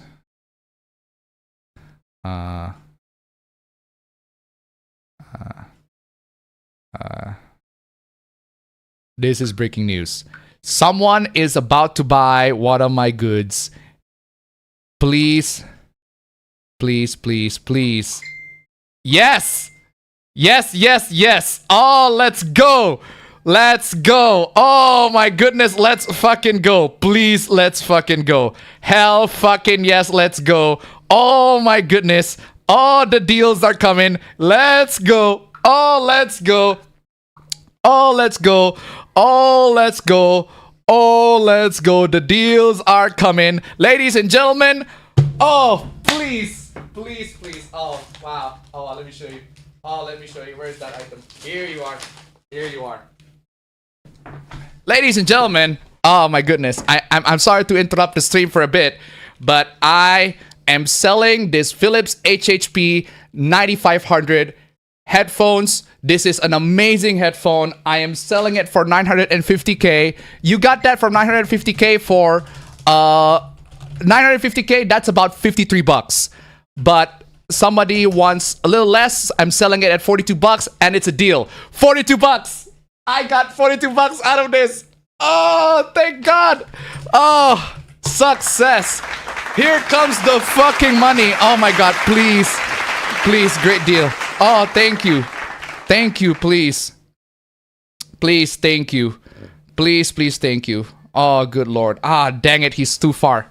Apologies, give me a bit. Oh. Hold on a second.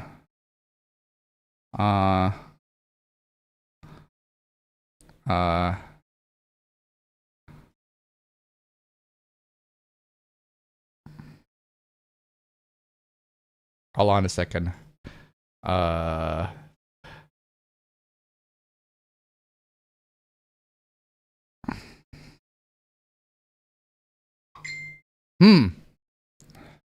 Okay, share lock. Share map.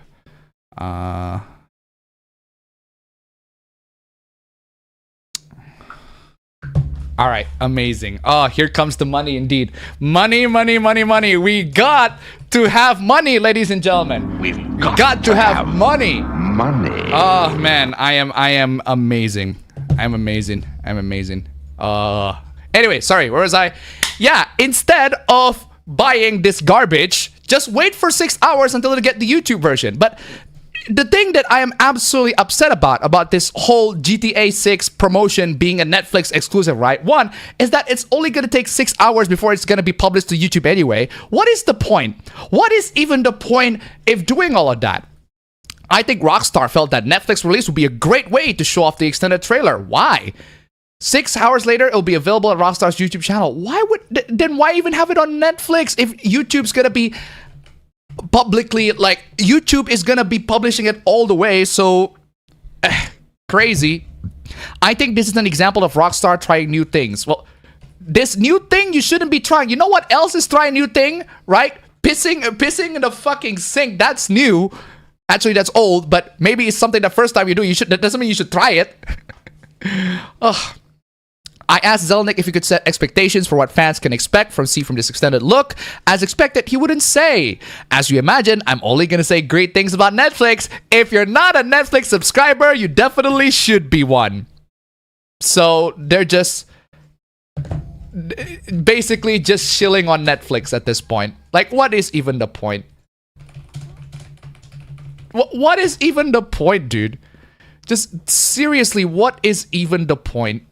At that point, just crazy, absolutely crazy. Oh, hold on a second. That's actually pretty close. Hold on.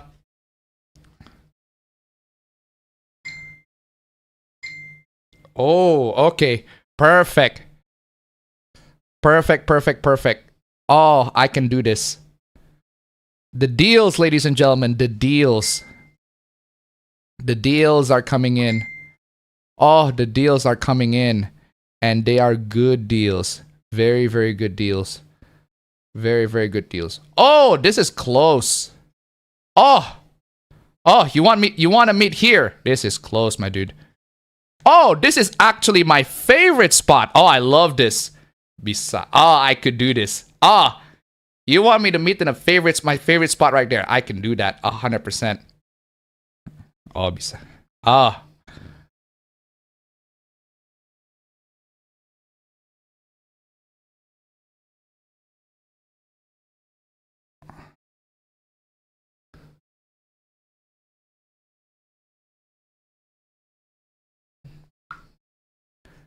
Okay, amazing. We got a deal, we got a place to meet, and we're going. I'm telling you.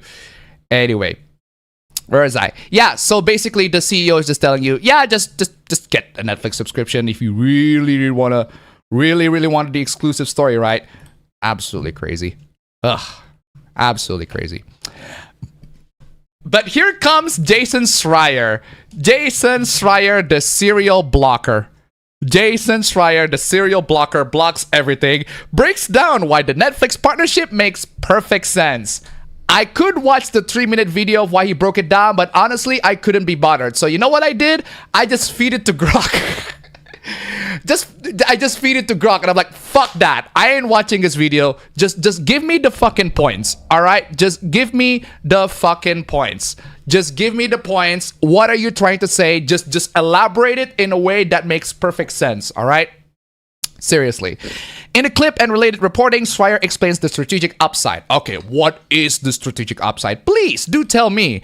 Netflix has a huge audience that includes people who do not closely follow Rockstar's YouTube gaming sites or Twitch. No!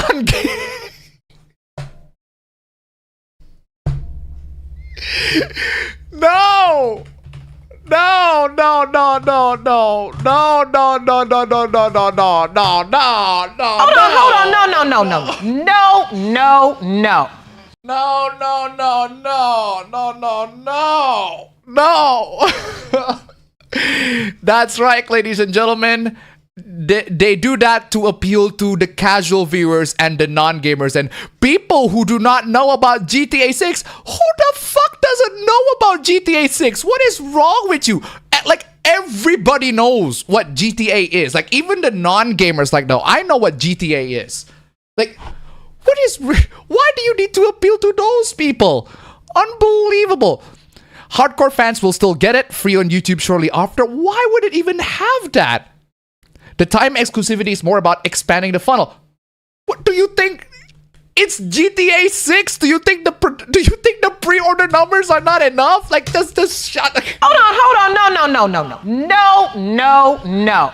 Now, the reason why they do that, right, is because investors love it when Rockstar says Netflix has an untapped market potential. There are 270 million people that subscribe to Netflix.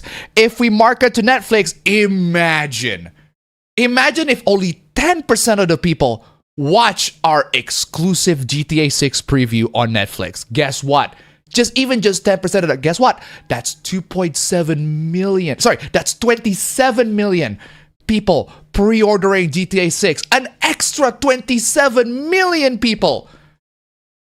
Yes, they genuinely say this to investors and they think that this is a good idea.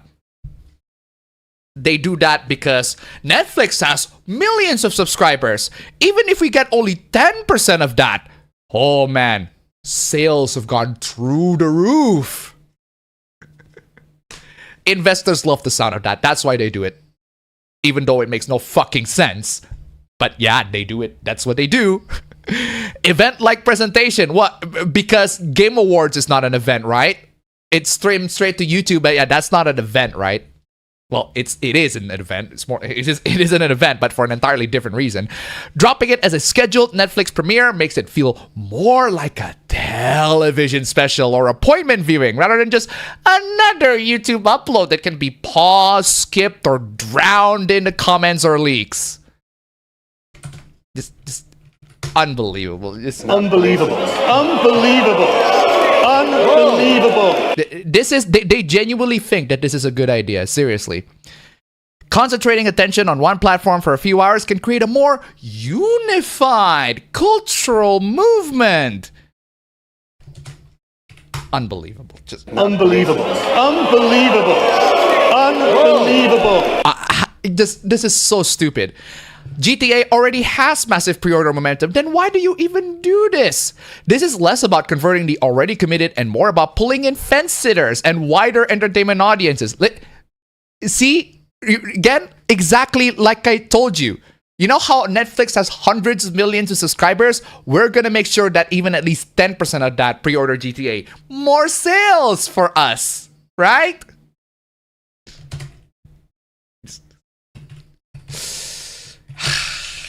Unbelievable. Unbelievable.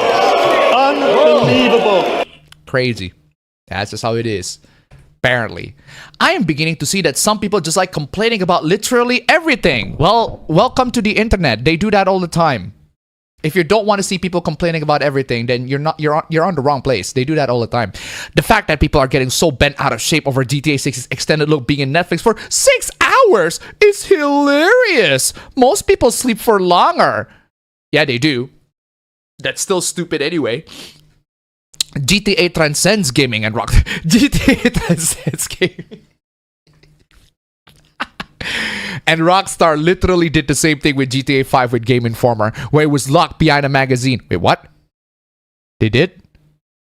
No, even if they did, that's still stupid. Some people need to get out and touch grass, or touch grass for 6 hours and then come back and watch the extended look on YouTube. Why are you defending this garbage, dude? What is wrong with you? The outrage reaction is a total nothing burger. Well, okay, fine. You think it's a nothing burger. If you think that it is a nothing burger, okay, fine. You do you. That's your prerogative at the end of the day. But the outrage is there and people's voices need to be heard. But alright then. Good lord. Anyway, moving on. Physical is still king outside of the US. While PlayStation is doing its absolute best in stopping and halting the physical disc production for newer games, it turns out that in the international market, the story tells a different story. Not only that people are trying to do their best to sue Sony for this absolutely horrific decision, it turns out that the Resident Evil Requiem, for Resident Evil Requiem specifically, the physical versus digital ratio in various regions are interesting. In the US, it's 22% physical and 78% digital. In Japan, it's a 50-50. Same with France. In UK, it's 40-60. So, playing this. Let us commence forth. British?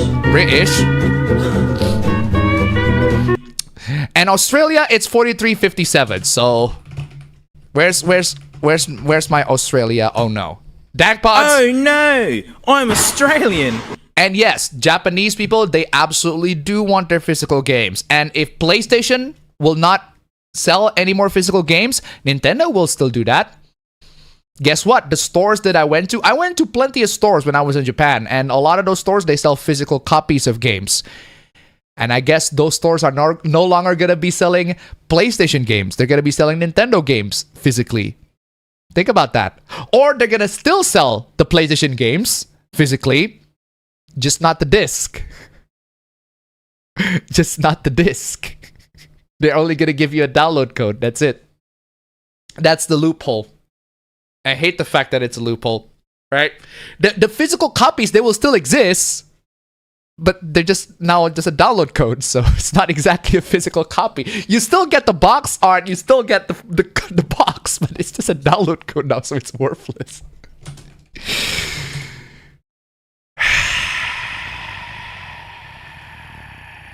I'm playing this. Why would you do that? Why would you fucking do that? Why would you do that? Like, the one thing that I find amazing about physical copies is the fact that I can sell them. That's a pretty good selling point. A pretty major pro in favor of physical copies. I can not only buy them, but I can also sell them for cash. And I did. For the people that need them. I don't need a lot of those games. I don't have PS4s. One, I don't have PS4s anymore. And two, what do you call that?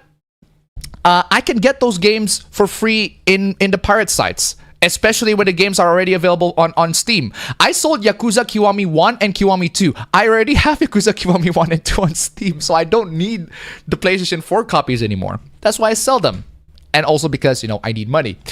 But because I don't play PlayStation 5 games, because I don't buy PlayStation 5 games, I'm not going to be reaping the benefits of that anymore.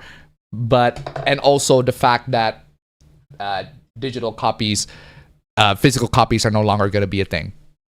But hey, technically you still get it. You're just going to get a download code because PlayStation hates you. Yeah. But you know what's very funny though? I do want to know, once we get to 2028, when they completely have no physical copies of games whatsoever. I'm sure there will still be many games that still have physical copies remaining on the store. They will still sell them on there. But I do want to know the volumes of games that are like physical but only have the download code. I do want to know how many people that go to those stores expecting physical copies of those games but only getting the download code. I want to see the purchase stats of that when we get to the future, right? Because when we get to the future and we see the stats of the many people that go to a physical store and buy the game physically expecting to get a physical copy but only get a download code instead, I do want to see the stats of that, because I have a feeling that there are lots of people online that have no idea that this is happening. They genuinely go into a game store and think, oh, if I go to a game store, I'm going to get the physical copy of the game, not the freaking download code. And they got tricked into thinking, oh, we only got the download code instead. I wonder how many GTA 6 sales, right? Because GTA 6 will not have any more physical copies. I still want to know how many copies of physical, like the one that's being developed, published in the box and put in stores, right? Because they're still there. They just don't have the disc anymore. I still want to know how many people buy that expecting an actual physical copy. I do want to know that. But in the meantime, we have this. So moving on. We told the developers and they don't listen. Here we go again. We talk about this, man. A lot of people in the comments. We talk about the stupidity in the comment section that they're in my videos, but we also had this as well. We told Volition to stop what they're doing and fix Saints Row Reboot. Oof. The Saints Row Reboot needs a lot more than just fixing.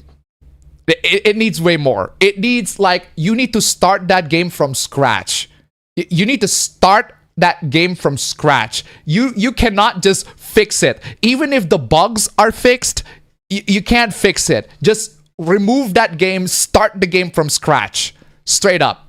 You can't do that. You cannot redeem Saints Row Reboot. There is no chance.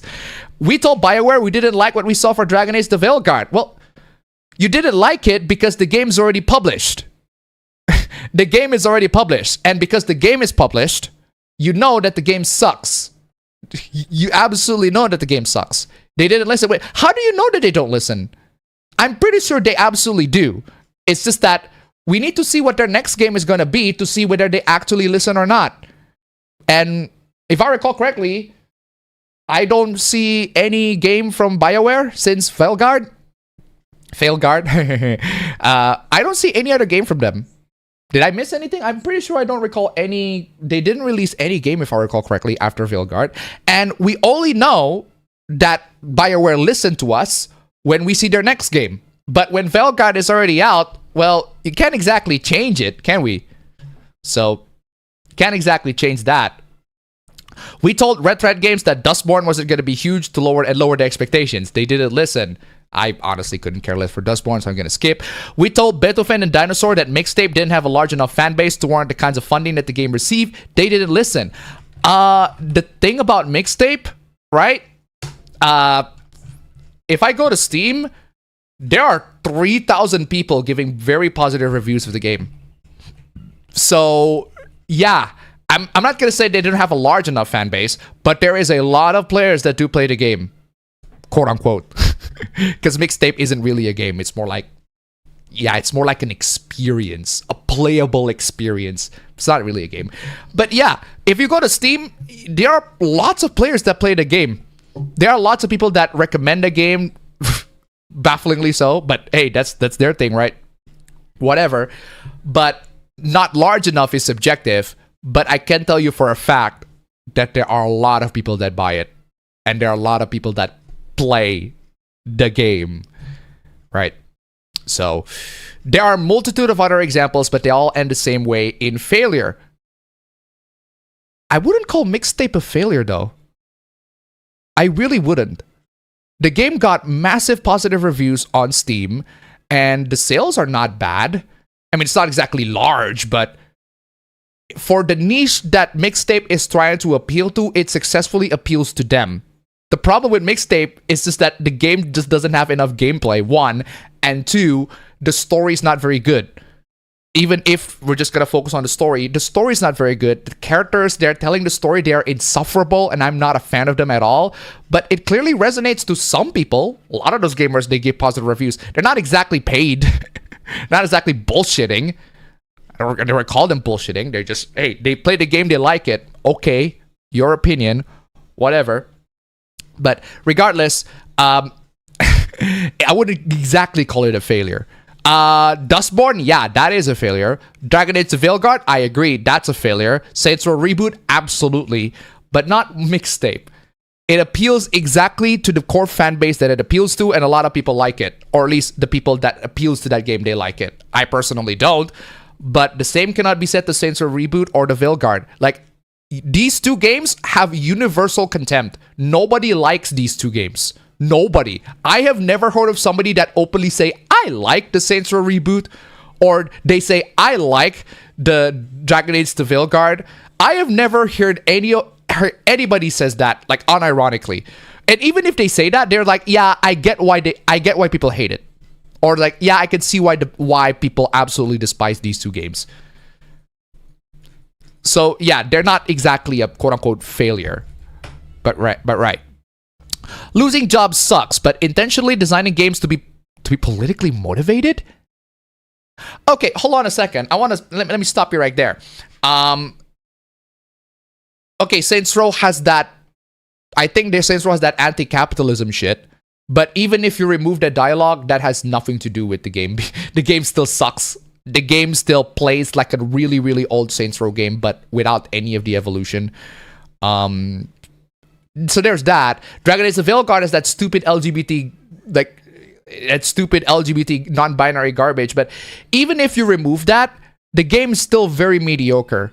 Dustborn has way bigger issues than that. And Mixtape, the issue with Mixtape is that the character is just really, really bad. And the story is bad. But it has nothing to do with being politically motivated. What's about Mixtape that's politically motivated? I mean, yeah, it tells a very a very millennial story, but it's just millennial core game that appeals to some millennials, but not all of them. And I just feel like I don't see any sense of politics in it. Well, daddy issues, yes. Daddy issues, yes, but daddy issues is not exactly a political issue, if you ask me. But yeah, it's not a political thing why these games fail. It's mostly just the game's just trash. Politically motivated was going to cost them their jobs eventually. Well, that implies that if you make good games, you're going to keep your jobs. I'm sorry, but Hi-Fi Rush proves otherwise. And there are many games that will prove otherwise. Arcane Studios prove otherwise. Bethesda, Xbox layoffs proves otherwise. Not Bethesda specifically. Bethesda, you can't exactly make a good case on Bethesda. But Arcane, id Software, yeah, Doom the Dark Ages is not great, not amazing. Most people find it underwhelming, but it's still like a fun game to play. And that's the fact that it costs people's jobs is, I think that's way too fucking far. I warn each and every company here on X, Gab, and even on my tiny YouTube channel that ignoring the majority to appease the minority will bring them financial ruin. You know what? I agree. I agree on this point. But you're telling them to the wrong person. You shouldn't tell the developers about this. You should tell the publishers about this. You should tell the people that pay the developers to make these games. Like, these games, they don't exactly get made for free. People don't make these games for free. Somebody has to pay these developers to make those games. And why do you think, who do you think pays these developers to make those games? But you retards just don't listen, so fail. I'm glad you're all failing. You need to learn and hard lesson humility. The developers do, but not the publishers. Not the companies, not the corporations. Like, even if I believe you know what? Yeah, the developers are to blame. You know who doesn't listen to those leads? You know who doesn't learn their lesson? The publishers, the companies, the corporations. They don't learn. They learn nothing. They learn absolutely nothing to play the tune that Yahtzee loves to play. Let's all learn from an industry that never learned anything, tee-hee-hee. And they literally never learn anything. That's still true even to this day. They never learn anything. Even if I agree with you, the developers deserve to be fired and they need to learn the lesson. Yeah, The developers got fired and they learned their lesson. But the publishers didn't. The suits didn't. The people that pay these developers didn't learn their lesson. All they can do is just they can lay off the developers so that they don't have to pay them because they don't earn enough profit from the game that these developers are paid to make. How many times, exactly, how many times do we have to... How many times do we have to teach you this lesson, old man? Seriously, I'm telling you. I'm telling you. ItDev says Microsoft don't understand games. They don't. They really do not. We have evidence for that. 14 layers of management. 14 layers of management, dude. We have evidence of that. If you make bad games and they sell bad, you get fired. Hold on. This is Doom the Dark Ages. I mean, yeah, you can say Doom the Dark Ages is a lot of things, but you cannot say that that's a bad game. You can never tell me that that is a bad game. That is, Doom the Dark Ages is not a bad game. You know what is a bad game? Wolfenstein Youngblood. That is a bad game. You know what is a bad game? Left Alive. That is a bad game. Doom the Dark Ages is still a good game. It's just not, it's just underwhelming.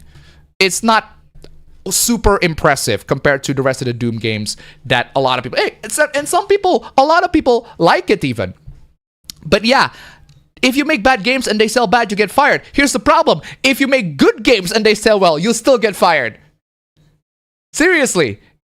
It doesn't matter whether you make bad games or good games, whether they sell well or don't sell well, you'll still get, well, not exactly fired, you get laid off. A lot of people on the internet does not seem to understand the difference between being laid off and being fired. Being laid off is a management decision. Being fired is because of you.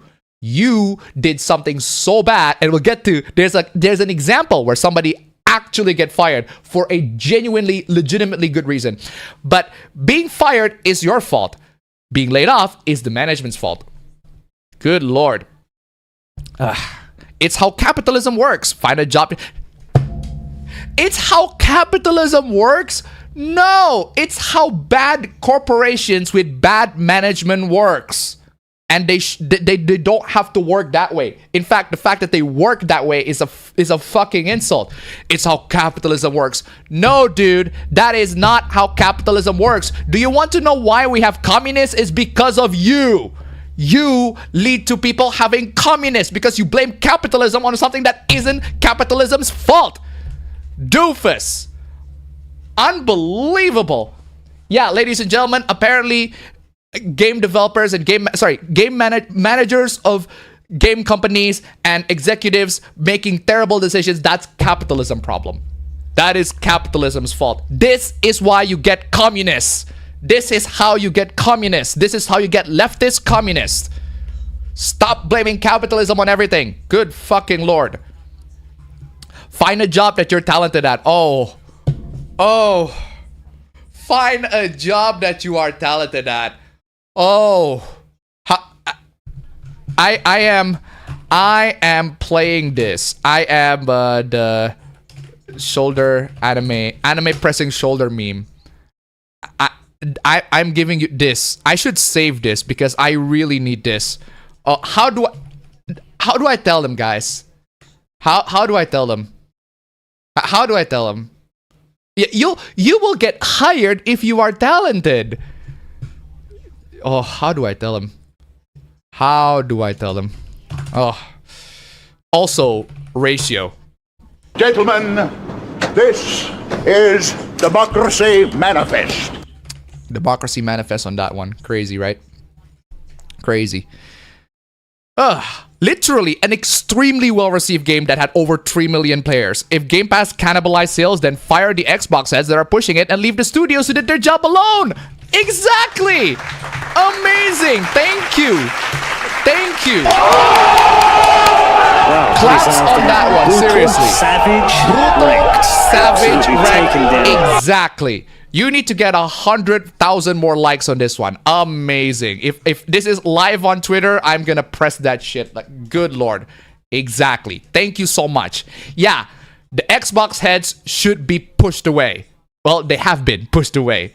Asha Sharma is now heading it, and we'll have to see how that goes. So far, at least they acknowledge that they made mistakes. That's the first step.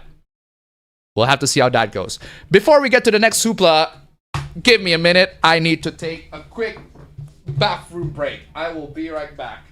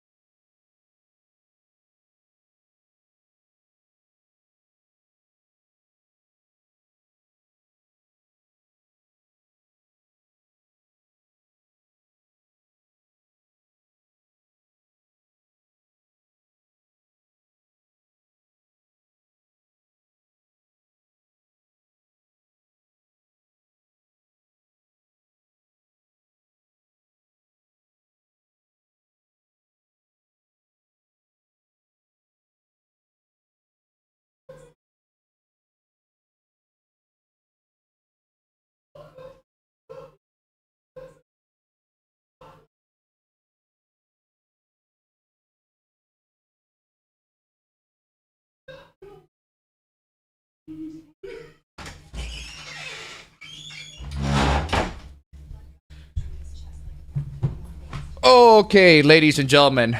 Oh, good lord. Sorry about that. But I just read something very funny. Somebody on the internet, and this is actually a really good tweet, right? Someone on the internet thought this person made a post that talks about hags. Apparently some people really like hags, but the hag that people like, they have no wrinkles, like they actually like really hot. And then this person actually got ratioed by a lot of people and is like, I didn't know that hag is an abbreviation. It's not an abbreviation. I thought it's an abbreviation. Wait, what do you mean? Wait, you think hag is an abbreviation? Yeah, I thought hag is an abbreviation for hot ass grandma.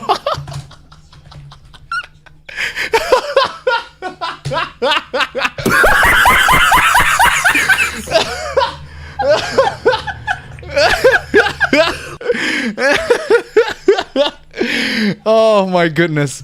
Wow, someone actually thought that hag is an abbreviation for hot as grandma. That is crazy. That's funny.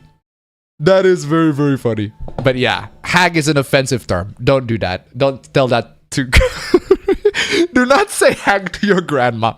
If you say that, ew. Yeah. But anyway, moving on. It feels like for every new game that comes out, there's more hate towards them. Really? From what I've seen, these are all the controversies and issues I've seen for every new game that has come out or so far is coming out. All right? Crimson Desert, story and controls. Those are valid criticisms. I've seen Crimson Desert. I've seen why people don't like the story and the controls. Yeah, this is perfectly valid. No issues on this one. Pragmata, Diana... We talk about that all the time. I know that. We talk about that all the time! We talk about that all the time! Yeah, we talk about that all the time. Let's not go that far again. 007 First Light, taking orders from a female... 007 First Light, taking orders from a female... James Bond is the most disobedient secret agent you can ever meet in your entire life. He is incredibly disobedient. He is about as disobedient as you can get. So he is quote unquote not taking orders from a female. If he does, bro, you don't know James Bond. You have no idea who James Bond is. You never even played the game. The amount of times he disobeys order is fucking astronomical, dude. Come on, y'all. Come on. Anyway, sorry. Pa yan? Kaya nga kasi ni katanya ada 17-an.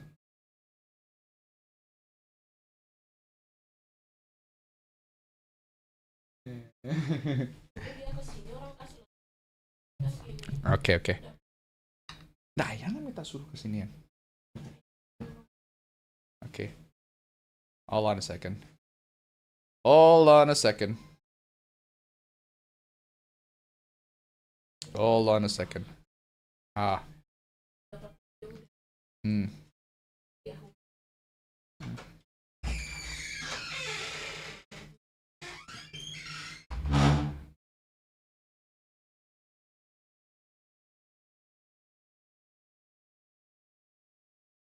Hold on a second. Real life stuff. Anyway. Regardless. Yeah. 007. James Bond. He is an incredibly disobedient agent. If you guys are familiar with 007 or James Bond in any media at all. Including to his female superiors. Especially to M when, you know, M is played by Judi Dench or a woman. Right? Resident Evil 9. The story length. Who the hell complains about... Oh! Thumbnail Hoopla! Resident Evil 9! Let's go! Oh! Resident Evil 9! Thumbnail Hoopla! Oh! It's a Thumbnail Hoopla! Someone talks about this! Let's go! Someone's complaining about Resident Evil 9's story length? No one complains about that. I have never heard that complaint at all ever. But moving on. Mixtapes, the gameplay. I've heard about that one. Yeah. Saros is the story? I have no idea what Saros' story is. Wolverine is the gameplay. I've seen the clips of the gameplay, but we haven't... The full game's not out yet, so... Can't judge. Forza Horizon 6 is a reskin of 5. That's every Forza Horizon?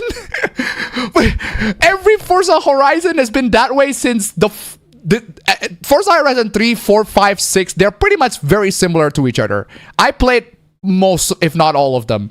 They're very, very similar. Not exactly... And it's not a problem because they're still really good games. So, Assassin's Creed Black Flag Resync is the cosmetics and DLCs.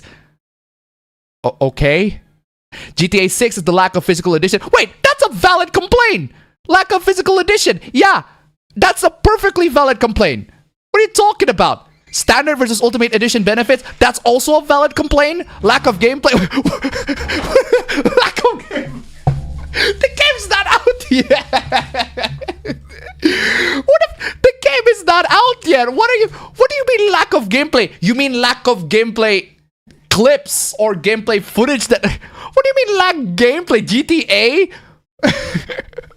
What do you, the game's not even out yet. Who the hell complains about GTA for lack of gameplay? You mean lack of gameplay footage or lack of gameplay promotion? Dude, it's not even out yet. While some games were less subject to hate compared to the others, one thing always stays consistent, which is that for the most part, no game seems to be perfect for everyone. Oh wow, games are not perfect. Gee, who could have guessed? That's the reason why we have story-driven linear games, open world games, RPGs, and turn-based games. Wait, what? What the fuck does that have to do with anything? You can't expect the person who enjoys mostly open world games to appreciate turn-based games. Hold on! Hold on, hold on, hold on! Hold on, hold on, hold on, hold on, hold on! Hold on, no. Hold on, hold on, hold on. These are games, they're not being criticized because they're a different genre. I don't see any of these criticisms are because, oh, the game's a different genre that is not for me. No, these games are criticized because they have flaws in what they are trying to do in the genre that they're trying to accomplish. Crimson Desert, story and controls. Well, guess what? Crimson Desert tries to tell a story. They try to have controls that work, except they're flawed. We're not criticizing Crimson Desert because it's not a turn-based RPG. What are you talking about? Do you not understand? It's like you don't... It's like the criticism completely go to your ear and then goes to the other side. Dude, you can't expect a person who enjoys mostly open world games to appreciate turn-based games. That's not the criticism though. But that's not what people are talking about. But that's not what people are talking about, dude. That's not exactly the point. Every game studio has their own way of expressing their creativity. Yeah, that doesn't mean that they're perfect. We can absolutely criticize them when they're not. It's completely okay to not pre-order or play Wolverine, for example, if you feel like the gameplay or mission design isn't for you. Duh. It's like people have agency on the internet or something. What is important, if you're someone who's excited for a video game release, you shouldn't feel bad for expressing your excitement for it and play it. Okay, guys, this right here is what I call toxic positivity. This right here, like a blatant example of a toxic positivity. This is completely ignoring and negating the facts at hand that the games that are being, talked about there are actually like worthy of criticism, right? You shouldn't feel bad for expressing your excitement. Yeah, I get it. You shouldn't feel bad for expressing excitement for, hey, the new Wolverine game. It's awesome. I'm excited for that game. Valid, fine. But you are using that to dismiss legitimate criticisms. There are legitimate criticisms on those games. That's not hate. Some of them are hate. Yeah, taking orders from a female. What the fuck is wrong with you? That is a stupid complaint. Yeah, the complaint is fucking stupid, but we can have a discussion about that. And these, right, criticisms actually help to make games better, right? It's not about, oh, this game is a third-person shooter. Oh my goodness. Seriously. Anyway, yeah, we're not saying the game should be.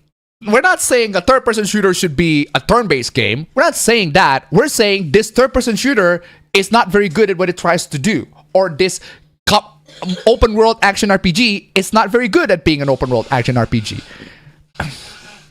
Anyway, criticisms, opinions, and feedback is crucial to make gaming better. Yeah. No one disputes that. Especially towards game studios that... Oh. Udah ini sakit katanya ya.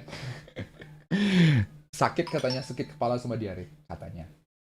Anyway. Oh.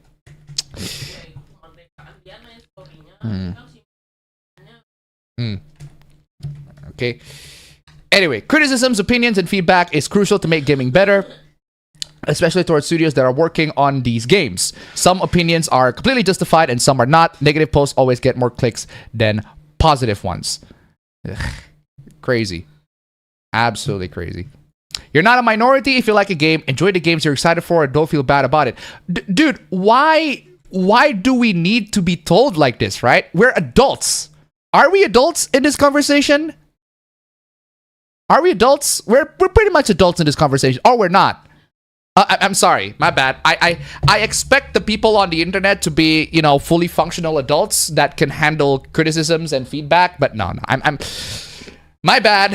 I am just being a naive fool who thinks everybody on the internet are mature adults that can handle criticism and can handle, you know, feedback, right? My bad. I'm just gonna move on. Crazy, right? Man, loads of real life stuff coming in. Hold on a second.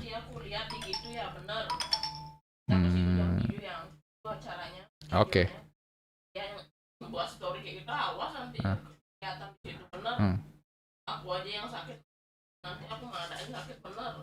Okay. Anyway, dumb criticism on Wolverine. Okay, what are the dumb criticisms? Okay, so apparently there's a footage on the Wolverine game, and the footage involves Wolverine following a red trail of the people that he's fighting. I don't know what they're fighting, but he's fighting. But apparently there's like gameplay footage in there, right? And the gameplay footage is basically there's a lot of hand holding, there's a lot of tutorial popping and all of that sort of stuff. And plenty of people are not fans of the fact that the game is designed to be very, very hand-holdy, that it doesn't give a lot of player agency. It basically just plays itself. That is a legitimate complaint. Understandable. Have a nice day.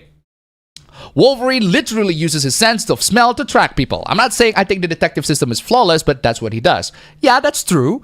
But I feel like you can convey the way Wolverine tracks his target more than just, hey, here's an objective marker, or hey, here's the smell, what would they call it? The gas that leads to where the characters are going for, or whatever, right? Yellow paint, basically. You know what I think is an amazing way to incorporate gameplay instructions with environment design? It's Ghost of Tsushima.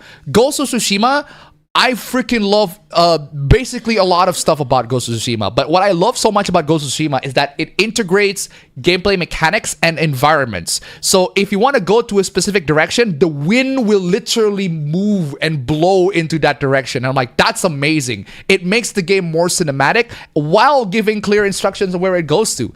Tsushima is great, but I haven't played Yotei, but yeah, Tsushima in that regard is great. Not sure about Wolverine though, apparently. In this case, the person he's tracking is right in front of him and within his view the entire time. This looks unreal, so the smell-o-vision, it doesn't seem necessary. That's also a valid criticism, a valid complaint. You don't need the smell-o-vision to track down his target when the guy is literally right in front of him, so it's okay, gas. It's a fucking video game, dipshit.